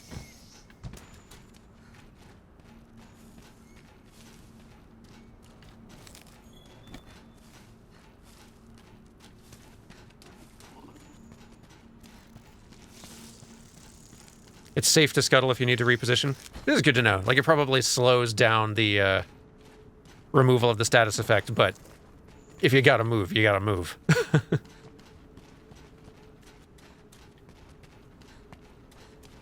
Gyros. The Republic is waiting.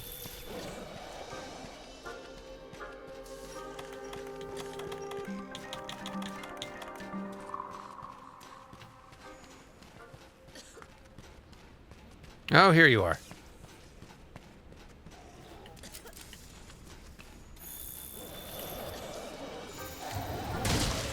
Hello, hello. You seem like a small, a particularly small Gyros.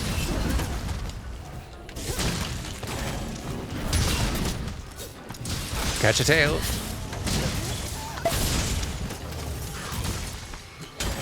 Hey, thanks for the 16 months, Lizzie.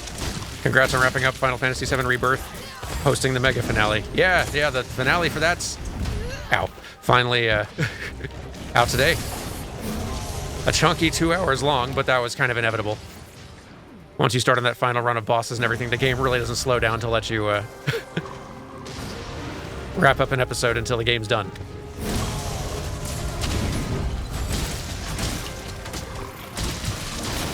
It's an enormous game that I enjoyed thoroughly.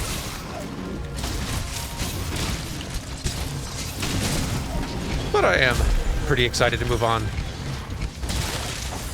to new things.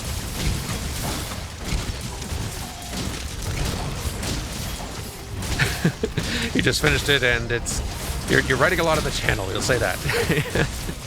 I felt much the same by the end. It was like, it feels telling that in a game with like end credit sequence that's like 20 something minutes, nearly 30 minutes long, I did not have trouble.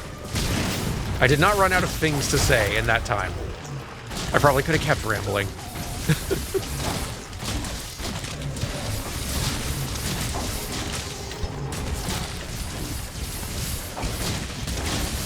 Boy, this thing churns through sharpness so fast.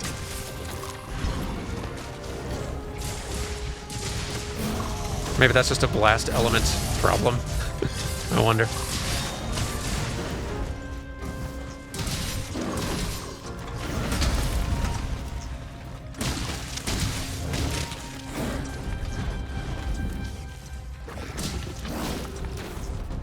Don't spit.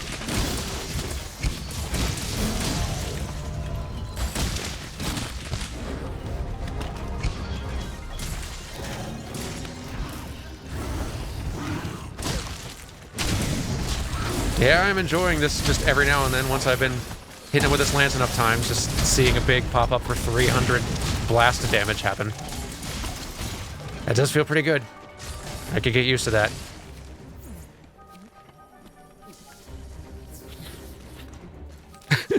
I am glad that my diatribe, I guess, let's call it, upon finishing Final Fantasy VII Rebirth was easy to follow. I do always... Stop picking up things I'm not trying to pick up. I do...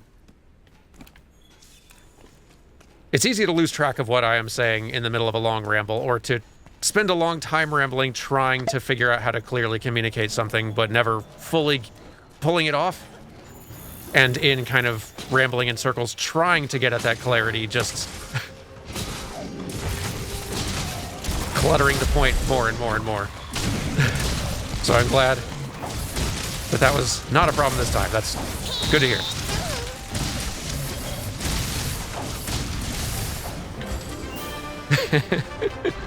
I am still very capable of rambling. Just didn't happen this time. And anytime it doesn't turn into a confused ramble is a victory for me. Good job, squad. I knew we could knock this one out of the park for the second go-around. All we needed was a lance that explodes. Thanks, pal. Gracious. Thank you, Baha Bali, for the 5 gifted subs. And the hype train y'all are going on, apparently. Thanosi, thank you for the 21 months. Lizzie T. Powell, thank you for the 16 months. I think I thank you for that already, but yes. Extra thank you. And also a big thank you to everyone who's been joining for these hunts today. Those have been very fun. Good practice.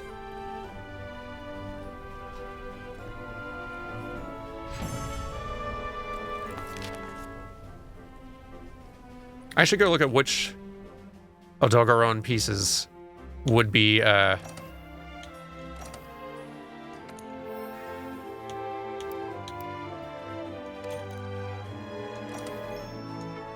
good to grab in building toward a early, not elemental specific bow set.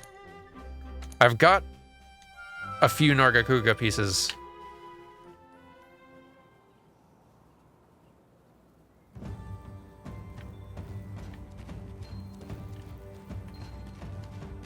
So already good progress in that direction. But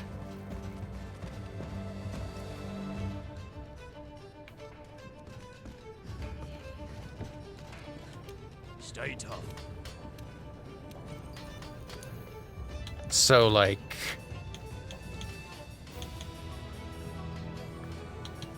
okay, yeah, I've got a full Nargacuga Beta Plus set. So we're covered there, that's great. What pieces specifically from Odogaron would I want? I've got the body piece here, which gets speed sharpening. Critical Eye on the headwear. Double Critical Eye if I go with the alpha set, or the alpha version of it. Constitution and Critical Eye on the hands. That one, okay, that one seems like a good one to prioritize. Yeah, that one for, like, Critical Eye in a hurry. Not going to equip that for the Lance, but that one seems like a good one.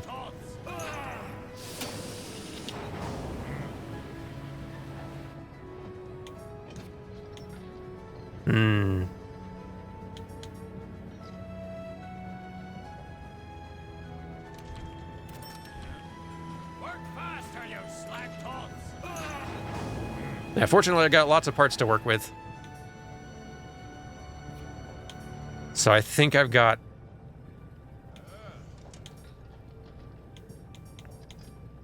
Yeah, I've got a pretty good baseline to build from. And at whatever point I can make the hat as well, then lots of flexibility. I've got a half-decent lance and now bow set kind of coming together. Sort of. It's getting there.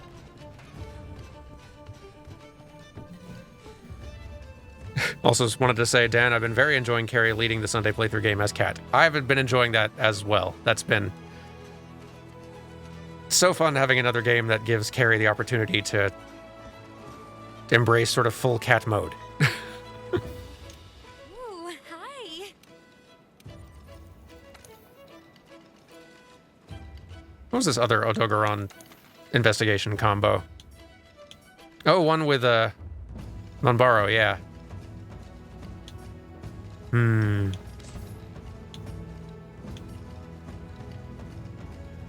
Yeah, why not? I guess I could use one more Odogaron piece to work with. For the hat.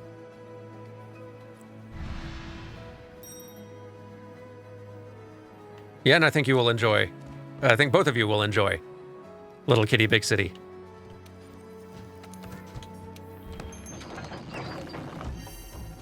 It's a nice, small, short little treat of a game.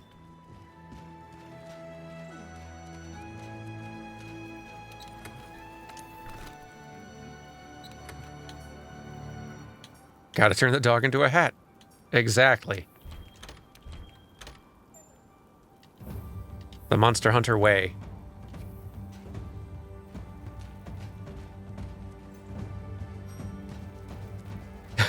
Yeah, stray, but significantly less grim, definitely. Oh yeah, Wisdos, by all means. Hop in. But yeah, anybody who's able to do hunts at Master Rank, if you've not been having an opportunity to hop in and join and you're wanting to, by all means, go for it. We got openings. Thanks, y'all, for that hype train, by the way.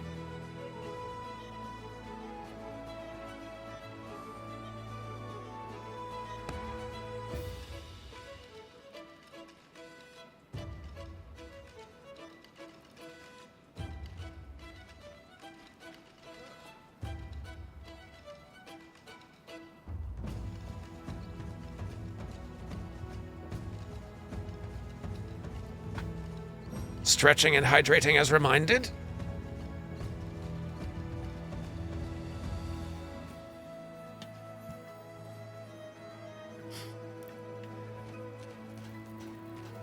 I've eaten food prepared by cats. I think we're ready.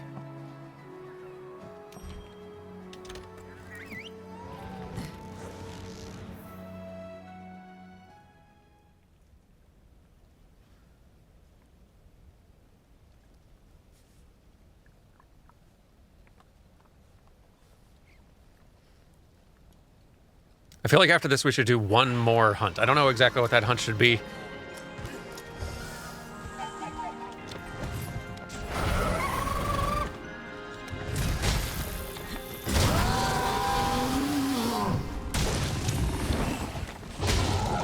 Something a little climactic, I suppose.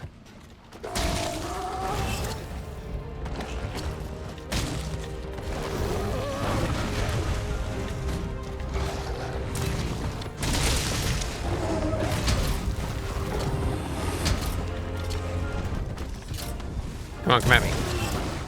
In a counterable way, though. That'll work.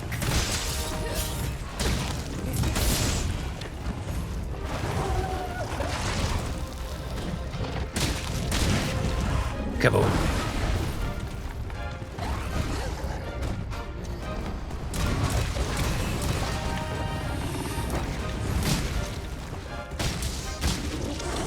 Ouch.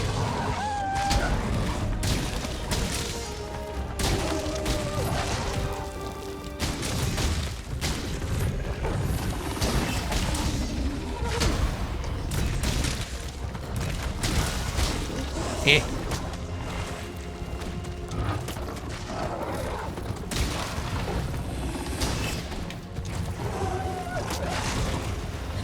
Boy, now that it's not in like full max out angry mode, now that I've gotten used to how fast it goes in maxed out angry mode, this feels leisurely by comparison.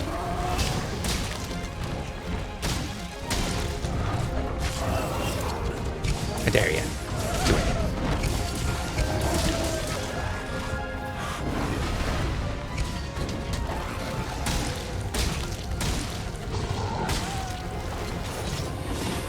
Eh. Where are you going?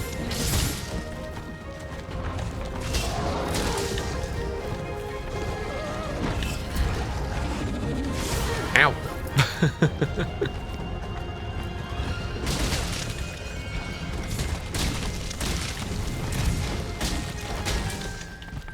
Oh, and off it goes.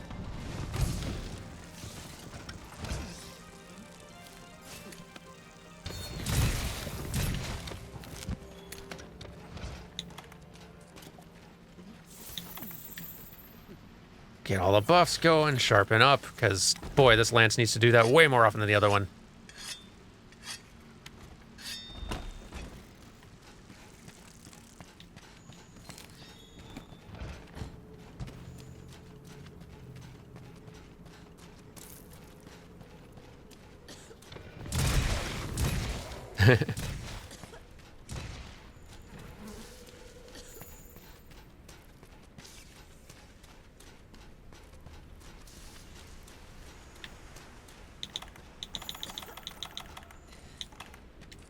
Need energy drink. So tired.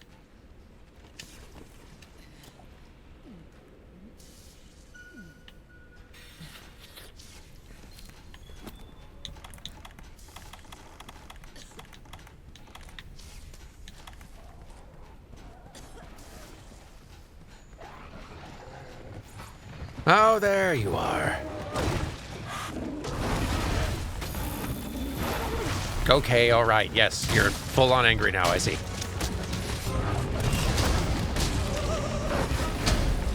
Goodness. Goodness.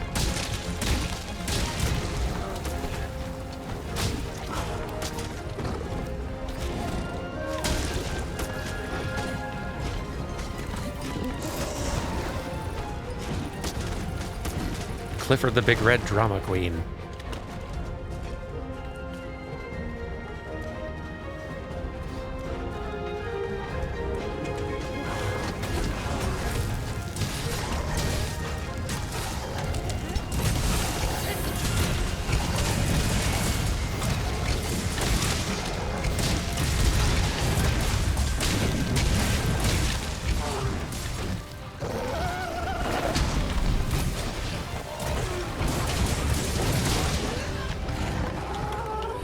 No chill whatsoever.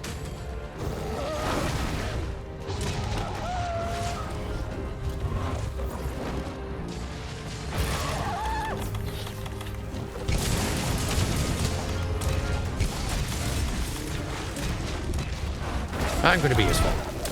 Plant this.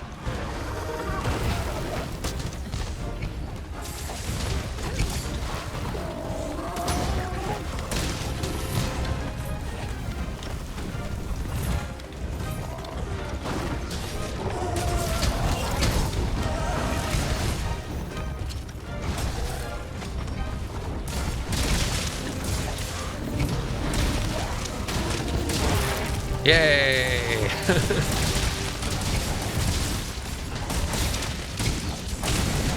Kaboom!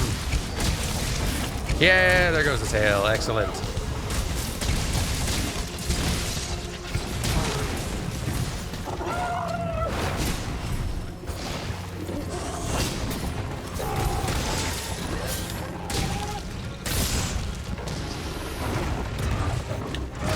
Ouch.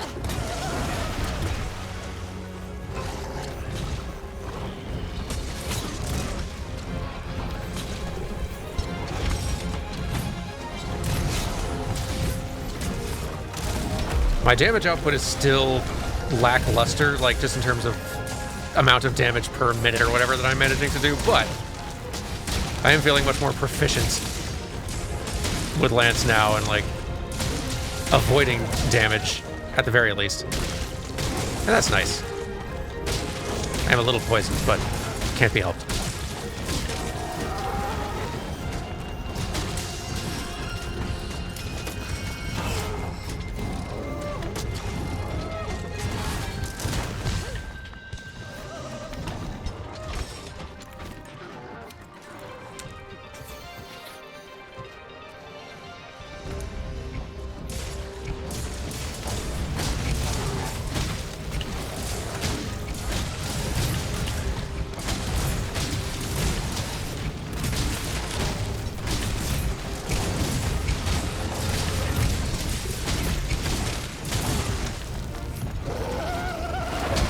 And my damage is improved a little bit at least.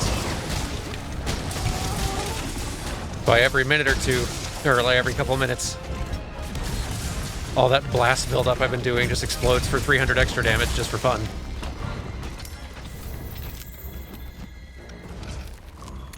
Where'd that tail go? Here it is.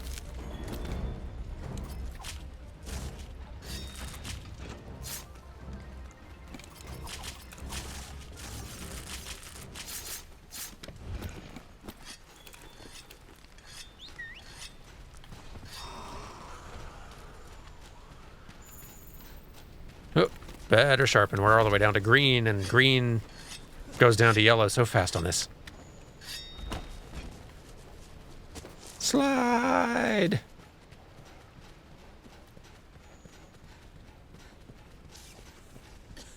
It's going to be exciting seeing what all they've improved and expanded in Wilds, just because the game is already really impressively polished and fully featured here in World, and at this point the game's like 5 or 6 years old now. Probably just 5. Well, it's gonna be going on 6. Game's been around a bit, but it's already really impressive still.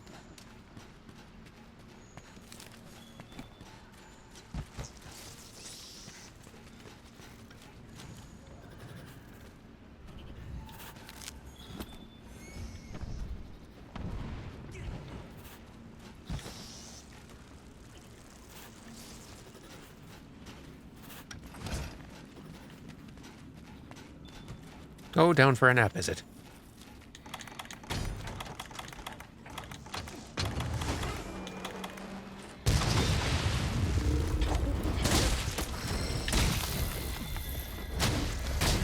Good morning.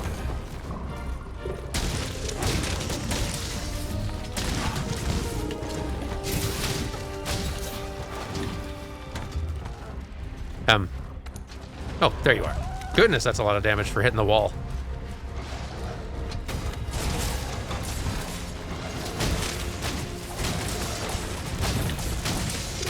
There we go. That's that one done. Now to find where the Banbaro's hanging out.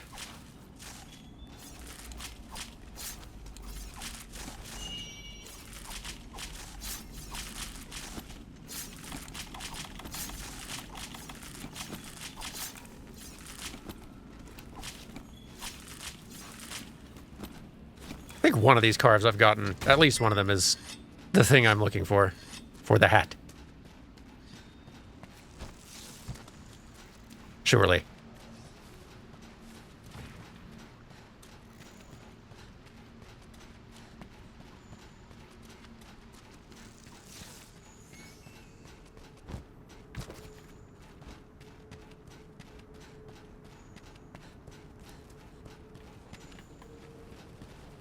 I don't know that it's going to be down here. I don't know where Banbaro hangs out on this map.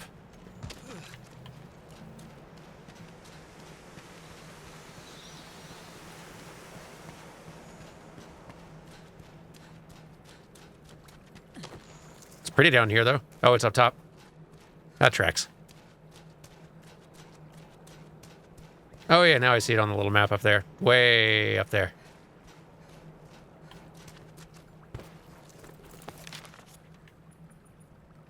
Yeah, let's just do that. Faster.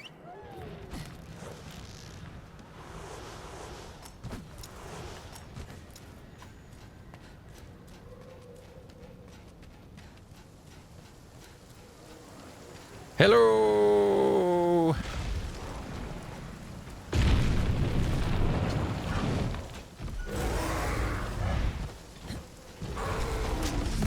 What is going on here? Is this tree like a pitfall thing I could run into? Yep. Vine trap. Love it.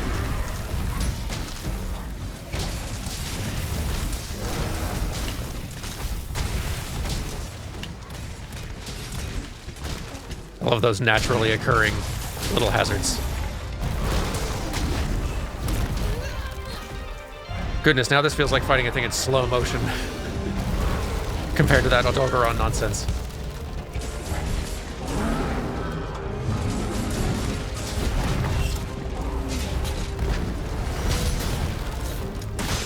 What else can we soften up? Nope, never mind. Ran myself out of stamina. Nice.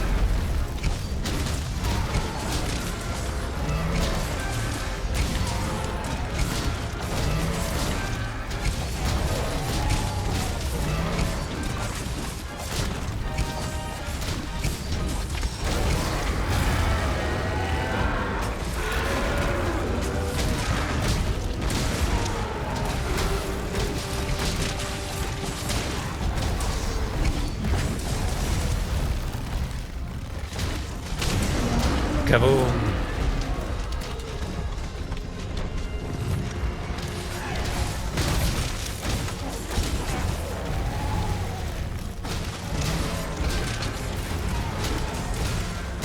Come on. No more tail for you.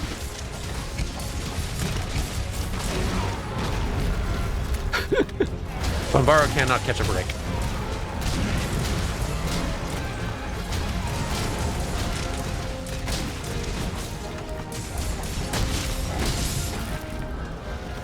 Eh.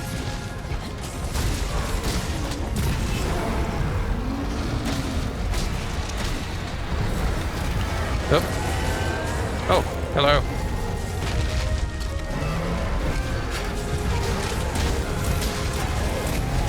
We have company.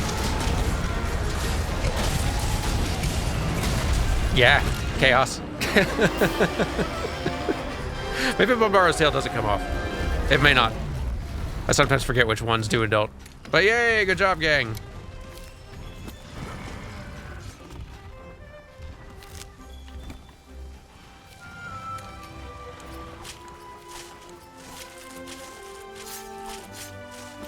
Bunch of very successful hunts today. I feel much more ready.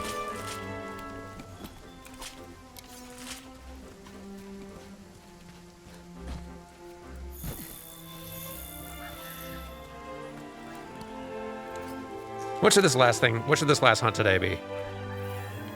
Like, we could do the Kolva-Taroth thing, but I think that's like a multi-hunt. As I recall, that's like a multi-hunt effort.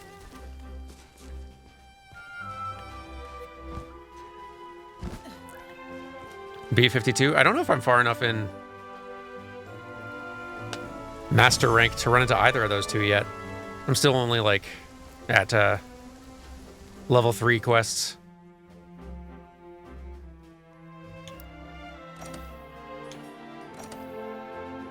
You want to see the pickle? Oh, like, if I can't do it at Master Rank, we can go back to high rank, and it'll be done quick, but I am always down to get reacquainted with the cranky pickle. It's been a while.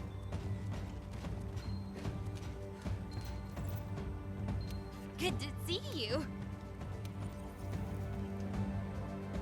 Yeah. High rank, let's go.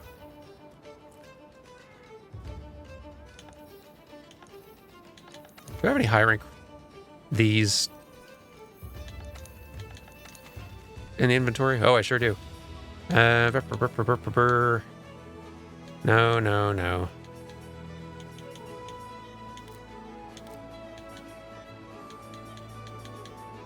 None of these are it. I'm sure an event quest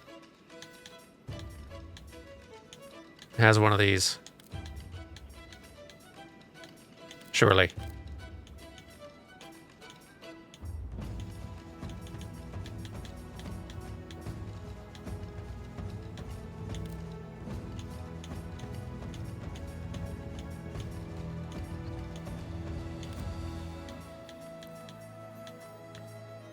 There we are. And it's a particularly mean, glowy purple looking one, too. But it is high rank. I feel like we're probably able. And if we're not, that'll be educational.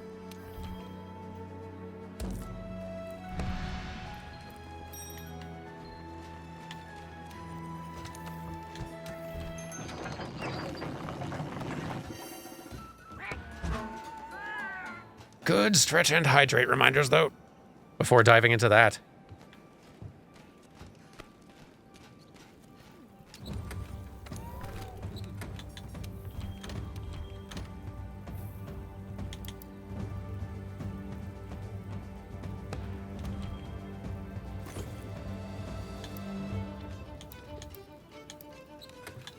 Let's register this loadout.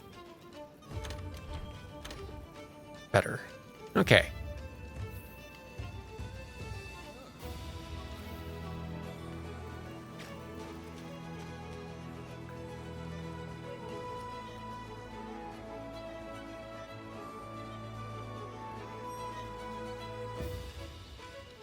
The cranky pickle sounds like a dive bar. It does.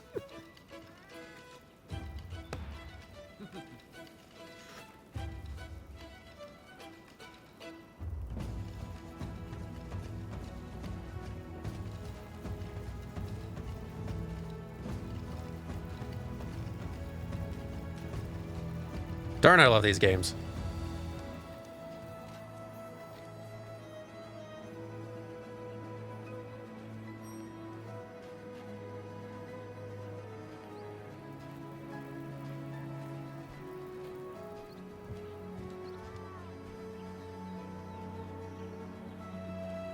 Quibbers, we need to look into more fashion for you as well.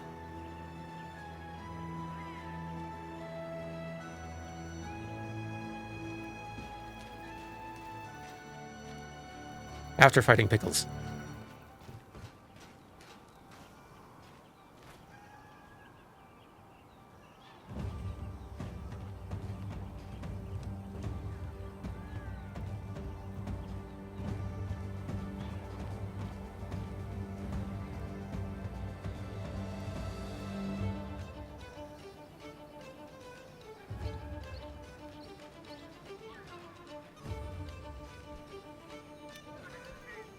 Good cat.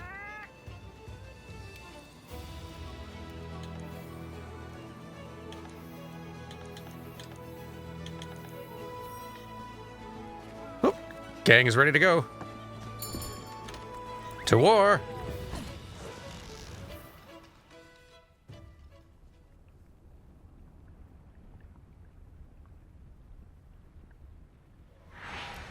And... Ooh. Don't know that I've ever encountered this golden variant. Whoa.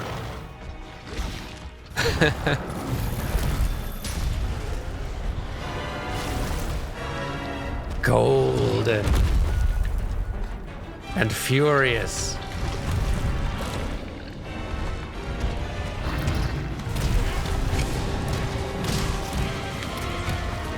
Usually he green, which is why, you know, pickle. It's a shiny, catch it.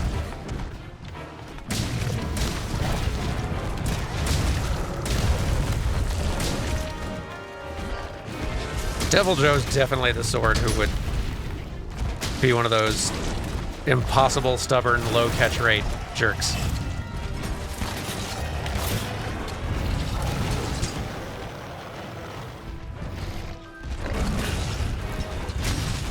Never seen such a shiny Devil Joe.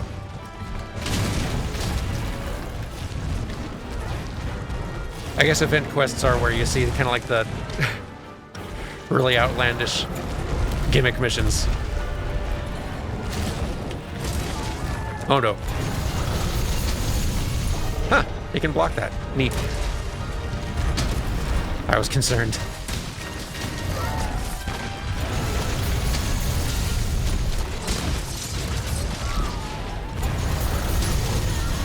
Well, there's a limit, I guess.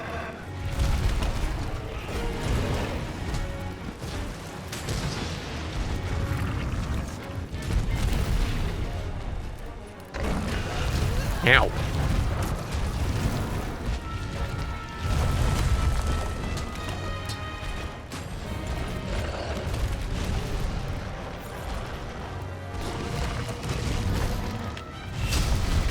Someone forgot to inform this big cranky pants that this is only high rank.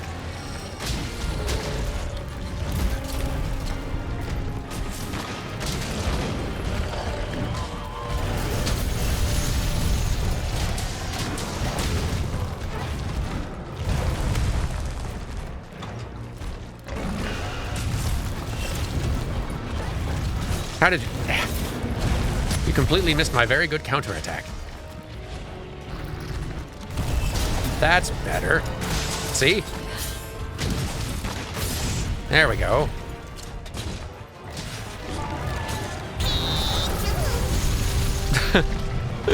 Thank you, Pichu.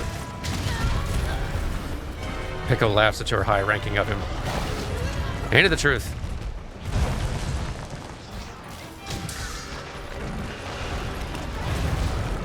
Nope. Nope. There are some monsters that just have a more spiteful air about them, and Devil Joe is definitely one of them.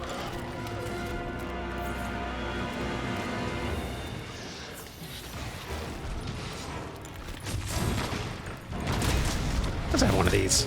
Ow. I was doing a thing. Random bird. There, see?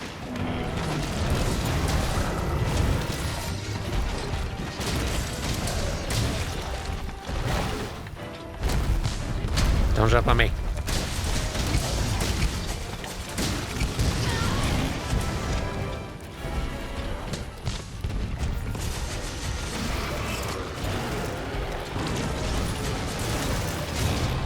Kaboom.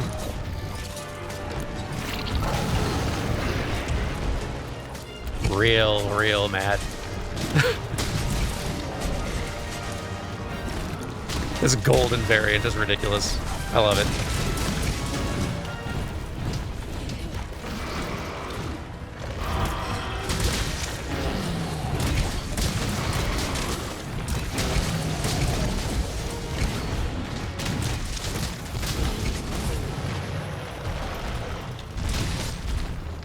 It's a sharpening time.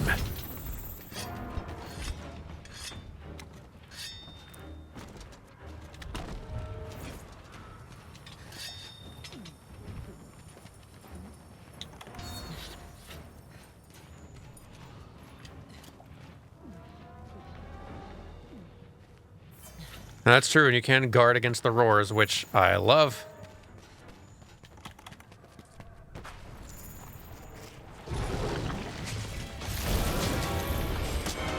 Why bother with the earplugs when you can just hold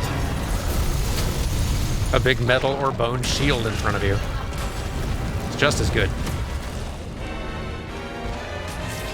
at protecting you one's hearing.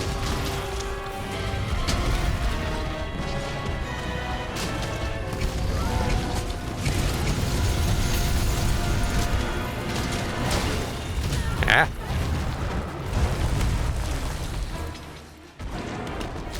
Yeah, boy. Nah.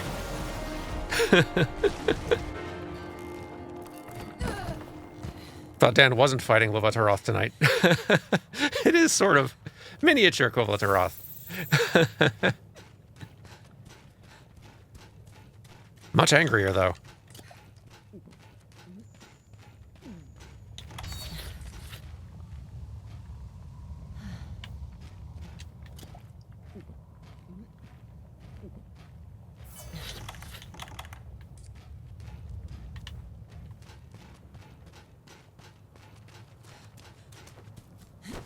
This thing has very strong opinions.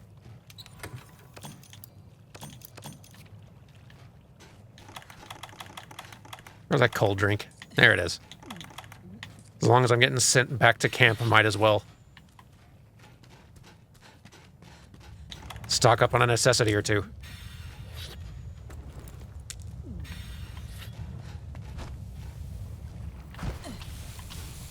Ow, hot, hot, hot, hot.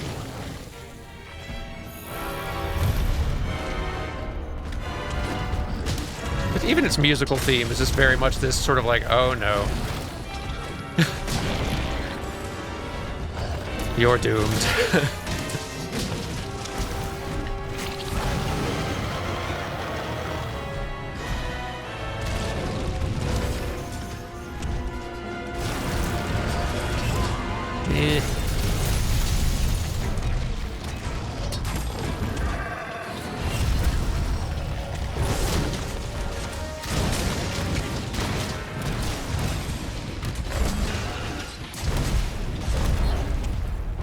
Damn.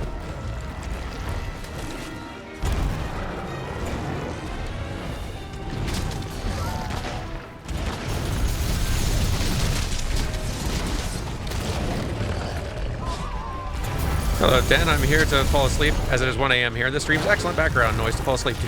Good night. Pleasant, huge, angry monster dreams. But I'm glad I could help.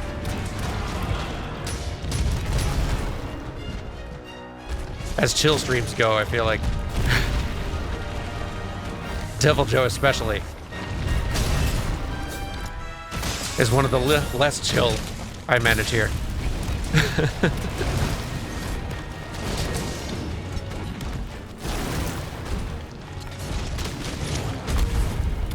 Don't stomp. Oh boy. Woo, okay. Stamina just lasted long enough for that one.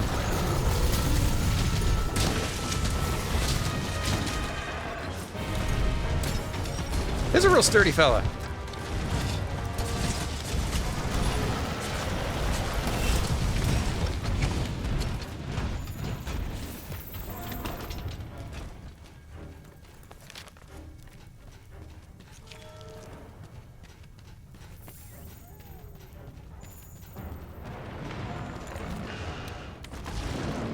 I guess it is one of the hardest of the hard difficulty high rank missions, so I suppose it tracks that it would sort of be approaching master rank challenge.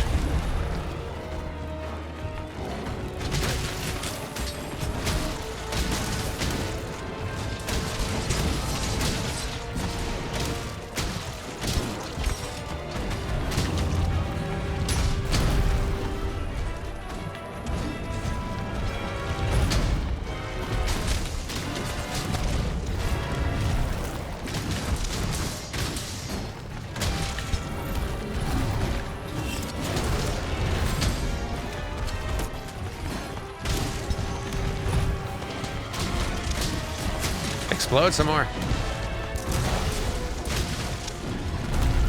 Whew, those big stomps.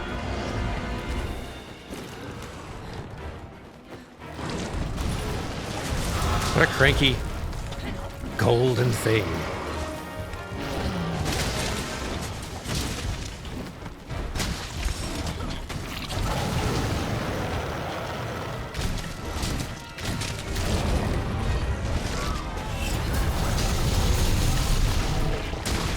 I gotta use that power stance counter more often as well.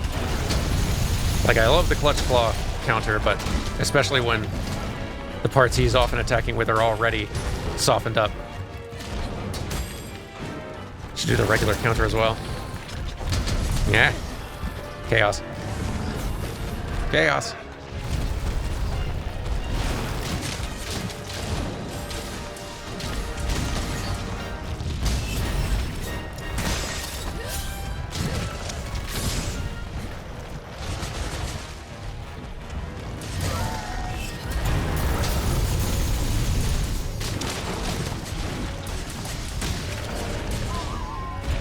How much HP does this thing have? I guess it's well armored. That's part of the problem. Doing a good bit less damage than usual.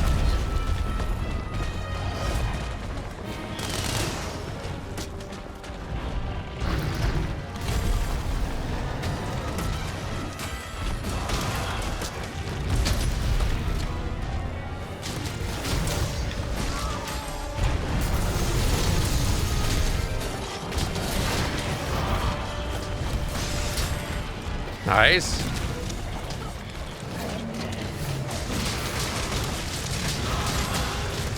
Just run into it forever.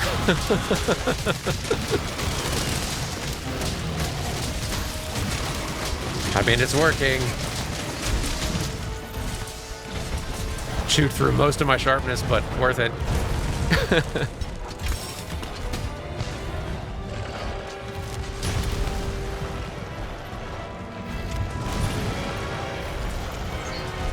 Oh, perfect timing. Sharpen, for heck's sake.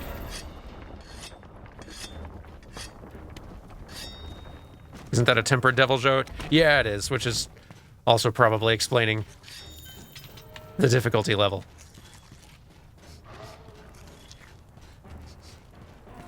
I don't think I ended up, like, getting to the point of attempting tempered much of anything back in the day.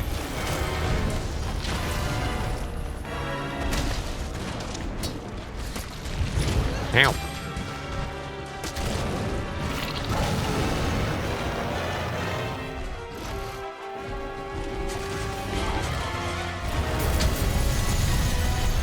Yeah, lock on. No, I'm good. Thanks, lock on. Not necessary.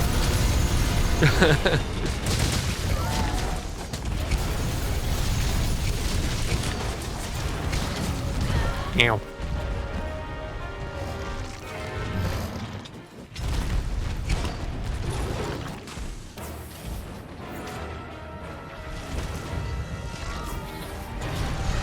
The range on those clouds. Okay, good. Not this far. That's all that really matters.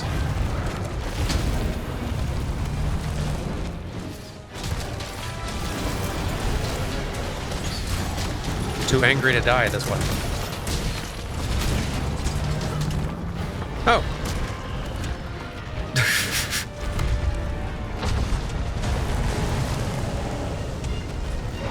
Not really sure what that little guy was thinking, but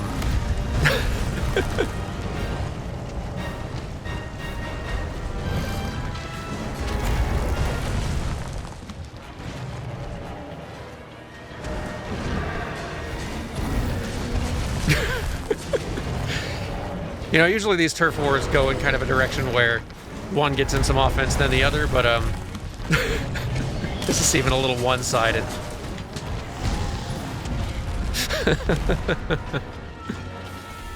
That's very funny. Ow.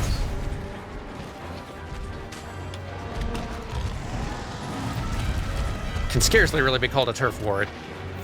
The Dodogama is just a melee weapon now, and a ranged weapon.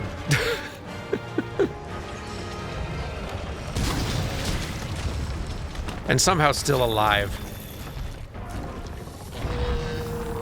Well, yeah, I'd be mad about it too.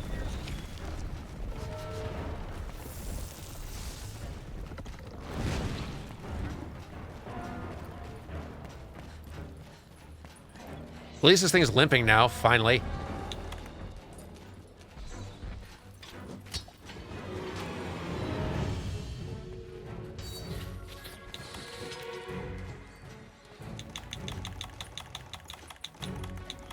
This calls for demolitions.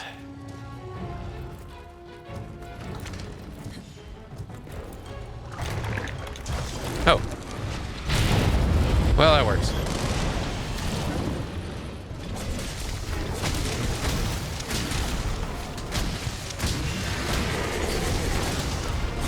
The revenge of Dodogama.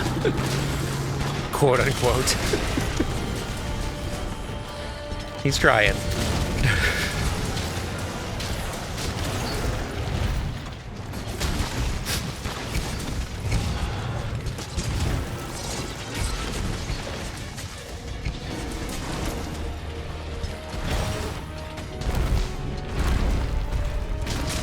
This Dodogama, this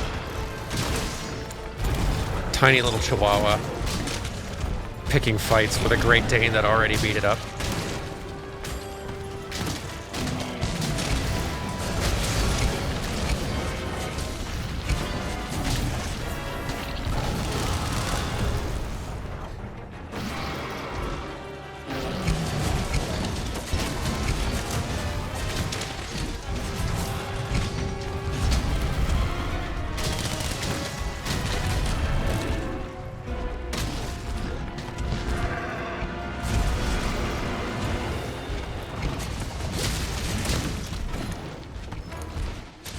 Yay!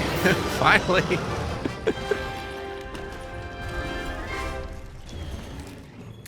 Finally defeated!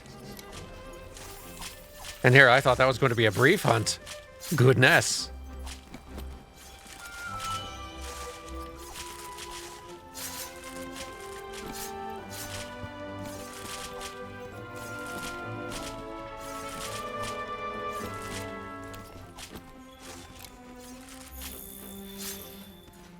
Well, that's Devil Joe. Usually green rather than gold, but...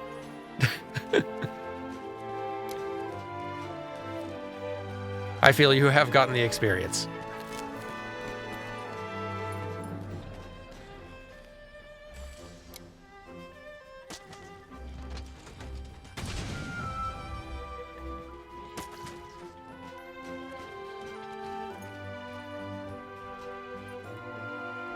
Whew!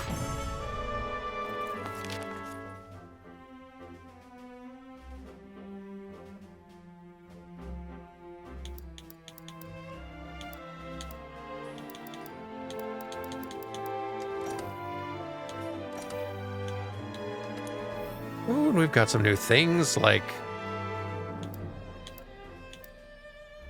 I don't know what these are, but they bring out hidden power in lances and gun lances, light ones and, bowguns and heavy bowguns. Neat. Yeah, I've never done tempered stuff, so... No idea, but cool.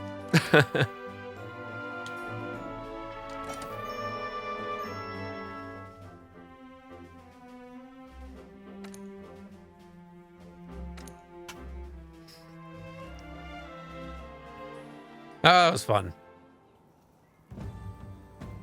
Thank you all for joining me again. Today's been a very fun get reacquainted session.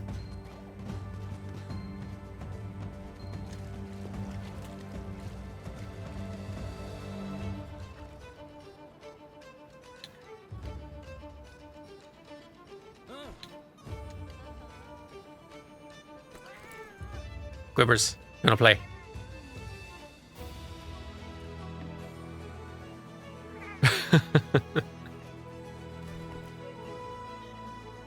Monster Hunter's very good. It knows what's important.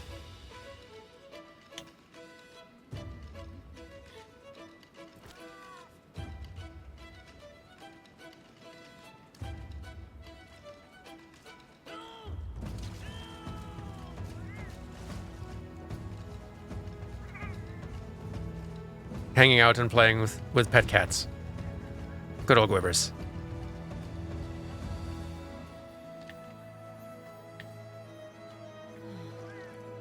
Heck, we should go to the full-on little hot spring.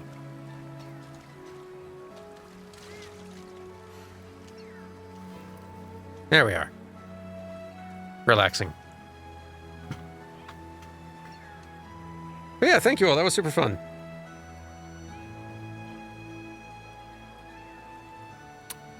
What did I name my Palamute back in Rise? Let's see, Buggy was the cat. I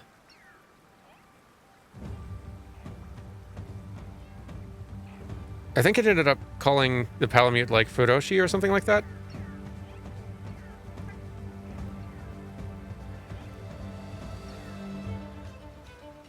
Which felt like regionally appropriate.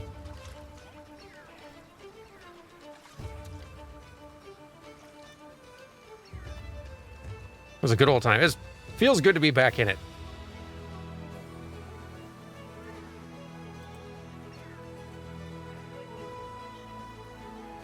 But I do appreciate y'all's patience. We will be getting back to Pokemon probably next week.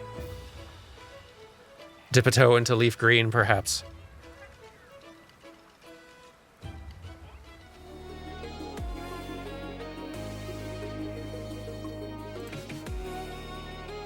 So we've had a nice little breather now. I've made my preparations.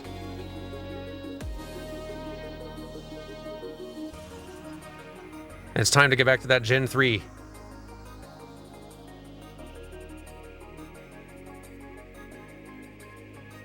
Eventually building toward Emerald. Which I am also looking forward to.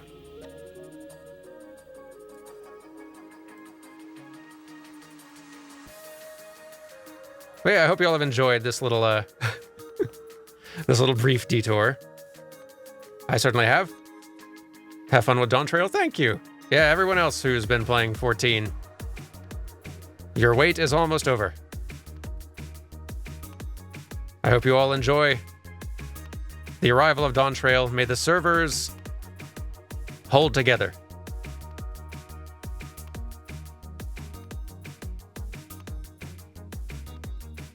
Enjoy your Warrior of Light's summer vacation.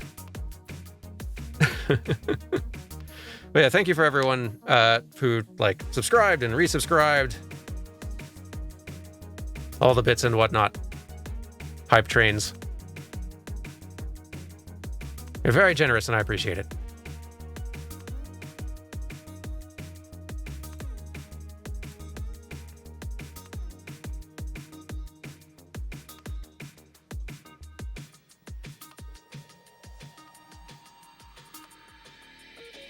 Oh goodness, Summer Games Done quick starts this weekend, doesn't it? So many things happening.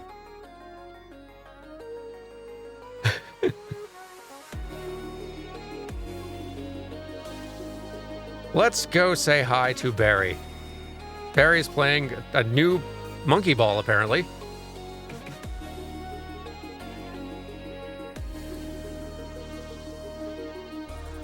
Seems like a fun way to spend an afternoon.